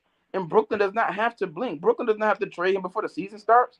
You want to sit out half the year? Sit out half the year. You wasting your prime. I think that will break the NBA though. If he, I think there'll be like arbitration. That's what he wants to do, Joe. Well, that might work. If he does the Joker. But not hearing me. He can do that, but he's wasting his career. He's aging. So he does not care. But champ, that's why I gotta agree with Sully because he gotta know he 34 years old and to ask for a trade is delusional. That's delusional. But nowhere has KD said he's gonna sit out if he's not traded. He hasn't said that. But champ, he wants out to go to a ring. Basically, he feels like he can't win in the Nets. And he doesn't want to because hold on. But that's, to me, that's discredit to his superstardom. You asked to come to a franchise that you know that was rebuilding, and you said, I can turn this franchise into a championship team. Now, despite Kyrie not taking the vaccine, despite all that, I get that. But still, bro, you chose to come here. That's a big thing, bro. Because he could have just stayed in Golden State, bro. And we'd have never had this conversation. We'd have never had this conversation. He got his feelings so hurt that's at the Golden point. State. That's what makes him look delusional. Nobody Go ahead. with that. The point is that people are assuming that he's going to sit out. Kevin Durant, I believe he's not going to sit out. You can request a trade and still play until you're traded. And my point is, if he's playing until he's traded, Brooklyn has enough talent on that team to where they might be winning when he's playing. And if he's winning when they're playing, then that brings up a interesting dichotomy, right? Because if he's ring chasing, then it might behoove him more to stay because Brooklyn might look like a championship contender, right? So it brings up. So what you're saying is, I don't think he's out. So what you're well, saying? I don't want that to happen. Go ahead, Sully. Go ahead. Well, I was saying, like, what G's saying is, winning makes everything better. Absolutely. All right. That's nice. I can't disagree with that, but I think he's going to sabotage it. I think Kevin Durant's the Joker. I think he wants to burn the whole NBA down. Honestly, I do. Does it benefit? I don't think that much, but I think he. Oh, go ahead. Go ahead, Champ. But my point is, Brooklyn can't afford Brooklyn can afford to call his bluff. Why? Because they don't have to trade him right now. And if you wait to the trade deadline, you might actually get more for Kevin Durant. Because how you gonna get more for Kevin Durant? Everyone's already willing to give you everything. Yeah, but my point is, it's gonna be some contenders out there that may be underachieving. Maybe Devin Booker has a down year, right? And Phoenix says, you know what, we will give you Devin Booker for Kevin Durant. Hell nah. Brooklyn benefits by. Nah. We know Phoenix not doing that. Monty Williams ain't doing that. That's a too strong hypothetical. It's a hypothetical. I'll take DeAndre. Aiden, they might give up Aiden. They ain't Booker. They will never give up Booker. Devin Booker's going to be a Phoenix Sun for the rest of his life. He's untouchable. No, he's not. He's not going to be a Phoenix for the rest of his life. But taking the Devin Booker route, my point is that if somebody's going to give somebody's going to be available. Brooklyn. He'll be the 2028 rumor for the Knicks to pick up. We're not trading our draft picks for Devin Booker. That's the thing, though. Like, it's hard to trade for KD. That's why they're in a stalemate right now. Right, so the trade deadline to me don't help anything. You know what I'm saying? Because he's hard. He's a hard player. He's hard to trade right now. And Brooklyn doesn't have extremely difficult to trade. Brooklyn doesn't lose anything by not trading Kevin Durant right now. Nothing. You know what though? I get what you're saying. I think he's gonna have to play. You know, he doesn't have any leverage. He's gonna have to play. And if he does play and he tries to sabotage, like Sully's saying, man, you know what? Then I think that they won't trade him and they'll just put him on the bench. If Kevin Durant plays for Brooklyn and is clearly throwing games and clearly sabotaging his team, that will destroy his legacy. It will destroy it. It will destroy his career. Not to a certain extent. Not really. It didn't really destroy Harden. Like, you know what I'm saying? So, like, he can definitely pull a Harden and start shooting from the logo. And, you know what I'm saying? Just, it's not play hard. And that's just like, who wants to deal with that as a, like, we got to also play devil's advocate. We got to put our shoes in the owner's foot. Who the hell wants that? Like, nobody wants that. If you can clearly see he's not playing, to have him on the floor, it's a waste of TV time. It's a waste of press. It's just a waste. He's still making side money. You see what happened, bro? Kevin Durant jerseys because he's on the team. He can still, like, Josiah is still gonna make money. Champ, did you see when Harden, to your point, when you thought Harden was wearing a fat suit? Not even that. Remember, before he even got traded to Houston, it was a fast break. Harden ran to the ball and literally ran the other way, bro. He could have picked the ball, bro. Yeah, who the hell, bro? That's sabotaging, bro. That's not good. That's not good. I don't think Harden was sabotaging in Houston. I think Harden was not giving effort. It's a difference between not giving effort. That's sabotage, bro. That's sabotage.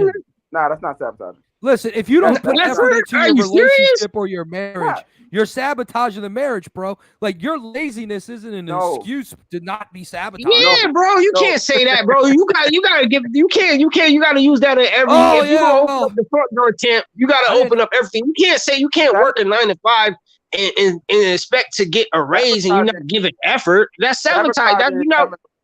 Sabotaging is being down 1 point, having a wide open shot to win the game, and shoot after the buzzer on purpose. That's fixing the game. Bro, didn't I just say, bro? Champ, I just explained to you, bro. He could have picked the ball up from a fast break, bro. You can go Google it. Bro, he let the ball roll out of bounds, bro. He could have picked it. He didn't even let it go out of bounds. He just let it roll in the right, bro. Like that's weird. Like, bro, that was clearly showing he didn't want to be there, bro. Well, he didn't want to be there the next day. Right, because they was like, "What the hell is that?" Because that's not good for it's not good for the NBA. That's not good for TV. And everybody can see that. That can be replayed right now. That is bad, bro. That's terrible, bro. Here's the difference. Here's the difference, though. He didn't have a Kyrie and Ben Simmons, Joe Harris on his team. He didn't have a stacked team in Houston. What does that have to do with him not wanting to be? It has a lot to do with it because if you can be a contender, if you just play, that's a big difference than if you want to end up going. No, Champ, you missing Champ. I get your point, bro. Your definition is on point, bro. You don't be wrong. But the point is he didn't want to be there. So he said, I'm not going to give my maximum effort on the court. And he's a superstar, just like Kevin Durant. Why didn't he want to be? He didn't want to be there because it doesn't matter. It does, yeah, that don't even matter, bro. It does matter. It does matter because now you're playing politics, bro. Either you're a basketball player. How you feel does not matter. Your job is to shoot, dribble, pass, and dunk and win games. Whoa, and that is a fact. That is a fact. That's you get paid millions to do that. That's a fact. That's your job, bro. That's your job. Time out. You can't just say that. Like I just said it. You can't. But you can't. That's their job. Hold on. The equipment manager is to bring out all the basketballs onto the court, right? Nobody cares about how his day's going. Nah, bro, that's your job, bro. I'm sorry. Nah, bro. I'm sorry, bro. Drake, that's your job, bro. You get paid millions of dollars to play basketball. You don't have to be in the media. You don't have to ask for trade. You don't have to do that, bro. You can get on the court and hoop. That's it. That's all you have to really do, bro. You don't be Jonas Valanciunas that doesn't say anything to anybody. Says one thing about LeBron. That's a fact, James bro. You can. Yes, you can pick that option. That's an option too. You're missing the point. Both of them are so we can agree here that not giving effort for your team is a bad look. We all agree. But my point is that a player that's not giving effort and wants to leave a team because he's surrounded by a bunch of bums is different than a player not giving effort and wants to leave a team when he's surrounded by probably 2 Hall of Famers that are not past their prime. That if he plays with effort, they can be a championship contender. That is very different. Very different. If James Harden played his heart out with that Houston team, they would have not been contenders. Period. If Kevin Durant comes back to Brooklyn and Kyrie and Ben Simmons are playing and Kevin Durant plays his hardest, Brooklyn can be a contender. That's the difference. They're not. No, I agree. We agree. I agree with that. Go ahead. I don't think they're anywhere near a contender. They're not better than Boston. They're not better than Milwaukee. They're not. They're nowhere near it.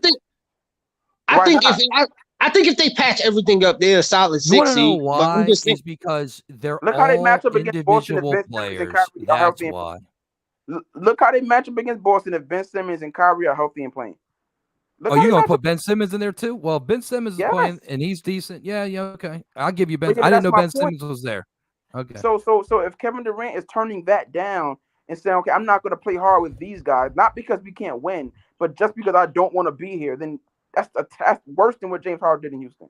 Because Houston was not good when he did that. They weren't. No, we talking about Brooklyn. Like we already know. I mean, and like Champ, again, your points is right, bro. So it's like really hard to dispute or debate what you're saying because I agree. Opinions, bro. I'm just saying, like, bro, I'm just saying the same thing. Like, who wants to see that again? That's what I'm saying. If you can replay, if Kevin Durant, if you could see a ball coming off a rebound, and you could clearly see KD can rebound it, and he just let it go out of bounds. Like, who wants to go through that all again? Like that's all I'm saying. Like, that's all I'm saying. Just get him out of here, because that's my thing. You can't kind of convince. It's kind of hard to change a person's mind that came to a second meeting and just was basically saying, "Damn, why haven't been speeded up yet?" He wants out, bro. He wants out, bro. All Brooklyn Nets fans are kids, right? So can you imagine that a kid is gonna not want to buy a Kevin Durant jersey because he didn't go get that ball? That's not the no. It is the point, because Joe Tsai is going to make money off of Kevin Durant if he's on the Nets. He's not losing any money by Kevin Durant being mad. He's not. Right. You thinking these owners? And also too, like I take everything. I take everything out of context, champ. Like he also not. That's Brooklyn Nets is not his only occupation. That's not his only income. So that's the thing, bro. Like he's been a bill. He's a made man without the Brooklyn Nets. So that's really not hurting him. So my thing is, bro, he don't care about jerseys, bro. He care more about the outlook of the team, of his Brooklyn Nets being in the media, the superstars asking to be out on his team, and they looking at him at the billionaire like, why are superstars asking you? That's embarrassing, bro. Why are superstars asking to be out of your franchise? Should I come to your franchise next year? No, if that's Kevin like Durant want to be there, bro, you gotta think about that. That's like me going into your restaurant. Right? Let me say this. It's like me going into a restaurant at UMG and standing up every single day that your restaurant's packed at dinner and go, I just found a mouse in my food. I just found a mouse. I'm ruining the business. You're sabotaging my business. It depends on who you are. What do you mean? No, it doesn't. That's not a good review. That's not good. No, it doesn't matter. Not good, bro. You know that, dude, I'll dare you to look it up. Do you know that Gordon Ramsay? Put Gordon Ramsay in my restaurant, and he keeps doing that. It's killing me. If a celebrity trashes a restaurant, right? A celebrity, I guarantee you that the next day their sales will go up. I guarantee you, because they put their name in the paper, they put their name online. All publicity is good publicity when you're the right person. So a Kevin Durant, not when you're trying to recruit other chefs. It doesn't not matter. When you're trying to recruit. Yeah. A Kevin Durant, it doesn't matter whether he's angry. It doesn't matter whether he's happy. It does, it doesn't matter whether he cries when he gets to the arena. Them little Brooklyn Nets fans, the kids, because that's all it is. It's a bunch of kids. Is gonna buy Kevin Durant's jersey. You're right about that. Champ, I get what you're saying, champ.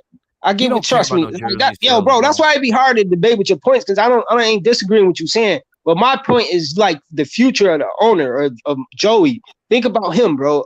How is he supposed to protect? He got to protect his franchise, bro. How is he supposed to protect his franchise in the future if Superstars is requesting to come out as a franchise and all he got to do is like hope? You saying hope that he stay here, hope that he stay here. When that's not. Hold on. You saying. That's a good point. That's a good point about protecting his franchise. I think the only action he can take to protect his franchise is to make sure he doesn't trade Kevin Durant when he requests a trade. That's it. Call his bluff. The only action he can take right now to protect his franchise from being stepped all over and whatever done to him, that whatever a player wants to do is to not trade him. You got to stand. You got to show. You got to have a backbone, man. You got to be a man. Because he's not, let's be real, he's not going to get, the GM of the Nets is not going to be able to pull a miracle out of a hat and get a good value trade. Guys. Everybody wants to talk about the New York Knicks. Let's talk about the New York Knicks. Hey, chat, put something in the thing. Let's talk about the New York Knicks. What do you want to talk about? So on y'all. I got something to talk about with the New York Knicks. Hold on, Joe. Let the chat, let King of NBA or Kimi Low. It's a Knicks channel. What's up, brother? I can't see the chat. What you want to talk about? Yeah. What they tired of us talking about, KD? Nets, can we talk? Yeah, we're going to talk Knicks. What's up? What do you want to talk about, my man?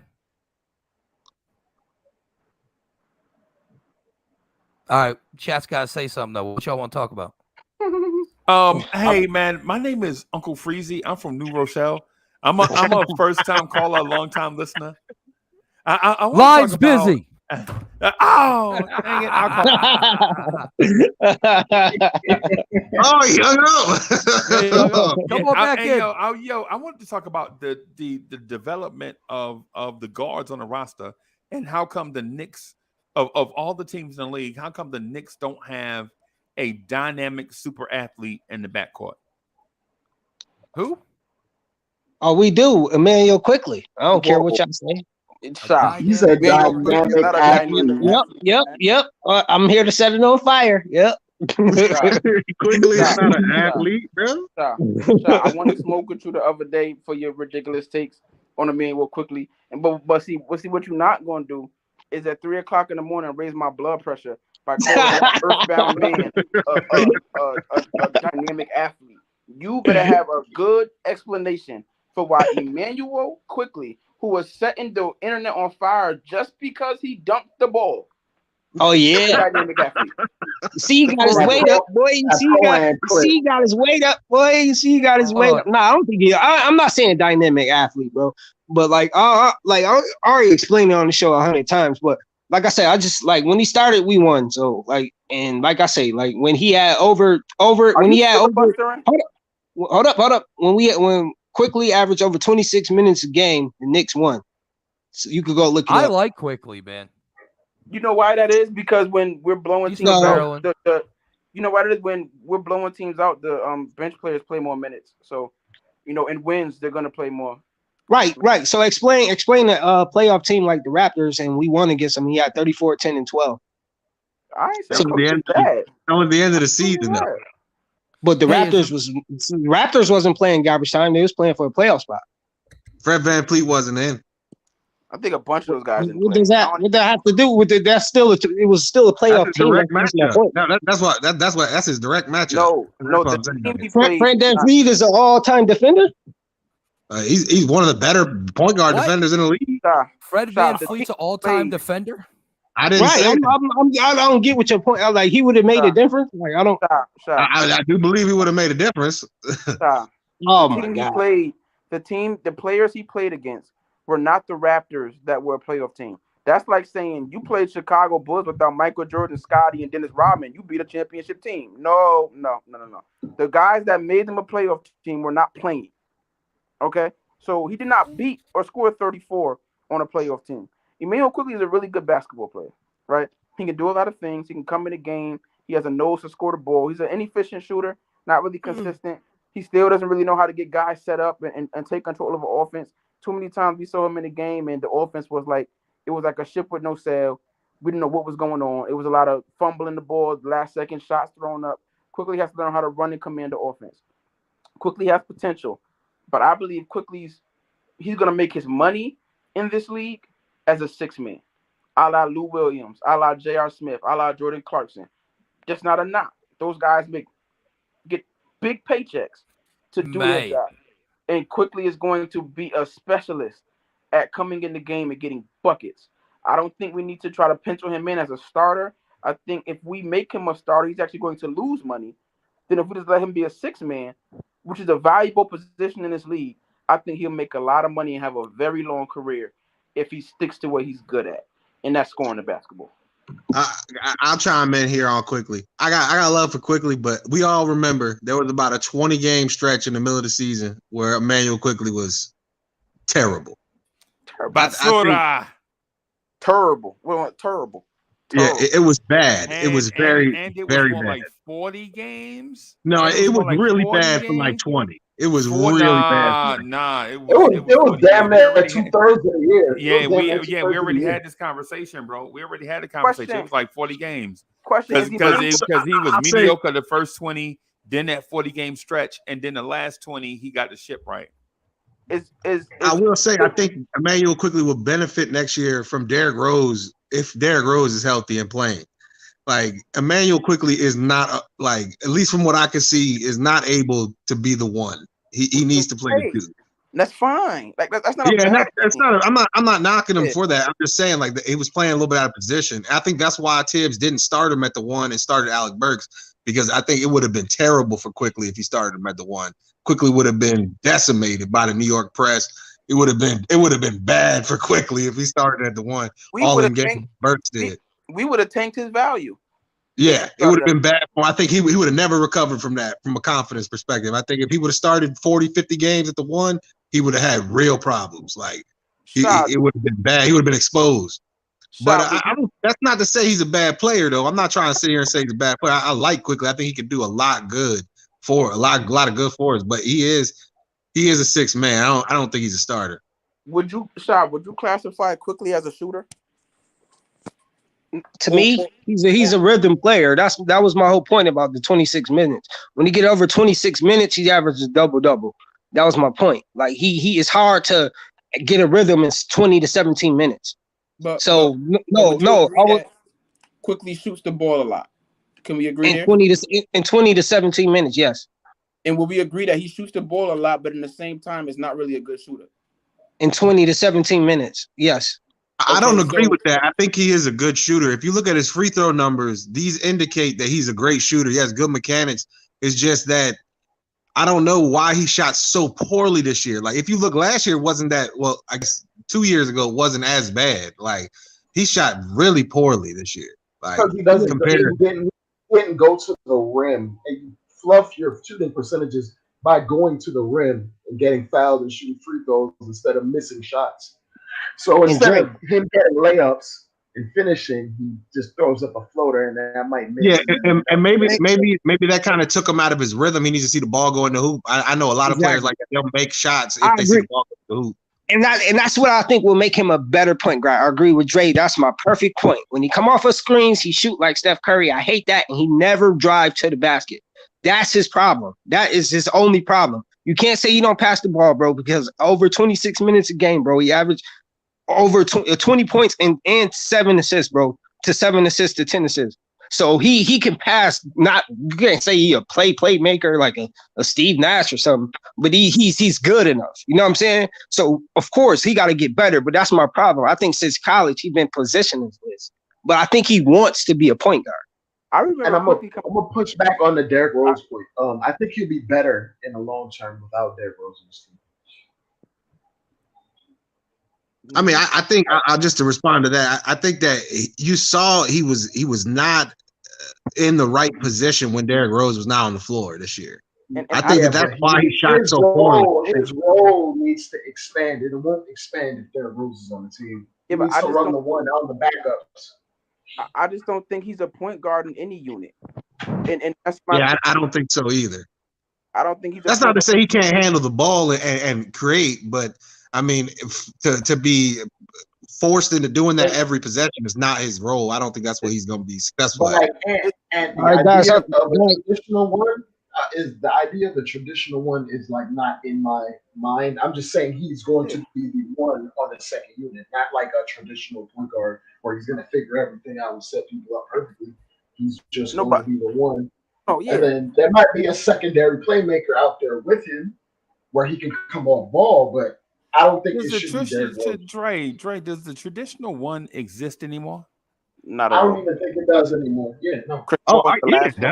So if the traditional one doesn't exist anymore, why are we trying to pigeonhole Immanuel Quickley into a position that doesn't exist? Because he's played better. My point. He's played better because his decision making hasn't been Cole Anthony's a traditional one. No, he's not. Man, he's a chump, bro. He shoots it from anywhere. He's like, he ain't no one. He's just a shooter. I like Cole Anthony. There are definitely some traditional ones in the league. I mean, the last two was Ricky Rubio and Chris Paul. They were the last two in my opinion. I don't agree with that. I think Ja Morant is a traditional one. He's just like in the mold of a go on that note. Later, fellas. Peace, chat. Later, son. See you later, son. Ja is not a traditional one. Yeah, Ja's not a tradition. I think he's just a really athletic version. Yeah, maybe Mike Conley. Maybe Mike Conley with the traditional one. So wait a minute. We don't think that Ja Morant's traditionally a one. He handles the ball every single possession. No. We never said he wasn't a one. A traditional, like we're saying that does Ja Morant play the point guard like your granddaddy used to play point guard? Right. That doesn't exist then. Right? Yeah, that's what I mean. That's what I'm saying. Because that doesn't mean you can't play make. That doesn't. That's what I'm trying to say. Is like I'm not. But Joe, I'm not judging them. What I'm saying is does a point guard play the position the same way that John Stockton played it, that Walt Frazier played it? No. That doesn't exist. So if the position has evolved into something different, why are we trying to make Immanuel Quickley to that old school standard? And that's my point. That's why I got the numbers though. You know, Freeze, you bring up the numbers. My point is like since March, we lost to Philly. We had 123 to 108 and 20 points. Quickley had 11 and 1 assist. We lost to Phoenix by 1 point, and Quickley played 27 minutes. He had 13 points and 5 assists. We won against the Los Angeles Clippers when Quickley started. He had 28 minutes. He had 27 points and 4 assists. He started. We won against Sacramento. That's all he had was 4 assists. What kind of guard is he? But my point is when I'm messing with you, bro. I'm joking with you, bro. Just my point coming because I see the numbers when he averaged over again, like I said, 26 minutes 26 minutes a game. He averaged close to a double-double. Yeah, but I mean, that sounds nice, but that's not going to happen.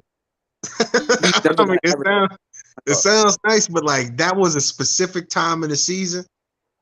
A lot of the teams were not playing their starters. A lot of the teams were getting ready for the playoffs, or they were out of contention. You know what I'm saying? So like, I mean, I get what you're saying, but like they still was NBA players, and that's not his fault. That's his coach's fault. I'm not blaming him in any stretch. But Joe, but you said it was players. Guess what though? Those numbers that he's saying, regardless who was on the floor, those numbers are a historical record. So when people look back at those numbers in 4 years, they ain't gonna care. That's his leverage. They're not gonna care about that, bro. You know what they're gonna see? All I'm trying to say is I don't think that's predicting what he's gonna do this season.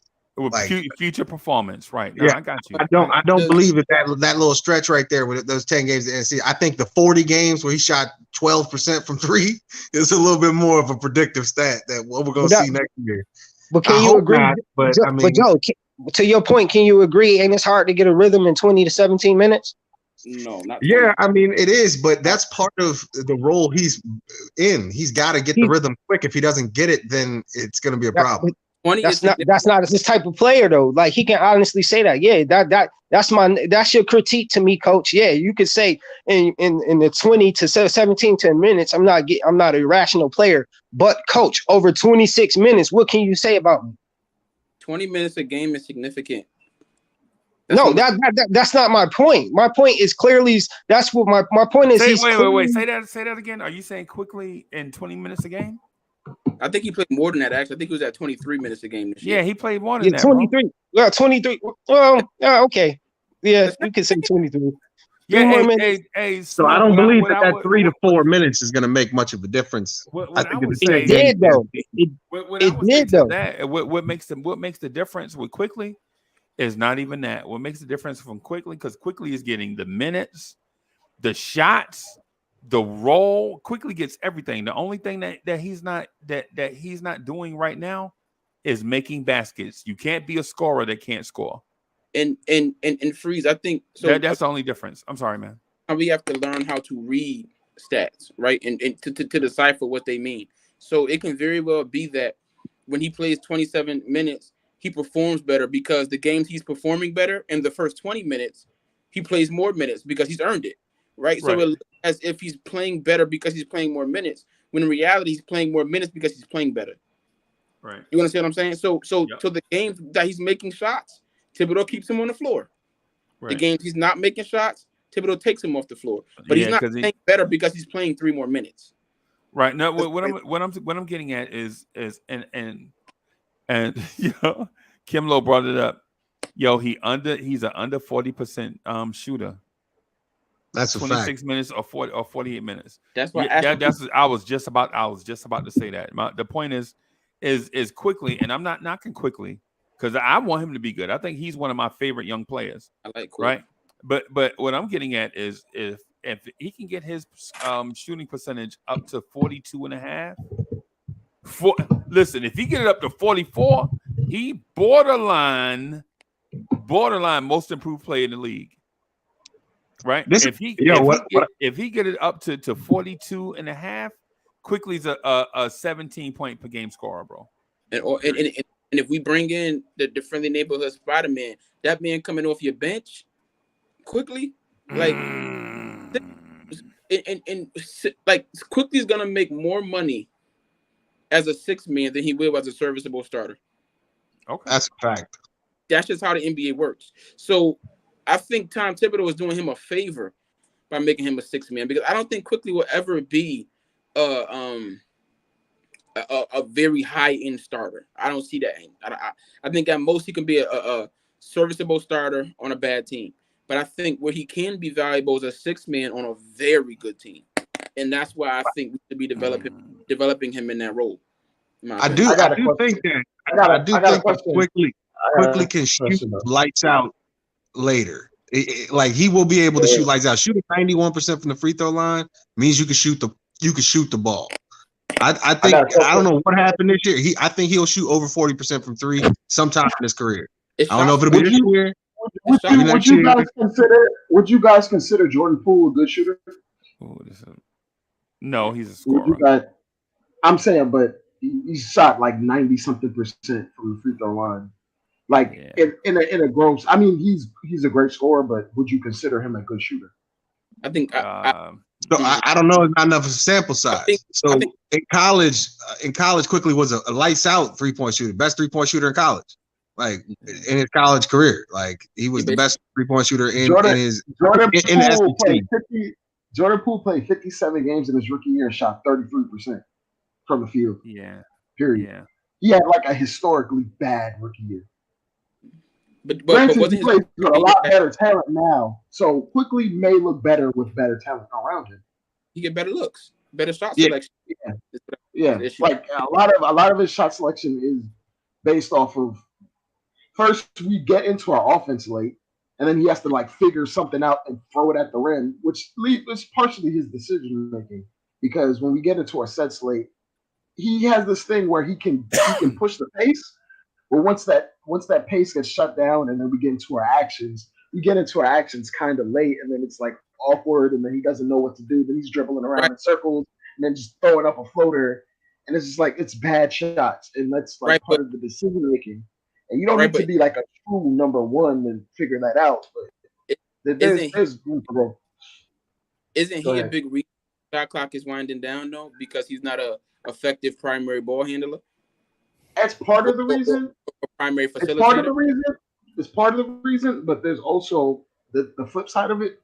No other guard actually pushes the pace better than Quickley on the roster last year, as far as like getting the ball up the court. But a lot of times is we get the ball up the court, the team will get back in transition, then we get into our actions, and it will be clunky and awkward, and then we don't even get to our second action half the time, even though we actually push the pace. We get into our sets so slow, and like it's just so awkward and clumsy. But that and then we like, run a lot of ISO, so it's just like this. But like he's the best we have. That's like me saying if I was in a room full of North Koreans, I'd probably speak the best Spanish. But none of us are good. You feel me? So like, and I think it's the reason why we saw him struggle without D Rose. And it's because the same way RJ needs a point guard, the same way Julius Randle needs a point guard, guess what? Immanuel Quickley needs a point guard. Why? Because he's not one.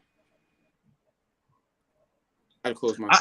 I will say with Rose, he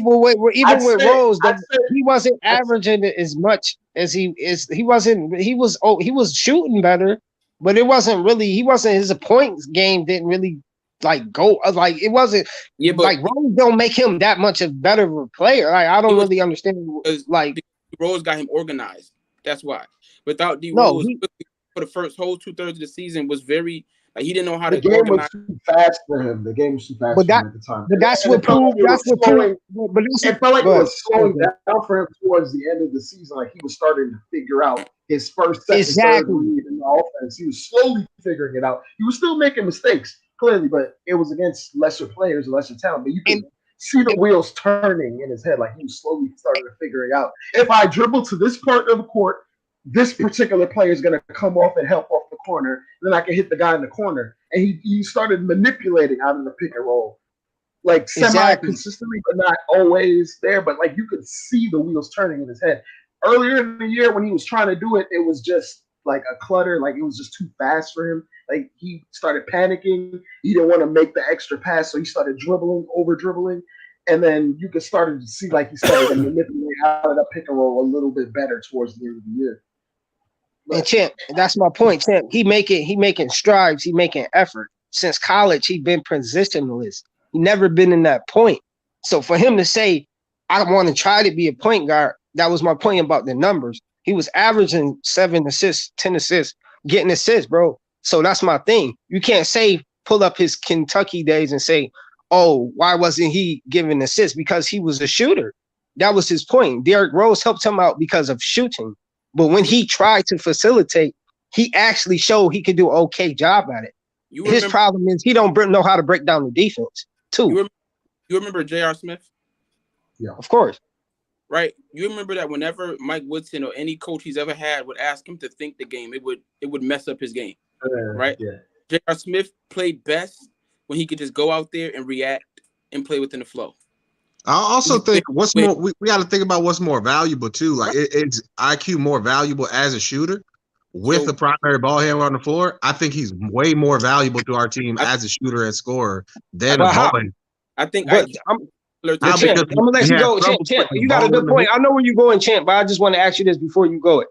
My point to that is when Derrick Rose, like you said, when a facilitator had him, when did he ever score 34 points? Besides when he was a facilitator, he scored 34 points.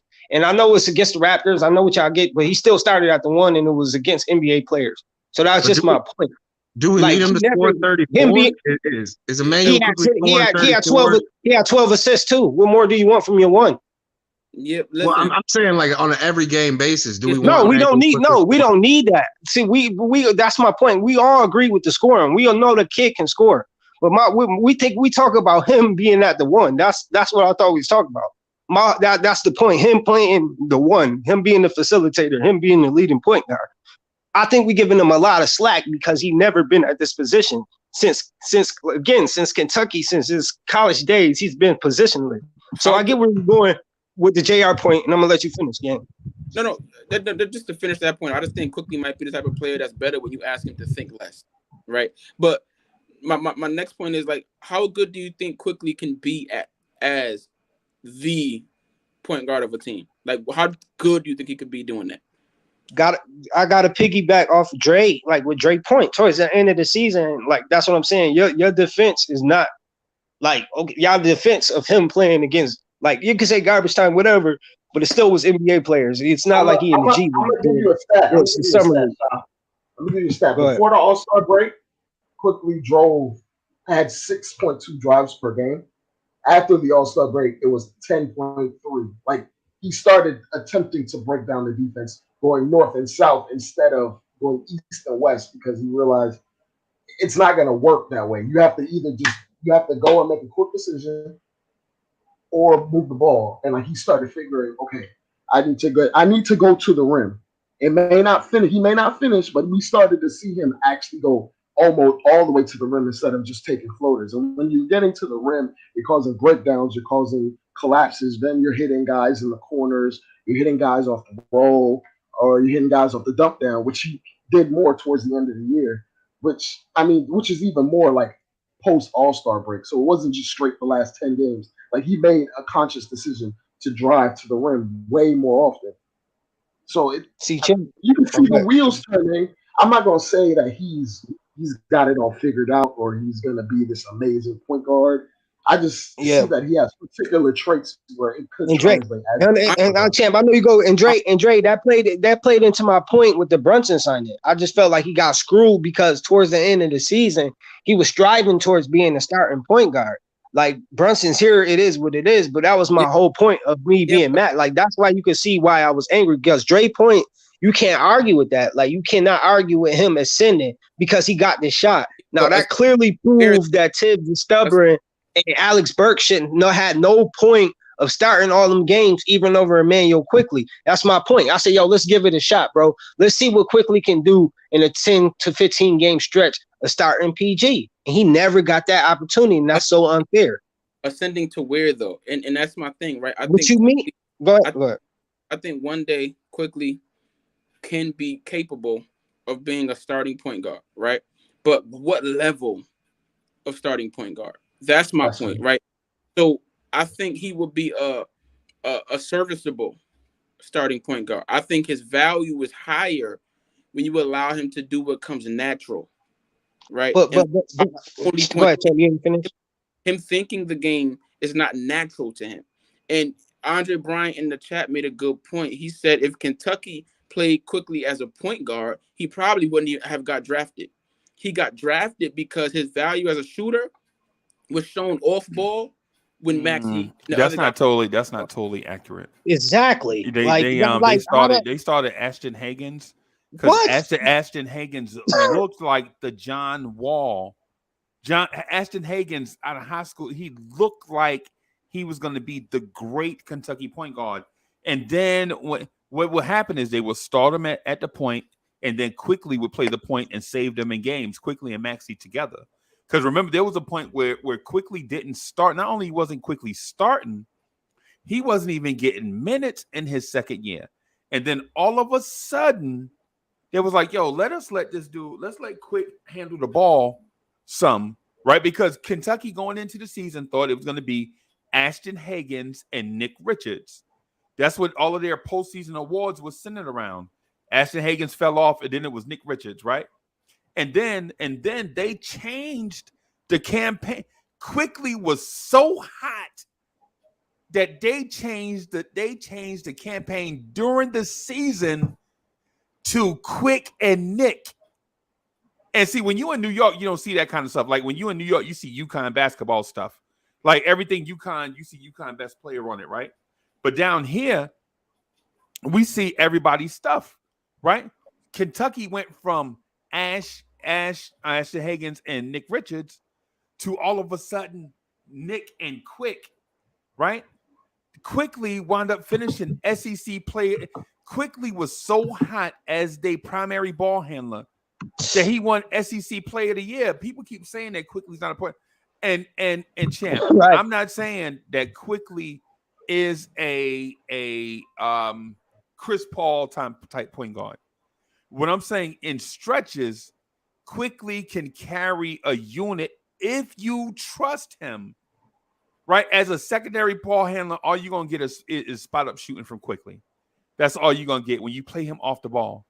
But when you play, and that's what they did. They had Ashton Hagans, Tyrese Maxey, and Immanuel Quickley. Immanuel Quickley for them basically was playing a 3 for them in a 3-guard lineup, right? But when they gave that ball, when they benched Ashton Hagans bum behind and started Quickley, first of all, as soon as they named Quickley the starter, the season, they named Quickley the starter at point guard, right? And the season got canceled because of COVID. That's the reason why people didn't see Quickley starting at point guard for Kentucky.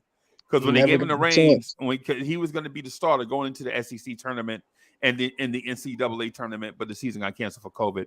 That's unfortunate. He didn't get a chance the year before.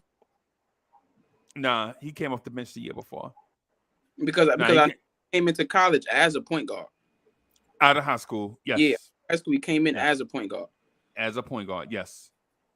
But but in high school, you know what type of point guard he was? Non-traditional.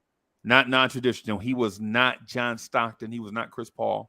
He was in that same mold of 6'3" skinny point guards that could shoot it. He was in that template. CJ McCollum, Steph Curry, Seth Curry, Darius Garland. He was in that mode, except he didn't want to pass. I always thought in high school, because UConn recruited him for a little bit, I always thought in high school he looked kind of unathletic.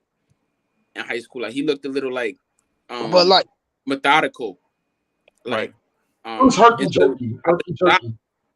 But champ, go ahead, champ. But that's my point. That's I don't get what do you want from him, bro. Because that's just my point. When he got the opportunity, when he got the opportunity, that's just my point about and then Dre brought up the numbers for more. So he was trying to be a point guard. So that's my point. And then my thing is like, I posted a Twitter thread in the private chat that y'all might want to check out, which kind of breaks down the difference in Quickley the last second half of the season. Right. Is it somebody else's Twitter post, or is it from like a source like cleaning the glass? It's a source from Ariel on Twitter, and it has clips. Twitter has clips from each game. It's like a whole thread with stats. I feel you. Well, no, I don't want to give mis. I like Quick. I just want to make sure we're maximizing what he can give. Potential. Yeah, and then that and see that and the thing too though, like what I was back to saying, like I take everything out of context, like Uncle Freezy always say. Like he proved to me he could be a starting point guard. But you compare RJ to DeMar DeRozan. How did RJ career prove to you he's DeMar DeRozan? Yeah. No. I was saying No, you called him DeMar DeRozan. You did. No. Listen, because you taking stuff out of context. We were talking about how the Raptors sold it all to win a championship, and I said who would be our DeMar DeRozan, meaning our beloved that we trade away. That we trade. Yeah, and I was saying RJ will be the beloved player that we trade away. I wasn't saying him.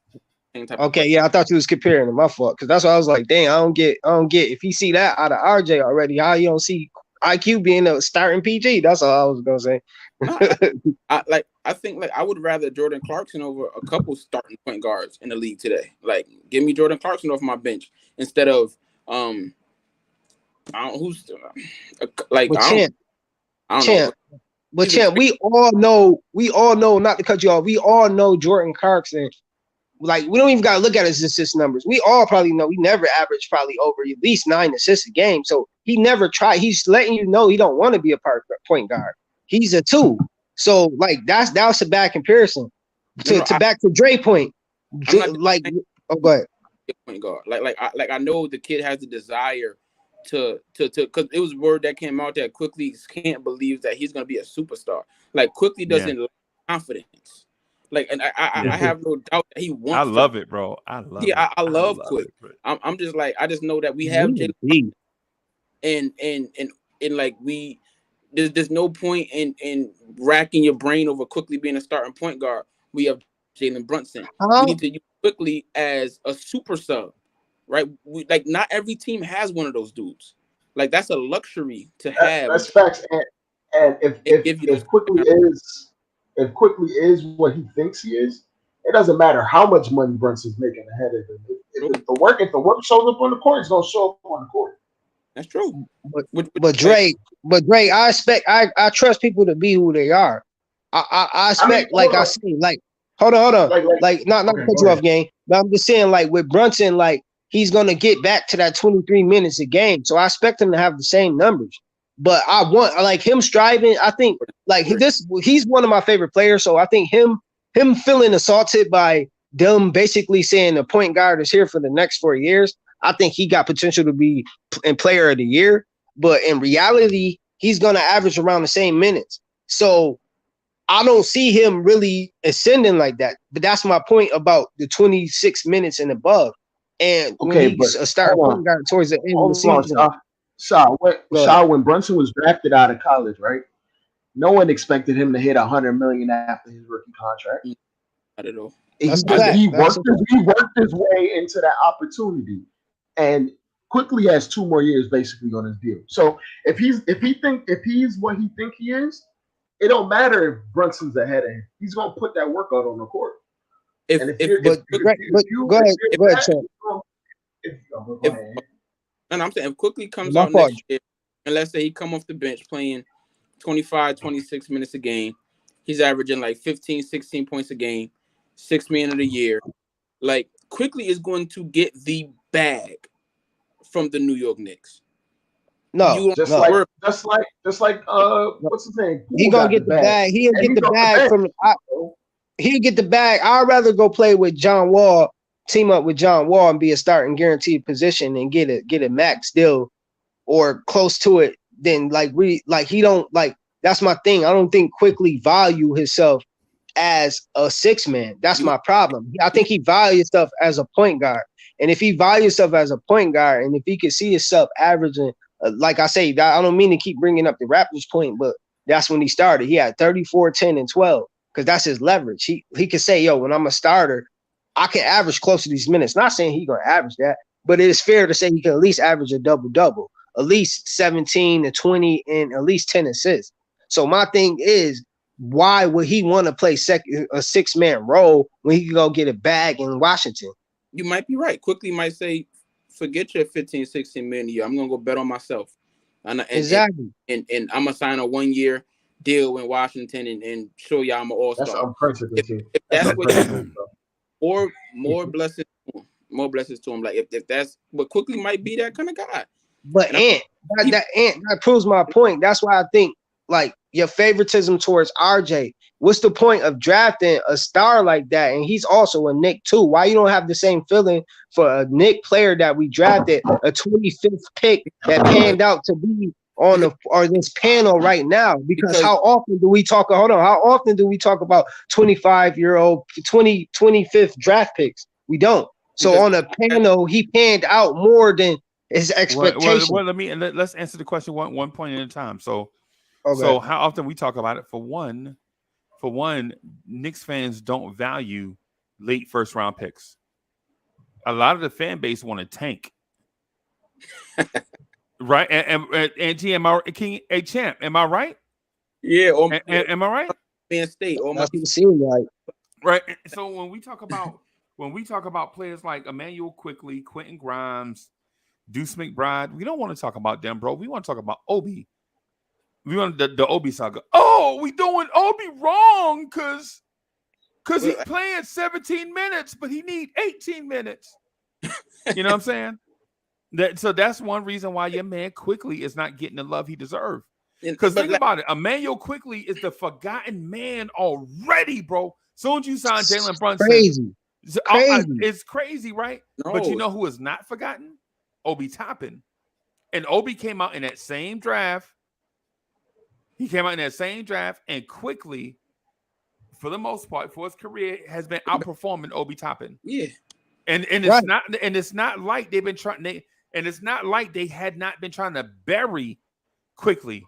Think about all the dudes they brought in since Quickley been here.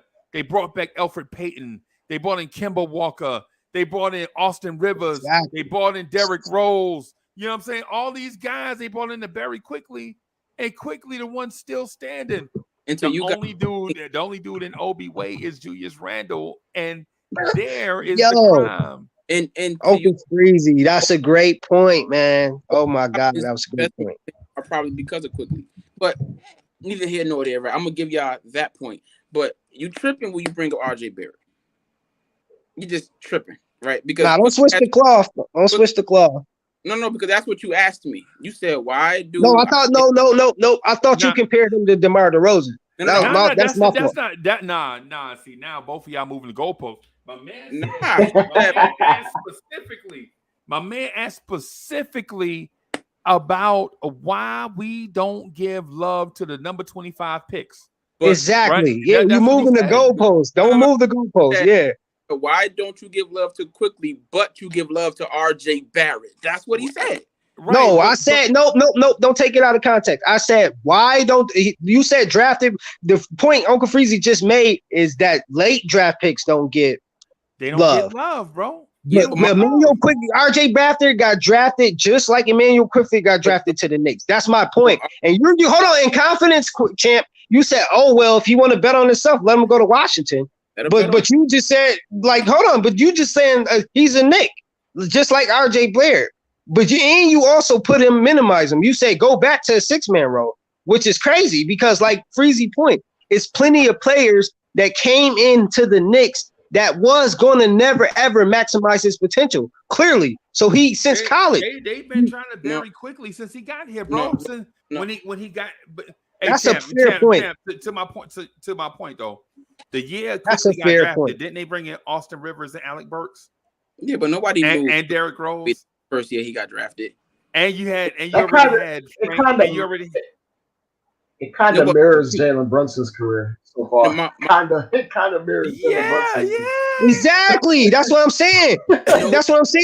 Jalen Brunson, Rick Carlisle didn't believe in him, but he you know what I'm saying? And it's not his fault. But when Jason Kidd gave him the opportunity, he did show potential. But that was 1 year. But at the end of the day, Immanuel Quickley, who Jalen Brunson really had to beat out? Nobody. I'm not gonna let y'all. No. I'm not gonna let Shaw do this to me though, right? Because he asked me, right? And I'm the same guy that said. If RJ Barrett wants the max, he can go bet on himself too. I didn't say give RJ Barrett max. So I'm consistent in how I view players. All I said that RJ Barrett, in the sense of him and Quickley, has just proven more than Quickley. So that's Sam, are you about to go? Are you about to go panel Mamba on us? Because if you about to go panel Mamba on us, I'm gonna make sure I clip this part. Champ, timestamp this part if you about to go. That's not fair. Not to cut you off, Freeze. Go ahead, Champ. I just sat here for an hour and talked to y'all about how Obi Toppin has all these flaws and how the Obi Toppin hive is ridiculous. Nah, Sha wasn't here. Sha never brought up Obi one yet, bro.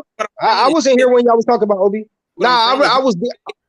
You can say some Knicks fans value the lottery picks over the late round picks, but you can't say the People's Champ does, because the People's Champ judges each player equally and fairly.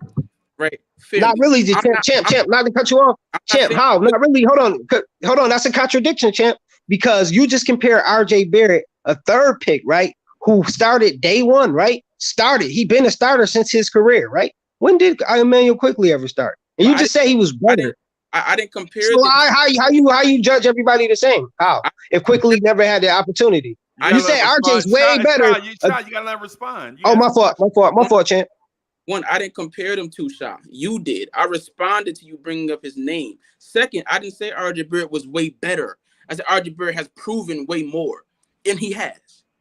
He has the most 30-point games for any player under the age of 24 in the NBA. He's proven more than Immanuel Quickley. That doesn't mean I think Immanuel Quickley's a bum. That's not what that means. Me saying I think he'll be a super sub and be a $6 million a year type player. Do you want to see that $6 million of the year make the Hall of Fame?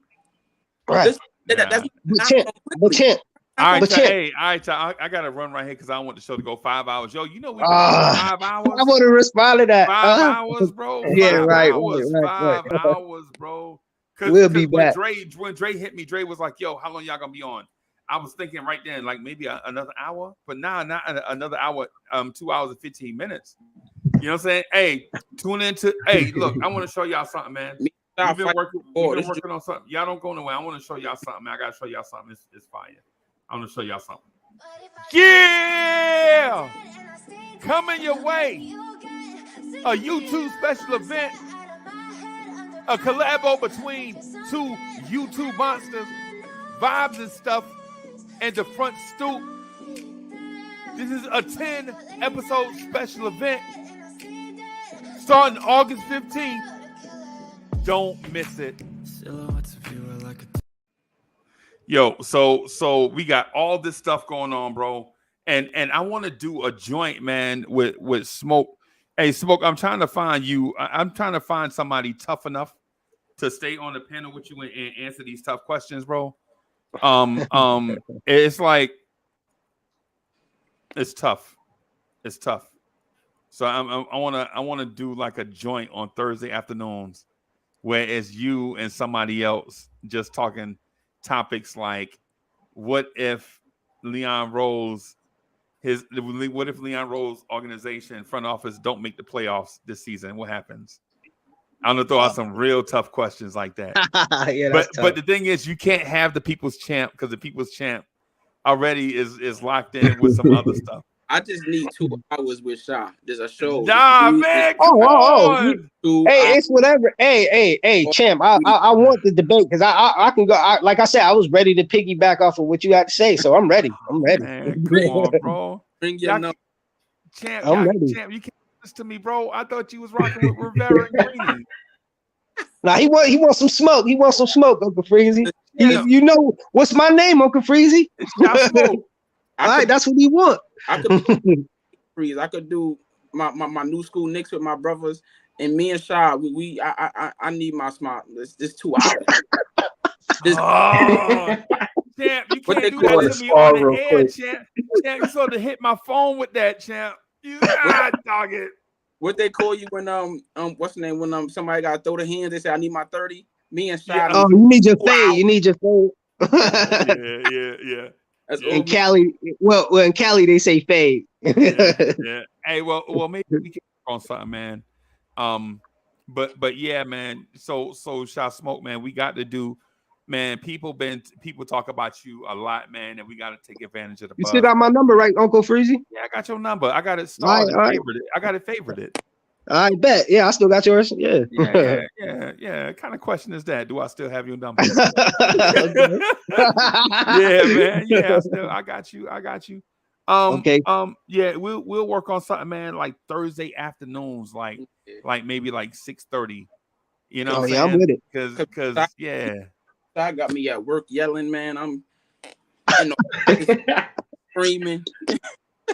Nah, you be having some great points, champ. You be having some great points, man. You be having some great points. Yeah, man. Like Shaka Shot, man, his conviction. He believe what he's saying. And yeah, man. Hey, but champ, you a legend though, bro. So we got to make sure that, you know what I'm saying, we not just putting you into like these, you know what I'm saying. Nothing against the people that's new to this. It's not like that. I ain't trying to say that. Throw no shade. But I mean, you've been on this joints all the way back for like at least 4 or 5 years, right? At least 4 or 5 years, right? 2018, 2017. Oh, wow. Yeah, that's what I'm saying. That's what I'm saying. Yeah. So you already know how to handle yourself in these platforms and all that stuff. Yeah. So I wasn't trying to just, you know what I'm saying? I gotta, you know what I'm saying? I gotta make sure I do it the right way, you know what I'm saying, respectfully and all that stuff. But anyway, y'all, we gonna try, champ, we gonna try to work something out, man. You know what I'm saying? I gotta get Rivera and I gotta talk to Rivera and Greeny. Maybe we could do like a conference call together, like the 4 of us. Yeah. But the shot smoke thing is real though. We got to get shot smoked. Yeah, we got to put the shot smoke thing out there for real, man.